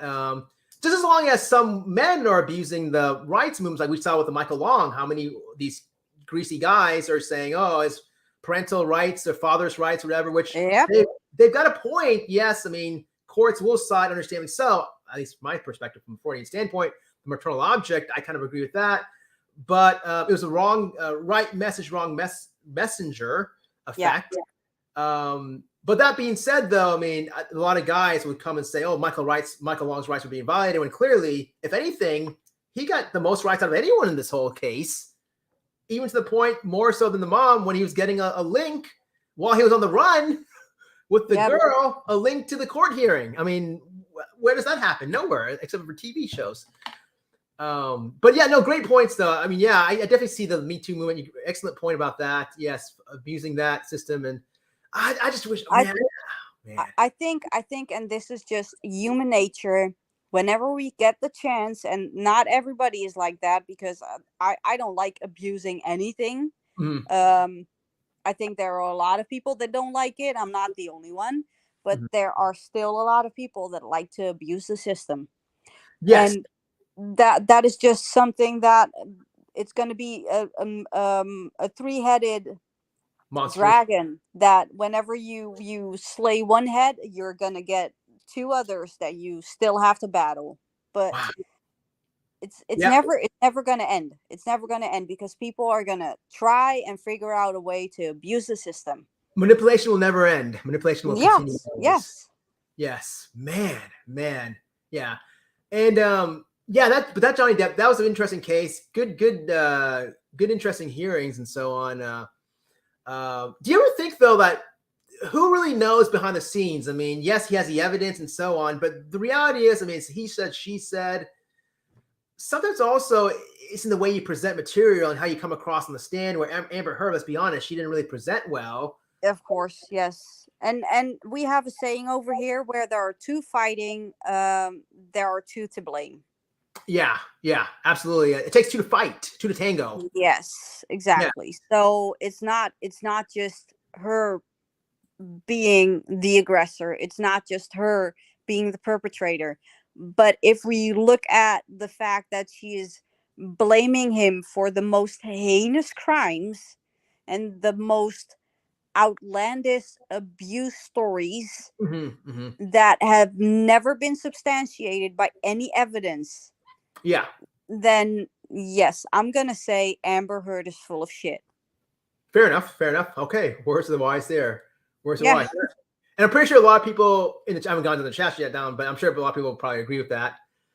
It seems like definitely the contrarian position was taking her, and I kind of like sort of took the other side, which not discrediting in depth or anything like that, but I just worry about neutral standpoint, I guess. Yeah. Absolutely. I don't even use you probably don't see my video. It's there. I did one video. It's one take, and I was just All right. So there we go. Cue the comments here. No screen. Okay, this is about the Summer Wells Curious Rose. The Summer Wells. Okay, some behind in the comments here. Coco is definitely sad, but people can't trust it. Sometimes it can backfire. Okay, I'll leave about moderators. Okay, Go to these comments here. The Wells, Caledonia, the Wells case struck a nerve. The big question is why? Interesting. I don't know much about the Wells case. I know it's a girl. It's missing. That's all I know. And the reality. I think the Wells case struck a nerve is because the people think that the parents are involved somehow. They're still like tight-lipped. I see. And let me ask you this, okay? Let me ask you this. Do you really think that these creators that are making these Wells videos, whoever they are, do you think they're going to find her? Like, if they haven't found her yet, I hope they find her, but with their content, what they're doing. No. Yeah, especially when if you want to do something, and this is just how I see it, and it's easy for me to say because I live in a different country, because I'm not the one who's going to be boots on the ground or anything, but if you definitely want to do something, boots on the ground, search. Yeah, exactly. And yes, and I'm not here to pick on anyone, but I'm just, when I did research on this case initially, I was going to do a video. I had a paper and a pencil, a pad, notepad, and a pen, and I was taking down notes, and I was watching this guy's video. I learned more, like I said, I learned more about selling soaps and t-shirts and so on, and I'm thinking, how is this even applicable and so on, and how is this guy even going to help find her by selling soap? Now, if it's one thing if he's going to go ahead and use all that profits if we get for selling the soaps and the t-shirts to like a Summer Wells fund, hey, different story. Yeah. But I don't know if this guy is even going to do that. It sounds to me like he's just only in it for the financial gain, is my guess. That's the problem with a lot of creators. Man, they're all the same. They're all just based, Yeah. It's all basically about themselves, the money, and just pocketing. And that's and this is not like we are both creators, so we know that when you put yourself out there, you have to have some kind of level of narcissism, because you are basically talking to a computer. Right. I'm talking to this camera here. This little So you're talking to a computer, and you know that there are people in the chat, but still, like, there are. And this is just like, I'm not saying that you are narcissistic or that I'm narcissistic, but most of the creators are actually true narcissists that want it to be about them. They want the scoop. They are actually fighting with each other because it brings more case.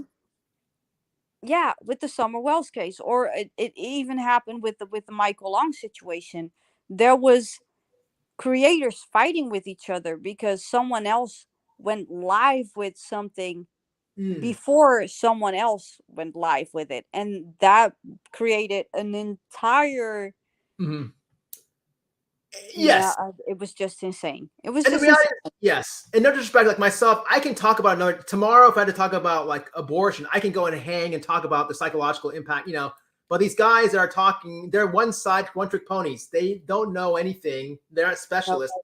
And they can only talk about drama stuff or like chaos or themselves. And that's all they know. So they're limited in their scope of practice, I guess. Not to put them down. And I bet you, honestly, what do you think? If I were to go ahead and go, I'm not picking on anyone, but that guy, this channel, like he had like almost 1,000 people in that room when I was watching, trying to take down notes, and he was selling t-shirts and soap. If I honestly what do you think? If I messaged the guy and said, hey, can you go ahead and come on panel? And can I ask you just one question? Here's a question. Hey, would you go ahead and put in all that profits you're making from your t-shirts and soap into a Summer Wells fund? Do you think he would take me up on that offer? I don't think they would. Yeah, probably not. Yeah, No. I just don't like why these folks are supporting these guys. Yeah.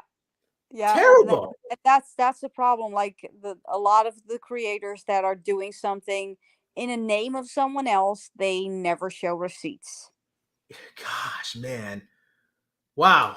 And meanwhile, And you have I don't know. I don't know the guy, so maybe this is like the not the one who's following the rules or anything, and is definitely doing something to put it in a fund. But normally, you would see a lot of people just not providing receipts. yeah, And if you're on YouTube, and especially in the true crime community, we want to know.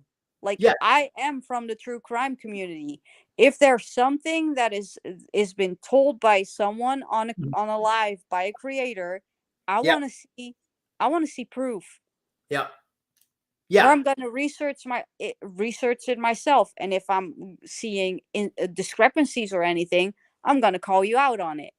yeah. That's how the true crime community works, because we are almost like our own private investigators. We are sleuths. We look and we dig and we find stuff.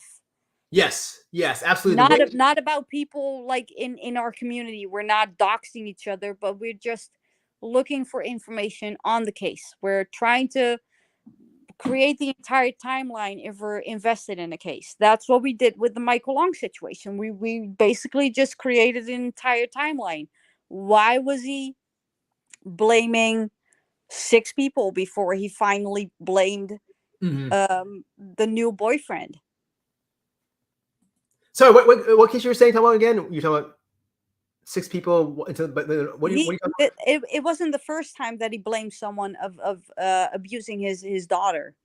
He did it before. Oh, the Michael. Okay, yes, Yeah. exactly, yes. And no one caught. Well, we caught onto that, but like a lot of sheeple basically would saw a little girl crying and they just emotions away, kind of, and believe the father, which I can understand maybe in the beginning. Sure, I get, okay, maybe, but then take a step back and Yeah, but that's the problem. That's the problem with people that think from an emotional standpoint and not from a logical standpoint. Yes.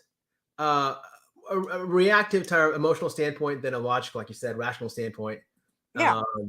And admit your mistakes. If you're wrong. I mean, I've had some people message me like they said, "Hey, look, initially we were on the wrong side. We believed the girl and believed the father, but after seeing your videos and yes, I mean, opened my eyes and seeing the facts, we realized, okay, no, it's not. This guy's full of it," which he ended up being full of it. Completely disgusting, though, how the manipulation continues, which, like you said, it's probably never going to end. Okay, let's see here. Continue on. There have been confirmed. Okay, there have been confirmed on both sides of Wells. The family and certain creators were criminal. Oh wow. Okay. See, it doesn't surprise me. I mean, they're all the same. It doesn't strike me that they probably do have criminal records, and not to pick on anyone, but their characteristics: very charming, manipulative, egocentric, all about themselves. These are the characters that you see like in folks in prison. That I've dealt with so many of these types. Same thing, similar with what's with the guy in Mexico right now, right? Okay, I know, right? Okay, the case was it was a very horrific case, but we're attracted to that though. We're attracted to that whole train wreck, like we said.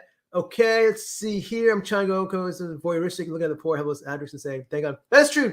We kind of give a sort of instills a sense of self-worth here when we see like folks who are in better shape, and so on. So I guess why folks like to see that.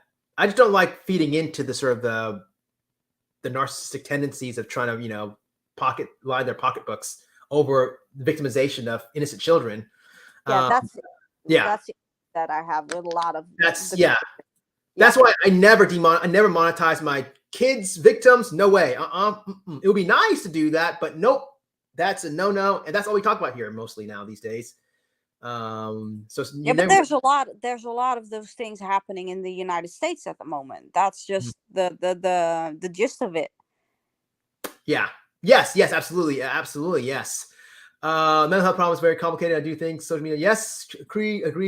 Caledonia ban evading. Okay, ban evading. Okay, so that's what you were describing. Okay, earlier. Yeah, that was with a Yeah. certain creator. It reminds me of kind of like, remember like Madonna or even David Bowie or whoever. I mean, like how they would kind of come back and reinvent themselves, but with a new type of music or style of music, like or Lady Gaga. True. Yeah, true. But they reinvented themselves. This one is just coming back and is being The same old more. people. Yeah, it's just repeating the pattern and even being more crude and more rude and more. And this is, I'm sorry, I know we're not no longer doing that whole laugh contest, whatever. But like for example, you like Bon Jovi, I like Bon Jovi, and honestly, I wish Bon Jovi stuck with Slippery When Wet, New Jersey, that sort of style. I wish they never did that whole country kind of, stick to what what people like. Slippery When Wet, and New Jersey albums. Don't reinvent yourself, but here's Bon Jovi reinventing himself and whatever themselves. Stick with that creator, what that creator's doing, not even reinvent. And I think with Bon Jovi, it was just like, okay, they have been like, how many years have they been in the music scene for? Like 30 years. Right. So they just keep kind of they want to do something different, I guess, and which they had to, I guess, but it some people like it, some people don't. I actually don't really like. I'm more in the these days. Okay, right on. DJ, yeah. I cried and I cried and I. Yes. That album was just that was just my album. I saw that comment. One last comment at the very, very bottom before I close the live stream. You said, "If these days is not the top of your top 10 your list, I would not be happy." Or exactly. Something. Yes. And it wasn't, by the way. This Ain't a Love Song was on there. Number 3, I believe. Yeah, number 3, I think. Yeah, that's also a good song. Yeah, but I have something with These Days. But just the entire album is just my peak Bon Jovi experience. Wow. Yeah. Mine was New Jersey. I would always say New Jersey's the top. I just thought that was just boom. But I can understand these days though. My goodness, I mean, that summer when This Ain't a Love Song came out in May, the entire summer that was in my head. I was rocking it wherever I went, whether it was like the restroom to the restaurants, wherever. That song was so addictive, and but the whole album though, yes, the whole album is a masterpiece for sure. Wow. All right. Good stuff. Who are these? The Turpin Children? Who are these people? I never heard of the Turpin. Have you heard of these Turpin Children? I've been hearing about it, but I'm not sure what happened. I think the Turpin Children was that the kids that got also abused by. Man. Were they foster kids? Oh, it's terrible. Okay. Man. I'm not sure. So okay. Don't quote me on it. Sure. Okay. And she e-begs to the max. I'm not sure who that is, but I don't like e-beggars. We don't do that here. Okay. I realize that they're nasty drumming. Wow, Chris. Yep. Mm-hmm. I realize that there's some nasty. Yeah. I mean, these channels, drama channels, there's a lot of nasty folks. Especially the Chris Watts. The Watts Island is definitely, that's is that the term, the Watts Island? Is that the group they name themselves the Watts Island? Yes. What is that? The creators that cover the Chris Watts case or what? Yep. Okay. I was gonna do one video on the Chris Watts case, just one and done, boom, in and out. Just kind of like, I think that would be actually, but from a professional standpoint, I think that would be actually very interesting because I've seen some of the behavior panel and some behaviorist psychologists, therapists, and all the kind of stuff. They have been doing a lot of Chris Watts. See, but stuff. Here's the thing: I don't want to put any spoilers or anything like that, but I'm not here to diagnose anyone. But if you truly look at Chris Watts and you say, okay, what does he most likely possess? There's really not much. If you know truly exactly what he more than likely possesses, characteristics he displays, then the case is pretty straightforward. It's pretty simple. There's not much to it. There's not much to analyze. There's no reason to keep going on and on and on and on and on and on and on and on. At least, well, I think some, and I'm not sure because I haven't watched every creator talk about it, but I think that a lot of people actually glossed over some of the things that he was doing right before he committed those crimes. But to kill, to commit filicide and matricide and commit, kill his whole entire family, it takes a certain individual to get in a category, which I don't want to go ahead and go there because I mentioned a certain diagnosis. People, I get which way you were going. So but I if you're in that category, you're all the same like all the rest. There's nothing special about you, and it's easy to figure out. And so your behaviors leading up to what happened. Yes. No reason to differentiate or nitpick or figure out. I mean, all roads point at you, and if you truly know these types of patterns of behavior of these individuals, there's not much there, No. But I get what you're saying, though. I mean, I don't know the whole ins and outs of the case or whatever, but I think some of these channels may overdo it unnecessarily, and I don't know. But that's why I want to do a one and done, because it's gonna be a quick boom in out, and it may not, and there are reasons for hatred for also the wife Shanann, which I'll probably explain in my video. Why is there so much hatred towards her? And I think there's some hate. There's a lot of reasons for that, which future video there. But interesting, yeah, Chris Watts. But I don't want to be part of the island, though. Don't go to the island. You don't want to go to that island. Trust me. No. I'll probably get kicked out. Who is this guy? Because they probably don't want to hear what I have to say. No, probably not. No. They have their own motives and missions. I think YouTube has grown so big that they can't keep up their own. Great point, Caledonia. I agree with that. I think so much so. It's just too much. And I think they're mostly focused on the big dogs in terms of at least on to keep the money coming in. That's all they really care about. And for the abuse and the bullying for the little guys or whatever, I think they're neglecting all that, which they shouldn't. Okay. They don't care. They don't care about because it doesn't affect the bottom dollar, the top dollar. Yeah. A great point. This week is over. Like, why do people continue to follow and donate e-begging? Yes, I kind of talked a little bit about that e-begging in one of my GoFundMe scam videos. I have it out in my collection. Ban evading. It's pretty simple, straightforward, though. I mean, it's all about themselves, egocentric sort of. Well, it's also and I think this is also kind of like from a psychology standpoint. Whenever someone gets away with e-begging and gets money from it, they're going to continue it.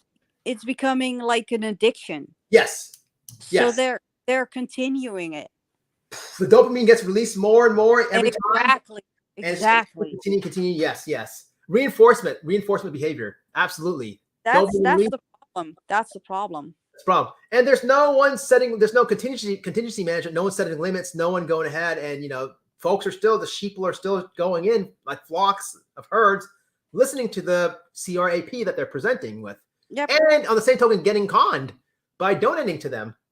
Yeah, but they don't see it, and that's the other, the other side of the coin. Like, is it truly that bad when someone is willingly giving money to someone that they know is not probably truthful about what they're talking about? Because at the end of the day, it's their money, so they can do whatever they want.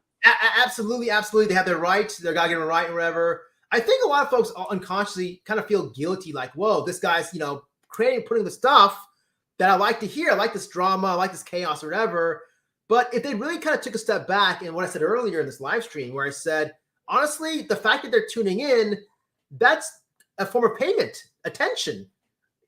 Listening is a form of payment. So they're actually paying them. So there's no need to reach in their wallet and further pay these, clowns. Stopping and listening is fair enough.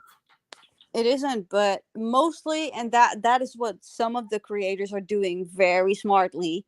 Yep. Whenever they get a super chat or anything, they get called out. So it's basically another dopamine release for the person in chat, because they get acknowledged. Yes. Within a group of 600,000, how many people there are in chat at the moment. Like, I've experienced it myself when I was watching the entire Johnny Depp trial. When I wanted to ask a question, they were like, you have to super chat it. And I was like, okay, I'm going to super chat it. And it gave you some kind of adrenaline rush, because you saw your name on the screen, and it was just like, they're going to read my question. Yes. It's very easy to fall in that trap. Ah, they're not like it's Side Guy who's individually reading all the comments or whatever. They're like basically Yes. gotcha. Gotcha. That reminds me also, by the way, the Johnny Depp thing, I respected or whatever, but looking back, one thing that also turned me off was all the folks that really were there, but they seemed more interested like in just like, oh, wow, he looks so cool with his hair and he looks, Oh, I didn't like that. Yeah, I didn't like that. I didn't like that. I didn't like those greasy people that would post those videos, like those 2-second, 10-second clips just for clout and views No. and stuff. It was just terrible. Like they were basically jumping on Johnny Depp's shoulders. Yep.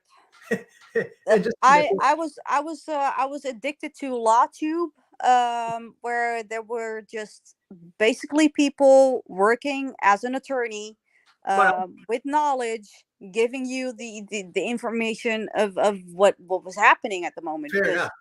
again, I'm a foreigner. I don't have any clue about trials in the United States, and especially with jurors and all that kind of stuff. So it was interesting to actually get the background. Like whenever something happened, they will give you the information. Like, okay, this is why they're doing this, or this is why they're doing this, Wow. and it just gave me more information and more understanding about what was happening. So I was addicted to LawTube at that time. Gotcha. Fair enough. I understand. Run on. Okay. Cool. This is what we do. They create some channels, so one gets shut. Okay. Wow. It's like a backup kind of. No, it's a never ending thing. Oh man. Let's see. Go to the chats here, comments here. Curious Rose says, Doug from Newport is a sweet guy. He had heart surgery today. Not being left. Ooh, wow. Okay. Horrible. Oh, he had heart surgery. Oh, wow. See, honestly, okay, here's the thing, Dutchie. I don't know how you feel about this, but I'm looking at this. I don't know anything about Doug from Newport. I'm sure he's a sweet guy. But do we know for sure if this really truly happened? Is it confirmed? Yeah. That, this truly happened. I did. Yeah. You have confirmation. Yeah. Like you actually. He was attacked and Whoa. yeah. Like, does someone have footage of that, or does someone actually witness it, or how do we know that's true, or is it just word of mouth? That's still a mystery to me because I haven't really looked into it. Like I'm the worst as far as information goes. You should not come to me because I'm always behind. Okay, because I can right now, like after I get end this live stream, I can like 3 days from now say, hey, I got attacked, my house got robbed. How do you know? Yeah, you're never gonna know. Well, you can, because there are still people that can call or they can figure out where you live, and trust me, they can. They can figure out where you live, and they will call the police department and just ask like, hey, was there a robbery at some time? So yeah, they can figure it out. Maybe this happened then. Okay, wow. I'm so sorry to hear that. Heart surgery. And I think his partner was also the one who basically just confirmed that it definitely happened. Okay, because you know what I'm talking about. But I've seen so many times, Dutchie, where like it's like a pattern where like someone gets caught in a lie, or someone gets stuck, or in this bad situation. Next thing you know, they're in the hospital. It's like time and time again, or all of a sudden they have cancer. Or all of a sudden, Lord. I see this so much. It's like, okay, anytime. Have you been watching the drama Community by any chance? Because that is what's happening. No. I get these recommendations, like sometimes, because I'm linked, because of the Michael Long thing, now I'm linked to the drama on the edge, the drama. But like I was saying earlier in this live stream, like I got this link to someone, and I clicked onto it because I was going to clean a little bit. And it was terrible. I had to put this person down. I'm sure this person's a nice person, but this person was at the beach and wasn't even showing anything about, the person. Like, here you see my face. I don't care if you have your face, like, an avatar, that's cool. But this person was at the beach and just basically showing like the sand. I'm thinking, what is this? Why would anyone want to watch someone on vacation at a beach when you're only seeing sand? If anything, I want to go to the beach. Why would there are like 200 people on there? But no, what? Well, that could have been because the whole trip was basically paid for by the subscribers. So okay, but still, don't you think the subscribers would want to go ahead and go out and experience? I mean, you would think so, yeah. And it's another, I know it's the same channel, but last week the same thing happened where I got recommended. I said, okay, I got to go ahead and find a video to go ahead and listen to while I'm getting. I clicked on it, and this person was like shopping or something, going on the shopping thing, and I'm thinking, why would anyone want to watch anyone going shopping? And all it is basically just driving around town, like it's like you know what I'm talking about? It's just. And there's like 200 people in the chat thing. Like, what? Here, I got 7 people. I think we're having a good-hearted discussion. Meanwhile, you've got this other channel where they got 200 people watching sand. Yep. Talk about nothing. I'm thinking, what is this? Now I got 6 people. That's basically because a lot of people are just they follow because of the drama. Because I'm not sure if we're talking about the same creator, but it kind of fits. Because I know that person was at the beach at the moment. That's one of the ones that is constantly in the drama. So I mean, I hate to put this person down, but the content was just, there's nothing productive. It wasn't very fruitful. It wasn't really that, I wasn't really that excited or engaging. It was just sand. Yeah. And that was it, you know, just waves crashing. And I'm thinking, okay, this is boring. And I just quickly but if we're talking about the same creator, that is a creator that is basically going to flip a switch without you even knowing, and then you're in for a show. So I don't want to even bother entertaining, even like if I you guys like on the taking you to like a 4th of July picnic, or I'm sure you guys would probably be bored. I mean, people throw much money in the Band Vader. That blows. Okay, I'm not sure who this Band Vader is. Darth Vader, Band Vader. They should like nickname this person Band Vader, Banny Vader. That blows my mind. I'm sure that's one person that you're saying notorious. No, we don't name drop here, but it's bizarre. Okay, you got to be careful on YouTube if you live real life. Yeah. I have nothing in my background. I live a very boring life, so it doesn't bother me at all. There's nothing on my records. My National Practice Database, you can try to find any sort of history, drugs, nothing on my record. So it doesn't bother me at all. I just get bothered when it affects people around me, like family members. They didn't ask for this, you know. They didn't, you know. If you're gonna only affect myself only, then come at me. But the fact that I have family also, that's when I don't like when they go real life. You know what I'm saying? Who cares? Yeah, who cares? Who cares? Exactly, who cares? Yep. Okay, so let's see. We keep going on here. I follow Doug. Okay, that's the guy. What happened? Oh, terrible. Oh, so sorry. So it is confirmed that heartburn for Doug. Wow. Okay, that's good that they're coming rallying. I apologize. I wasn't saying he was faking it, but I've seen so many people where I gotta see the receipts. That's the issue. That's the issue, because there are a lot of people that basically just lie through their teeth. That whenever something real happens, we're like, is this actually real? We need to see receipts, or we need to have some kind of proof. I mean, if I'm in the hospital, if I get hospitalized, God forbid I don't, you know, but if I do, I'm going to basically put out receipts, pictures. Yeah. Here's the nurse's line, contact, here's the code. Of course, don't harass it or whatever, but something, at least as some close friends or something, you know, just for confirmation. Yeah. But continuous proof and information, but sounds like these guys really don't. But Doug, though, in his defense, though, maybe it was a heart attack. That's terrible. Especially if it involves the YouTube streets, something like that. How sad where streets are causing a heart attack. I mean, that's just terrible. It's insane. The stress in the streets? Yeah. Wow, man. I follow everyone. So now we go on. Good job, Heather. Good job. And I'm going to still fight with you, Heather, because I need to boost my subs up. So I got to, or Dutchie, I'm going to fight with you so I can go ahead and get my subs now. Trust me, Heather and me have been in each other's hair for the last couple of years. Which shows the love you have for the book too, you guys. Yeah. No, but we have been friends, we have been enemies, we have been everything. So yeah, that's how it works. Yeah, I don't agree. If you start going cases, some people go postal, they start doing real life. You got to really look at your life and just say, why am I even here? What's going on? And you need to leave YouTube, because I mean, you need to focus on yourself. If you start really calling this person or doxing that person, spend time with your kids, with your family, with your loved ones. Yep. Don't spend time with strangers on the internet and going after their information or whatever. Terrible. What happened to Doug was horrible, so heartbreaking. Okay, definitely Wiki. Some crazy out there, some nasty crazy out there covering Watts, the Watts Island. I learned that for the first time.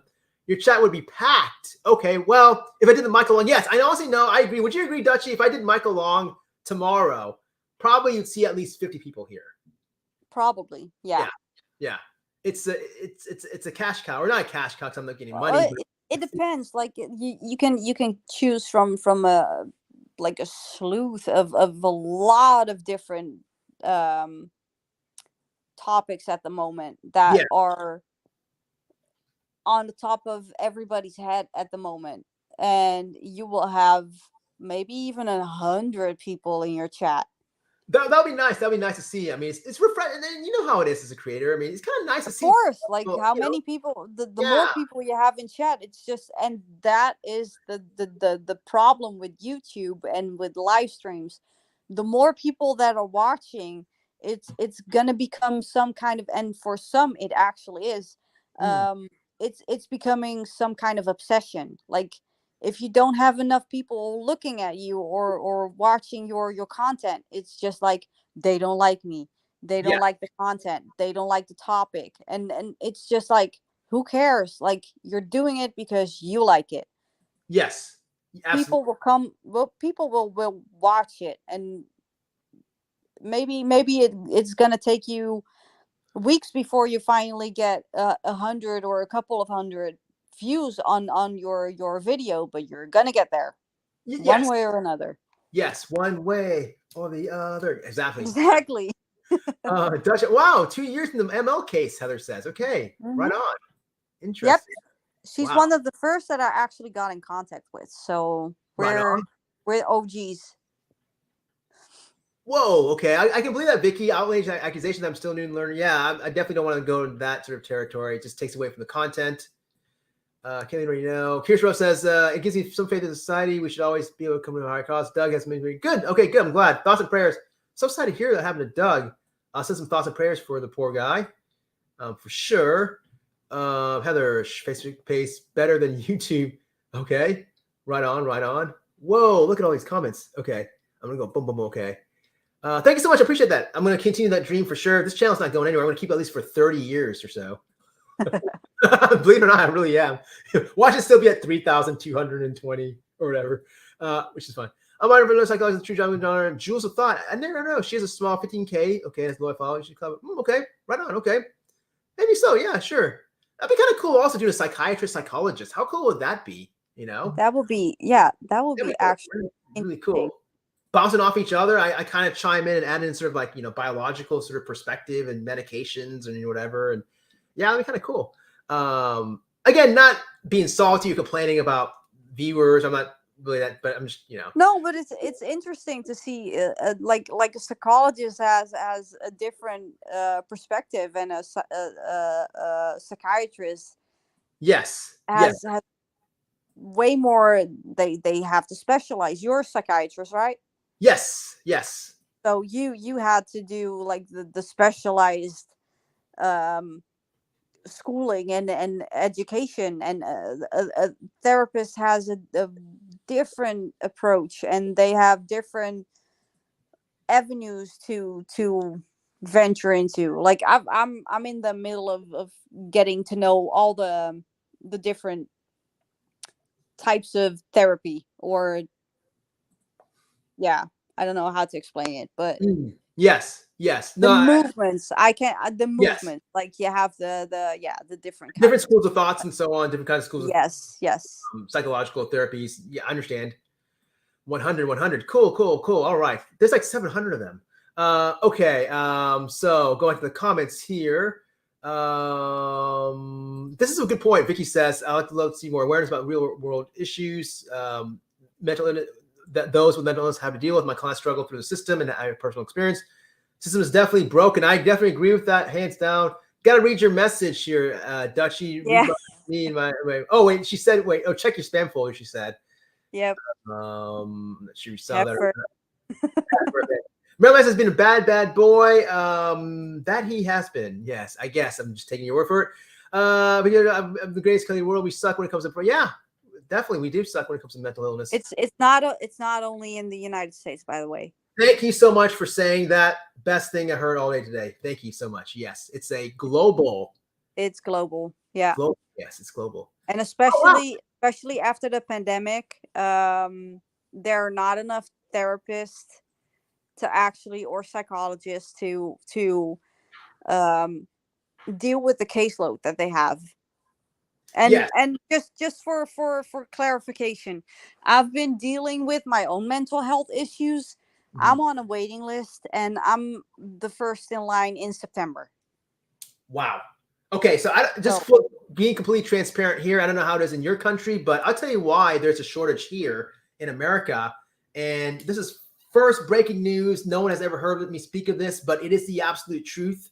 Here in America, we have what's called managed care, meaning that insurance companies will want to go ahead and profit. And the goal of insurance companies to profit the most is that they want to go ahead and not have to pay out doctors, providers, and so on. So they put all these hoops and hurdles. Like, for example, I was whining, complaining earlier about how I have to wait for credentialing, so many weeks. I have to write this letter, this, that. They're doing that on purpose because they don't want to see someone like myself in the end get credentialed, in the end get qualified, because their goal is to have less and less providers, less and less doctors, so that they don't have to pay off as much, so they can profit in the end as much. So that's why there's a shortage. I don't know how it is in your country. Well, it's not so much with the credentials. It's just that we have too many people suffering at the moment, and not enough resources. That's basically it. Fair enough. Yeah, it's sad. And this, to me, especially when folks are focused on military spending, and I'm sorry about the war that's happening in Ukraine and Russia and whatever, but like, just there's other, let's go ahead and also take care of mental health too, allocate more funding. Good news, Illinois shooter is in custody. This was, wow, I'm way behind, about 45 minutes ago, as always. But good news, he's 22. Okay, I'm glad to hear that. Whew. Okay, I was never a fan of Johnny Depp, but afterwards, I feel he was abused by Amber. Okay, fair enough. Colleen's take on that. Good. Yeah, and look at it, it looks like mental health issues. Okay. Okay, so there we go. This guy right here, Vicky's saying that we don't know for sure, it's confirmed, but it sounds like he probably has mental health issues.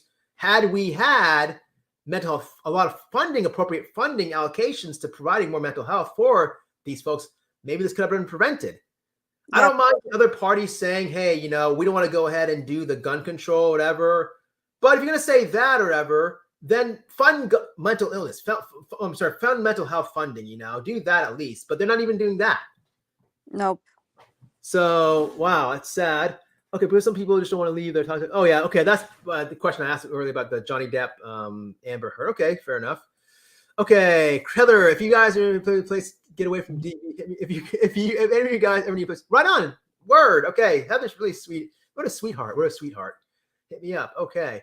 I was abused horribly. Oh, no. But it never left until the first time he was going to hit her son. Oh, wow. Okay, wow. That was to push me out. Okay. There's always that catalyst, isn't there? There's always that one catalyst. That's Colleen, that's exactly what I experienced too. When he was, and this is the same situation that I was in, I didn't care what he did to me, but that was the time that I was like, okay, now you're just going too far, and now I'm calling the cops, and now I'm done. Fair enough. There's always that sort of breaking point. There's a breaking point, and when it's targeted only at you, you're like, okay, I can take it, because this is just this is the way that the way that they actually rewire your brain is just making you think that this is your love language now. This is the way that you are supposed to love each other. Yes. But once it comes to your children, that's when Mama Bear comes out, and then absolutely. And you hit the nail on the head, Dutchie, when you said Stockholm syndrome is definitely like a Stockholm syndrome effect. I don't know if it feels like Stockholm syndrome. Yes, it's sort of a enmeshment of egos and so on. It's hard to separate, differentiate the sort of conjoinment and so on. They isolate you. So the only thing that you actually think about is, this is the only way that I'm going to get love. Yes. Great point. Great discussions. Wow, I had no idea that we were going to talk about all these different topics today. Thanks for whoever who's still hanging in here. We're going to go through the comments here. Dude, I have PhD, so it's always going everywhere. We're matching here different ways. Yeah. You definitely make a great co-host here, great co-panelist. Okay, I was abused horribly, but never. Oh, okay, that was it. We talked about that. Okay, so Kayla says, I was so wrong that we don't provide adequate care for the people that are struggling. That is our main issue. Our country's so broken and people are killing. Yep, word, 100 for sure.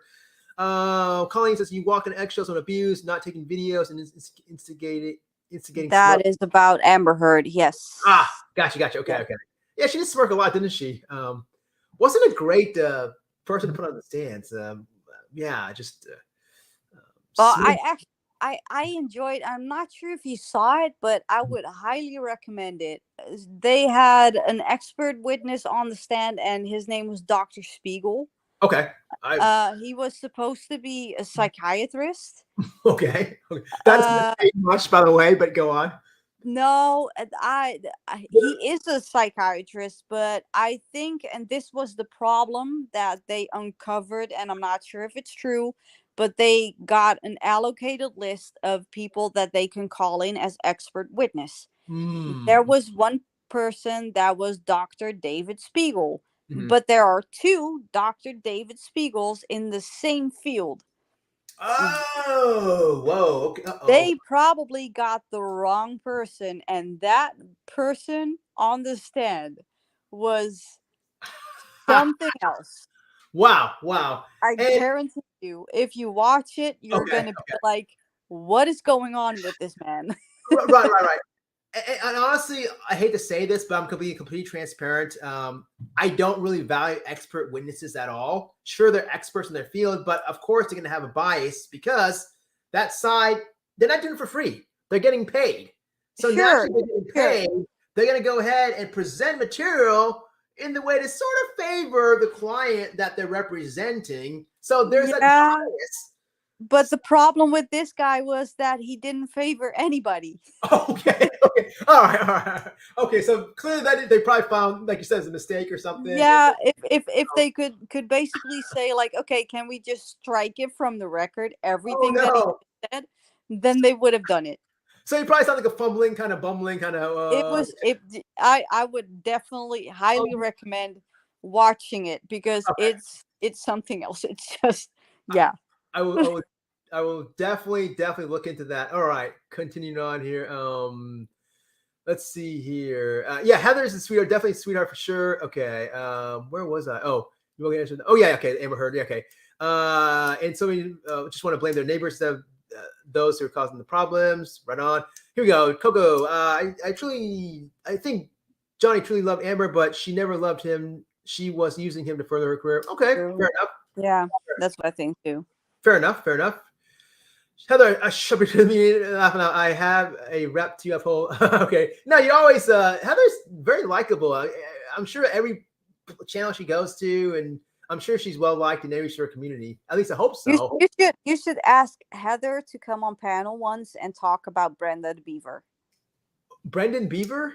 Brenda's Beaver. That's the one. Okay. Maybe in the future, maybe not this. I mean, she can come on the panel if she wants to right now, but like, that sounds like a different sort of live stream. If she wants to come on, she can if she's still around. It's kind of, it's something else.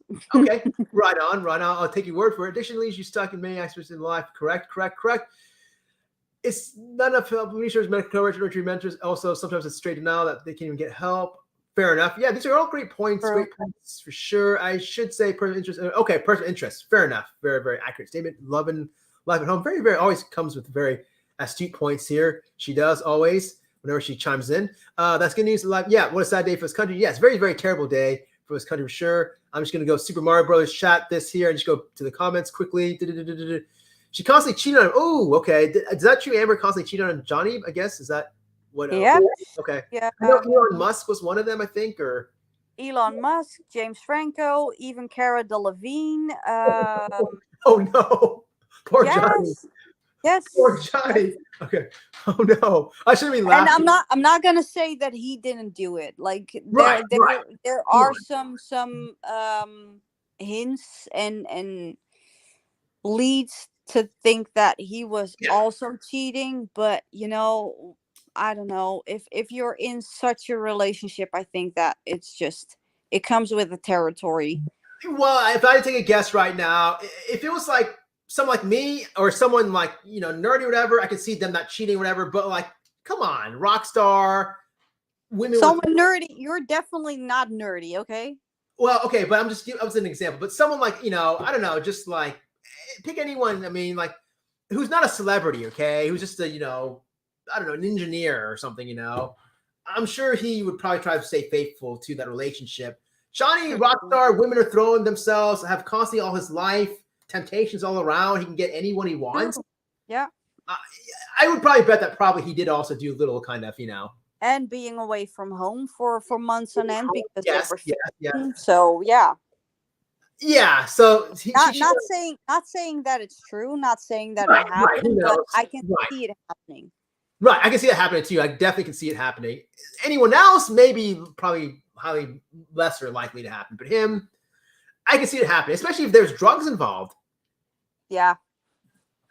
But also, and this might sound weird, but because he was taking drugs from a very young age and drank alcohol from a very young age, he had a very high tolerance. So fair enough. Great point.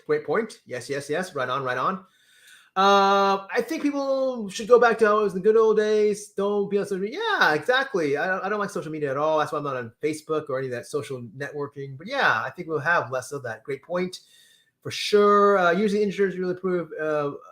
Yeah, that's a problem. Also, insurance companies, they will limit the payouts to inpatient stays and so on. So they don't want to pay out. They want to profit, right? It's not about the patient. It's about the profiting. Yeah. At least here in America. Well said. Yep. Caitlin. Okay, so I'm quick. Okay, they caught the Illinois shooter. Gabby says yes. Alleged person of interest. Okay, let's see. I'm quickly going to the comments here. Okay, figure out you look like the Karate Kid growing up with a sight kid.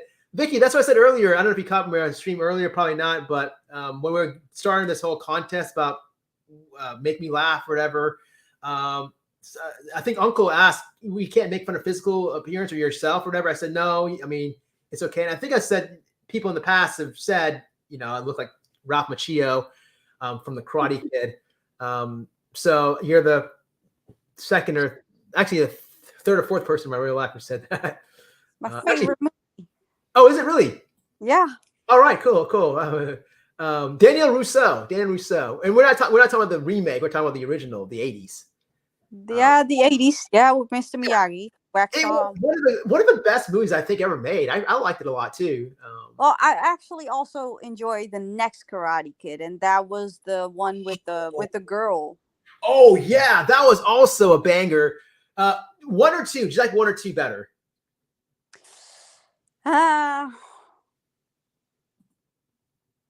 Or is that too hard to ask? That's a hard one. I agree. Honestly, I don't know how you feel about this, Dutchie, but if it wasn't set in Japan, to me, I thought a lot of the attraction of number two was the fact that it was in a foreign land. Like, was it Japan, right? I think because the first one was basically him finding his strength and going further, and even with the injury that he had. Yeah, that to me was, I think, the first one. Yeah. Okay, fair enough.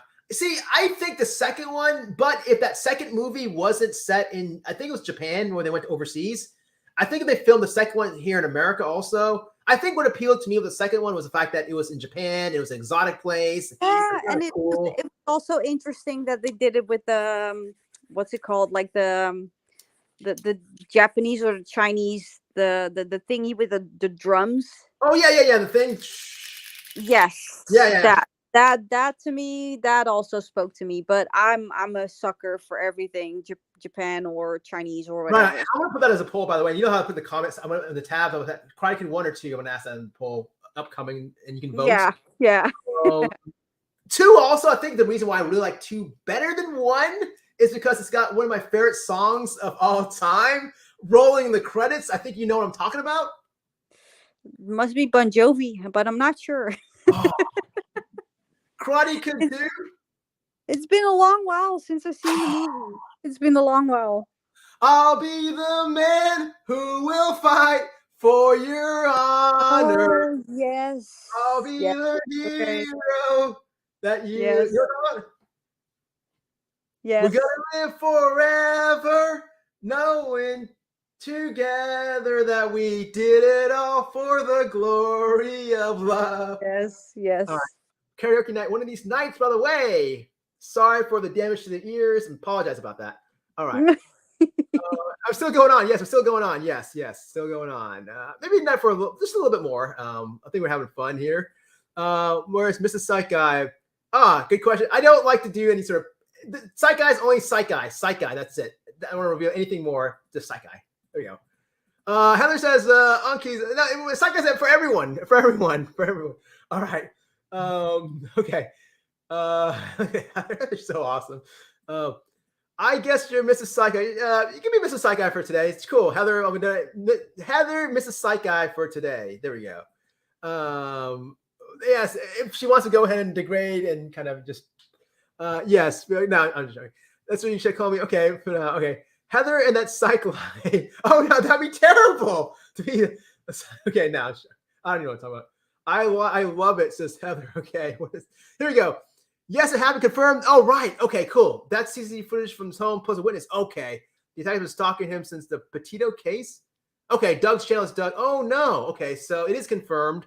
Okay, I thought you were talking about the shooter. Okay, this is about the Doug. Okay. Ooh, that's terrible. Oh, no. Yep. I hope that he's doing okay. I mean, right now, after the heart attack, the MI. Okay, Dutch and I have a lot of it. Right on. So this would check her. So she wants. Okay, this is spam folder she's asking. Right on. I love the love you have for each other and just all around here. That's awesome. Yes, there's shortage in psychiatrists, especially in the special needs field. Yeah, it's all about managed care. That's the reason why. I'm not lying here. It's all about the profiting of these insurance companies. They put so many hurdles. And right now, also another big thing is that they're only reimbursing if you're board certified. And luckily I'm double board certified adult in child psychiatry, but there's a lot of psychiatrists that are not board certified, and they can no longer practice because they're not getting reimbursed by these insurance companies. They can only, get private pay, but it's kind of hard to get private pay. So these guys are dropping like flies, these psychiatrists, and that's another reason. And I've seen a lot of folks out there that are not board certified that are stronger than board certified doctors. Yeah, that's insane. And to get board certified, it's not that, you just got to take tests. That's all it is. You're paying like $500,000 or whatever, and you're taking tests, or you're keeping up with your CMEs or whatever. It doesn't take any extra sort of training. But that's not like you have to have extra credit or anything. Yeah. So that's the reason why there's shortage. It's not. It's with the system, the managed care, the profit, the insurance companies. And I know I'm alienating myself but I don't care. It's got to be put out there. All right. Special was Spiegel. Okay, Spiegel. This is the guy you're talking about, Spiegel. Yes. Spiegel. Okay, I'm thinking of Beagle here. Spiegel. Okay. Yeah, but I'm telling you though, the expert witnesses, I can't. There's so many horror stories. I had a couple of lawyers come up to me behind the scenes, and they tried to pay me, encourage me to go ahead and say, hey, I did like a case, an expert witness for one of their cases. They said, hey, roll with us. We'll pay you handsomely. All you gotta do is, they didn't say directly, just side with our guys, but come over here and we'll pay you. We'll take care of you. That's all you gotta do. And I know a lot of psychiatrists out there, that's what they only do, is just go the expert witness route. Well, there was another, and that was one that actually was on Johnny Depp's case, who was basically upfront about it. Like, she was gonna do, I think she did like a 12-hour interview on different times, but regardless of the outcome, she was going to be like available to either side. Because if it was going to be in favor of Amber Heard, she was going to be on the stand for Amber.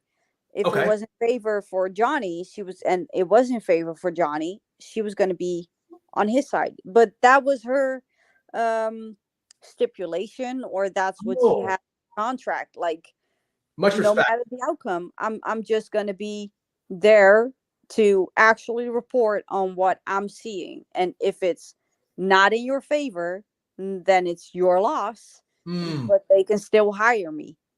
So she's basically completely transparent and basically being. She was neutral, and that's what she said. Like, we don't know for sure, but that's what she said. Okay, that's what I like. That's what I like to hear. I like that sort of style. It's rare to see this kind of day, but I love that. I love that. There's a famous case, by the way. I'm not going to mention. It's going to be a future Psych Guy video. This is why I have folks kind of want to stick around and tune in. But there's one famous case.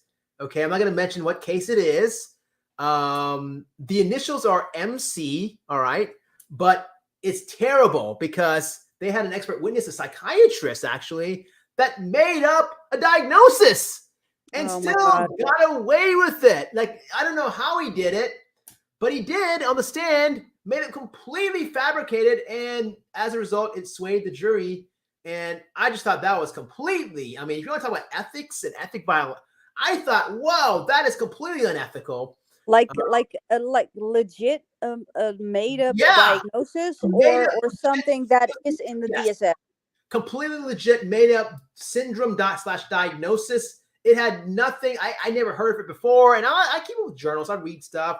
It was completely way. And it's not anything like, you know, how DID, multiple personality, is controversial. Yeah. A lot of folks don't like to talk about it. It's nothing like that. It was completely way out of left field that no one in my field has ever heard of it.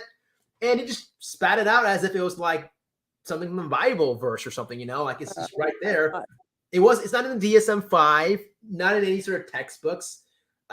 It's more anecdotal, if anything. I don't even classify that as anecdotal because it sounds like something he made. So yeah, it was terrible. He got away with it. He got paid probably handsomely. Lord. But yeah, it's terrible. But it'll be a future video.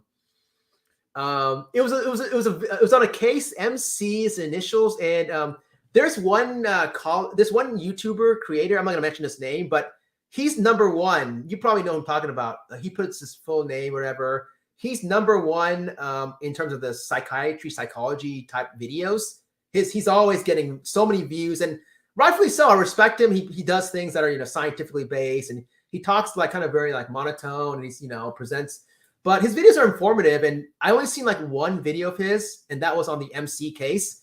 And that video, I had a completely different take than his. And I'm like, oh no, you know, but I respect the guy. I mean, I'm happy that he's very successful in YouTube. I'm sure he's getting paid good money. He deserves it. Unlike a lot of these creators we talked about earlier, who are the drama channel creators or whatever, who are the true crime, that honestly, I don't think they deserve their money, how they're just basically just harassing and bashing people and using little girls and boys. Yeah. They shouldn't get any money at all, any dime. Just another subject that maybe is interesting for you to venture into. TikTok self-diagnosing. Oh, is that a thing? Yes. Okay, see, okay. Is that what they were talking about earlier when someone was saying DID, or is that popular? Okay. It's a very popular, and the thing on TikTok is that they are so-called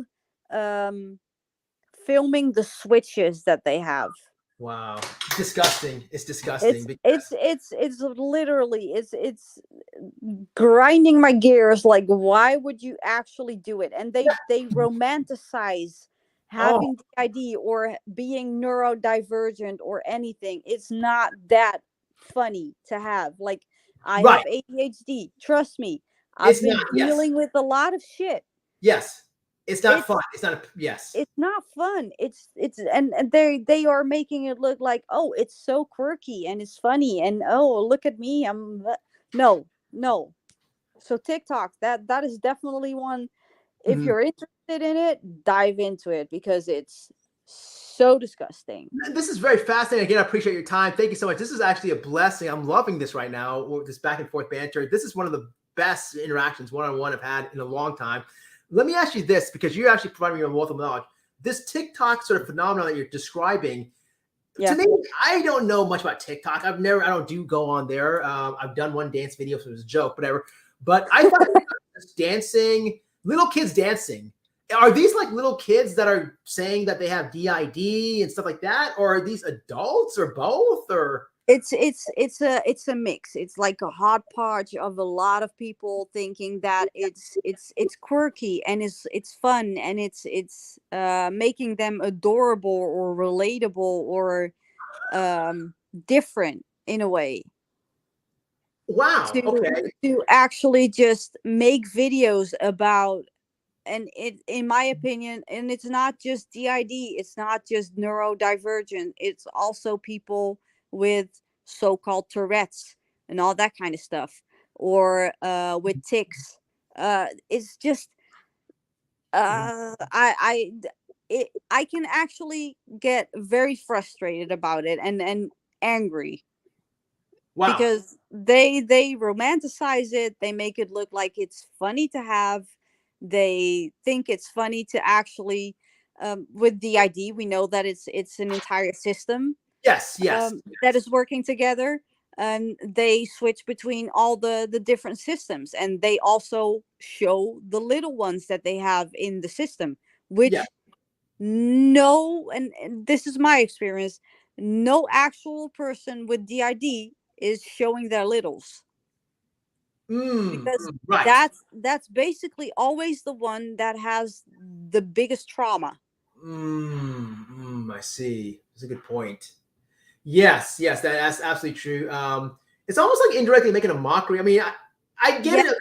I'm not giving it yes, back to little kids or anything like that, but little kids, they don't know what they're doing. They're just kind of go with the flow. And but then again, you get a certain age where you kind of do know exactly what you're doing, and whether it's for attention or it's more. they're doing it for clout, they're doing it for clout, that's Okay. basically it. This kind of reminds me of like I was talking to one of my colleagues. She strictly works inpatient, child psychiatrist, works strictly inpatient, and she told me that, and she works out in Massachusetts, and she was telling me that every day, I mean, it's like clockwork.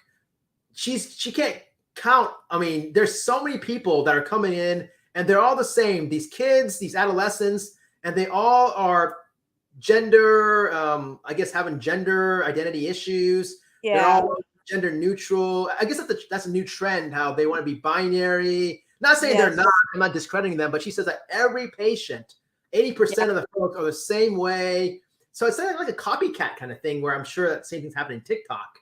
Well, Or, it's and this is the thing that is happening right now. You have the, and I'm not knocking anybody that, like, mm, if you're definitely born in the wrong body, I'm 100% with you. I will be supporting you all the way. yes, I'm following a lot of people on TikTok that are actually in those female to male or male to female, yes. whatever, doesn't matter. And it's an interesting thing to actually see, like, the entire process. But there are also in like you said, the non-binary or the gender dysmorphia or anything, or is dysmorphia the I don't know. I I don't know forgot. what's changed since like 5, 10 years ago. Like I understand like there's more acceptance, but I appreciate the community and so on, the LGBT. Yeah. I understand, but what has changed from 10 years ago to now? Yes, it's more awareness and acceptance, but I don't know about you. The biggest change is basically that there are a lot of woke people at the moment. What? Woke. Well, oh, okay, gotcha. Okay, gotcha. Okay. The woke people make it seem like it's okay to have, and it's not just the normal LGBTQ people, it's basically also the neo pronouns, and Mm. you cannot even fathom It's how almost like many, yes. how insane they go with their pronouns, like they want to be named clown self and clown, like what are you talking about? Yeah. It's almost like what I've noticed, like when I first started kind of getting out there, practices art. I remember like that show, like The Big Bang Theory. There was this Yeah. surge of all these folks trying to come in and want to be diagnosed with having Asperger's when they didn't have any characteristics, but they're all trying to copy that Sheldon. I've never seen the show, but I guess one of the characters, Sheldon, I think is his name. Sheldon is adorable, yes. Yeah. Okay, everyone and we're talking boys and girls. They all are trying to be Asperger's, and I'm thinking, Yep. if you truly know what Asperger's is, it's not a fun kind of condition. But I guess it got really, really, like you said, romanticized. I like that word. Yeah. Romanticized into this sort of, and then fast forward, then there must have been some movie or some. I don't watch the trends, but like I guess there's some characters that were bisexual. Next, everyone's bisexual. And then now I see this with the gender neutral, which I respect, the binary thing. it's almost like it comes through phases, and what's going to come next after that? It's always It's gonna get worse. It's gonna get worse. That's the only thing. And there's another show actually. It's called Perception. I like the show. What? Wait, Perception? Yes, it's What, called is this like Perception. it's like a show in Netherlands or No. It's definitely like it's an American show with I don't know what the name is of the character, but basically he suffers from schizophrenia or schizophrenia. Oh. And it is so romanticized that it actually made me think that it was awesome to have, and I know it's not, but it No, made it's me think horrific. like this is like brilliant to have schizophrenia. Oh wow. Because it kind of like a Beautiful Mind, which I'm sure you saw. It was a great movie. Also, that's also one of the movies that is basically romanticizing schizophrenia and all the kind of stuff. Yeah, because mathematician, brilliant guy, and so on. Yeah. Yes, yeah. They did show the horrors of how it was very haunting. I think he was, very distressed at times and so on. But yeah. I mean, the media, though, for sure, doesn't sort of favor mental illness in a nice light, or in the light that should be portrayed as. Well, it's a double-edged sword, because basically what they do in shows and in television shows and in movies and all the kind of stuff, they make it look like, and I'm talking for myself right now. The person with ADHD is also always the quirky and the hyperactive and funny one. Right. Like always all over the place, like some kind of bouncy ball. Yes. But they don't show the inner struggle, the chaos, the constant battle that you have inside your mind, and the fact that you hyper focus on nothing, or that you can not just get yourself to actually complete a task or start a task, because you're just paralyzed. Yeah. It's definitely no fun for folks. It is. No, and they glorify, or they kind of over dramatize, or that's what you said. And you see it even now with a lot of people that get diagnosed with ADHD. They think like, oh, it's so fun. I have a lot of energy. No. Trust me, there's a lot coming your way. Just wait and see. It'd be very distressing for sure. Yeah, definitely. I mean, any mental disorder can. I mean, the basic any mental diagnosis has an impact your overall functioning. So anything that affects your overall functioning, whether it's ADHD or schizophrenia or whatever it is, whatever mental disorder. Well, if it's unchecked, it can actually just debilitate your entire life. Unchecked and untreated, for sure. Absolutely. Wow. So this TikTok challenge, I'm still shocked. Wow. So that's a new thing, DID. Terrible. If anything is undermining the folks who truly have DID, it's undermining the folks. I mean, same thing concept with the folks that are copying the whole gender neutrality or binary. Undermine the folks that truly have gender dysphoria and whatnot. Terrible. I didn't realize that, but that might be an interesting take. I think it will be an interesting avenue for you to take, because you have your knowledge and you can you can give your opinion on it, I think. Fair enough. All right. So many good ideas several times. We make videos and stuff. But yes, Heather says Brenda has some stories to be told. Yeah, Brenda. He says I'm not the only one. Okay. There's a great. Oh yeah, Karate Kid. Yes. One or two. Karate Kid 1 or 2. I'm gonna definitely put that poll out later in the night show for sure. Before I go to bed. Find it for honor. So good. Yes. Karate Kid 2 song. Yes. You may laugh, but I don't have any money. No worries. This channel doesn't take any money donations. Thank you so much. That was hilarious. Oh, Psych Guy that was hilarious. I think that was when I was talking about the dancing video I think I made or whatever. Which I'm gonna look for it. Oh no, it's basically I was dancing to a Bon Jovi song, and yeah. I think it has the picture. The thumbnail has a guy shaking another guy's hand saying, "This is what I did." It's a true story, by the way. It's right before a job interview. Wow. It said, "This is what I actually do." I had 2 job interviews or something. the night before, and I said, "This is what I do." And I actually was dancing. That's what I was doing. I was dancing, and I wasn't preparing for anything. I was truly dancing, and that's what I actually did. It was like an inside, behind the scenes look at Psych Guy's life, what he does to prepare for stuff like that. Enjoy your show. All right, cool, right on. Thank you so much, Vicky. Yes, yes. Maybe some trivia added. Okay, what do you think? Do you think we should add some trivia here? Dutchy trivia. Rose is what? I would. Yeah, definitely. Okay. Okay. Yeah, maybe some trivia, some games or something, some extra fun. Okay. I'm still learning this whole YouTube thing, but yeah, I mean, that'd be a good idea. Definitely panel though. Definitely the whole panel thing for sure. If folks, not the one-on-one, but the panel. If folks want to jump in, panel it up, right? Okay. Okay. Cool. Cool. I'll do that for sure. Kaylin, yes, it's same thing with the Tourette's. The kids think it's cool. Yeah, it's awful. I believe, man. Yeah. Yeah, it's terrible. I agree. Copycat phenomenon. Copycat. Just like with the shooters also. Copycats. Okay, Caitlin, I agree. I had PTSD experience since I was 14, and kids make these diets. So yeah, it's terrible. Undermines folks truly with mental illness. That's absolutely spot on. Caitlin, thank you so much. I agree with you. Yes, it is crazy. All right, cool. Okay, well, that being said, we have the 6-hour mark. Yeah. Woo! All right. This was a long one, and I'm having the hiccups, so I've been talking too much. Thank you so much. You rocked it. You basically took this live stream and you took it to another level. I appreciate that. I didn't want to overtake you or anything, but I appreciate you letting me on panel. This was so awesome. I feel bad because there's other comments earlier, which I didn't talk about in regards to the main issue at hand, but I'm sure there are great comments nonetheless. I'll put the chat. I won't take it away.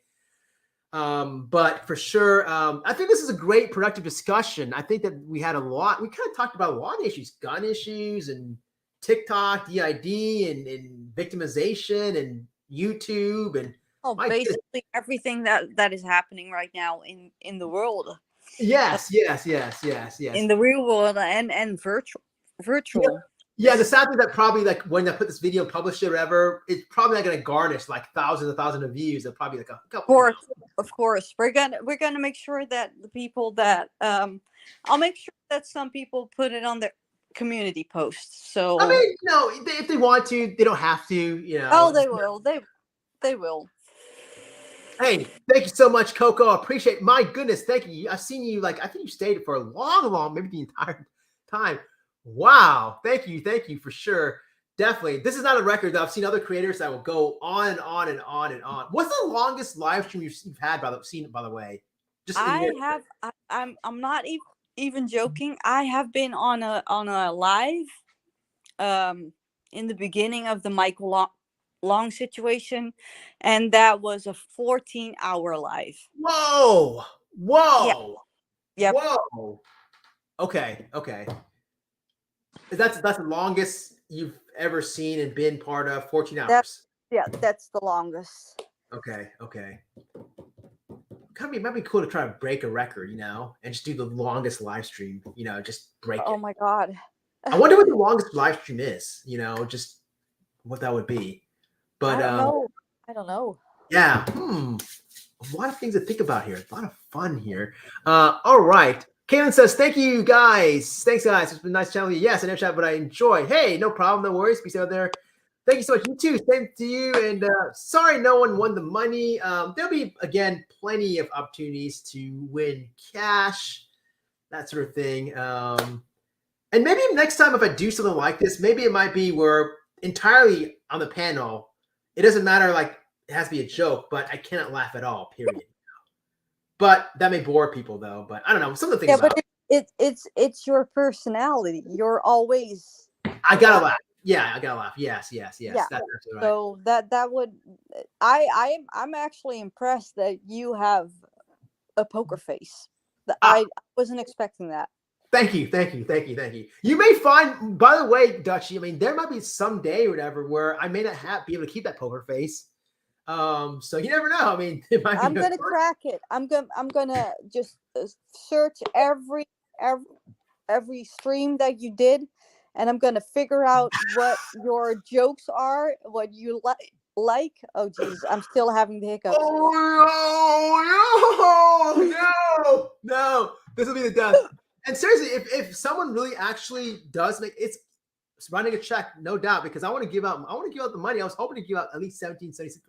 Didn't happen, but I really want to give it out seriously because you guys mean the world. I mean, just coming out here and representing and so on. Yes, for sure. Let's see. So yeah, okay, cool, nice. Yes, thank you so much.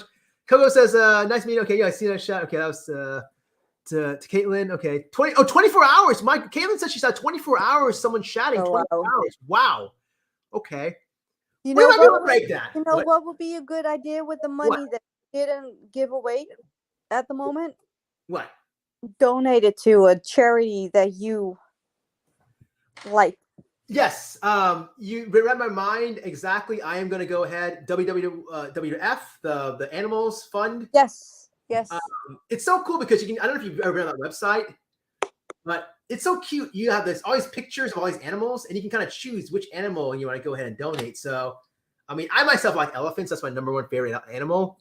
Oh, I have been donating to, like, back in the day to WWF. Yeah. So you know exactly what I'm talking about. So I'm going to allocate it to all of them, or like, just. To me, it were the pandas. Yeah, I love pandas also. Oh my goodness, yes. So I'm going to go ahead and divide it, And also, I haven't forgotten about UNICEF with the whole Ukraine, Russia. I know they're still dealing an ordeal and so on. And I feel bad with that situation also. Hopefully that war will stop one of these days. We have a lot of Ukrainian refugees at the moment. You what? We have a lot of Ukrainian refugees at the moment. So. Oh, okay. Gotcha. I'm sure that kind of needs a little attention also. Just the fact that is it creating like some tension, like not really, because it's basically it's like media silence at the moment.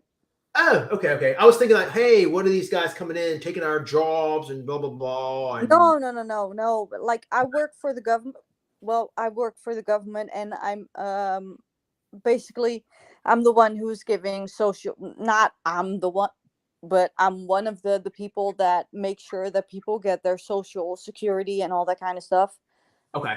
So the Ukrainian refugees come to us, and we try to help them with everything that we can figure out. God bless you. That's awesome. I love it. I love hearing stories like that. Definitely, for sure. Doing God's work. Definitely, for sure. All right. Yes. Right here. Oh, what is this? Just finishing up any remainder comments here. 24 hours. I'm gonna jump off in the meantime. Cool. Thank you for having me, but I have the hiccup, and they're not leaving me alone. So okay, cool. Thank you so much. I appreciate your time, Dushy. Thank you for having me. All right, anytime. Bye. Bye. All right, so that was Dutchy. My goodness, that was an awesome back and forth. I loved it. I loved every minute of it for sure. Lover boy style. That was awesome. She came hard. She represented. Great discussion. We covered a lot of topics, just like you good people in the chat. I mean, a lot of great comments we covered. This is the type of live stream I like to do, where it's interactive, high energy, high intensity, high passion.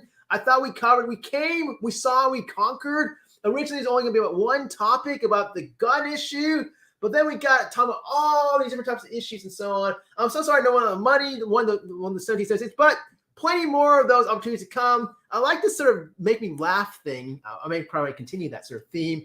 I love it. So plenty more opportunities. You may find that later, right? You may find maybe I'll try this approach or that approach. I might test it out.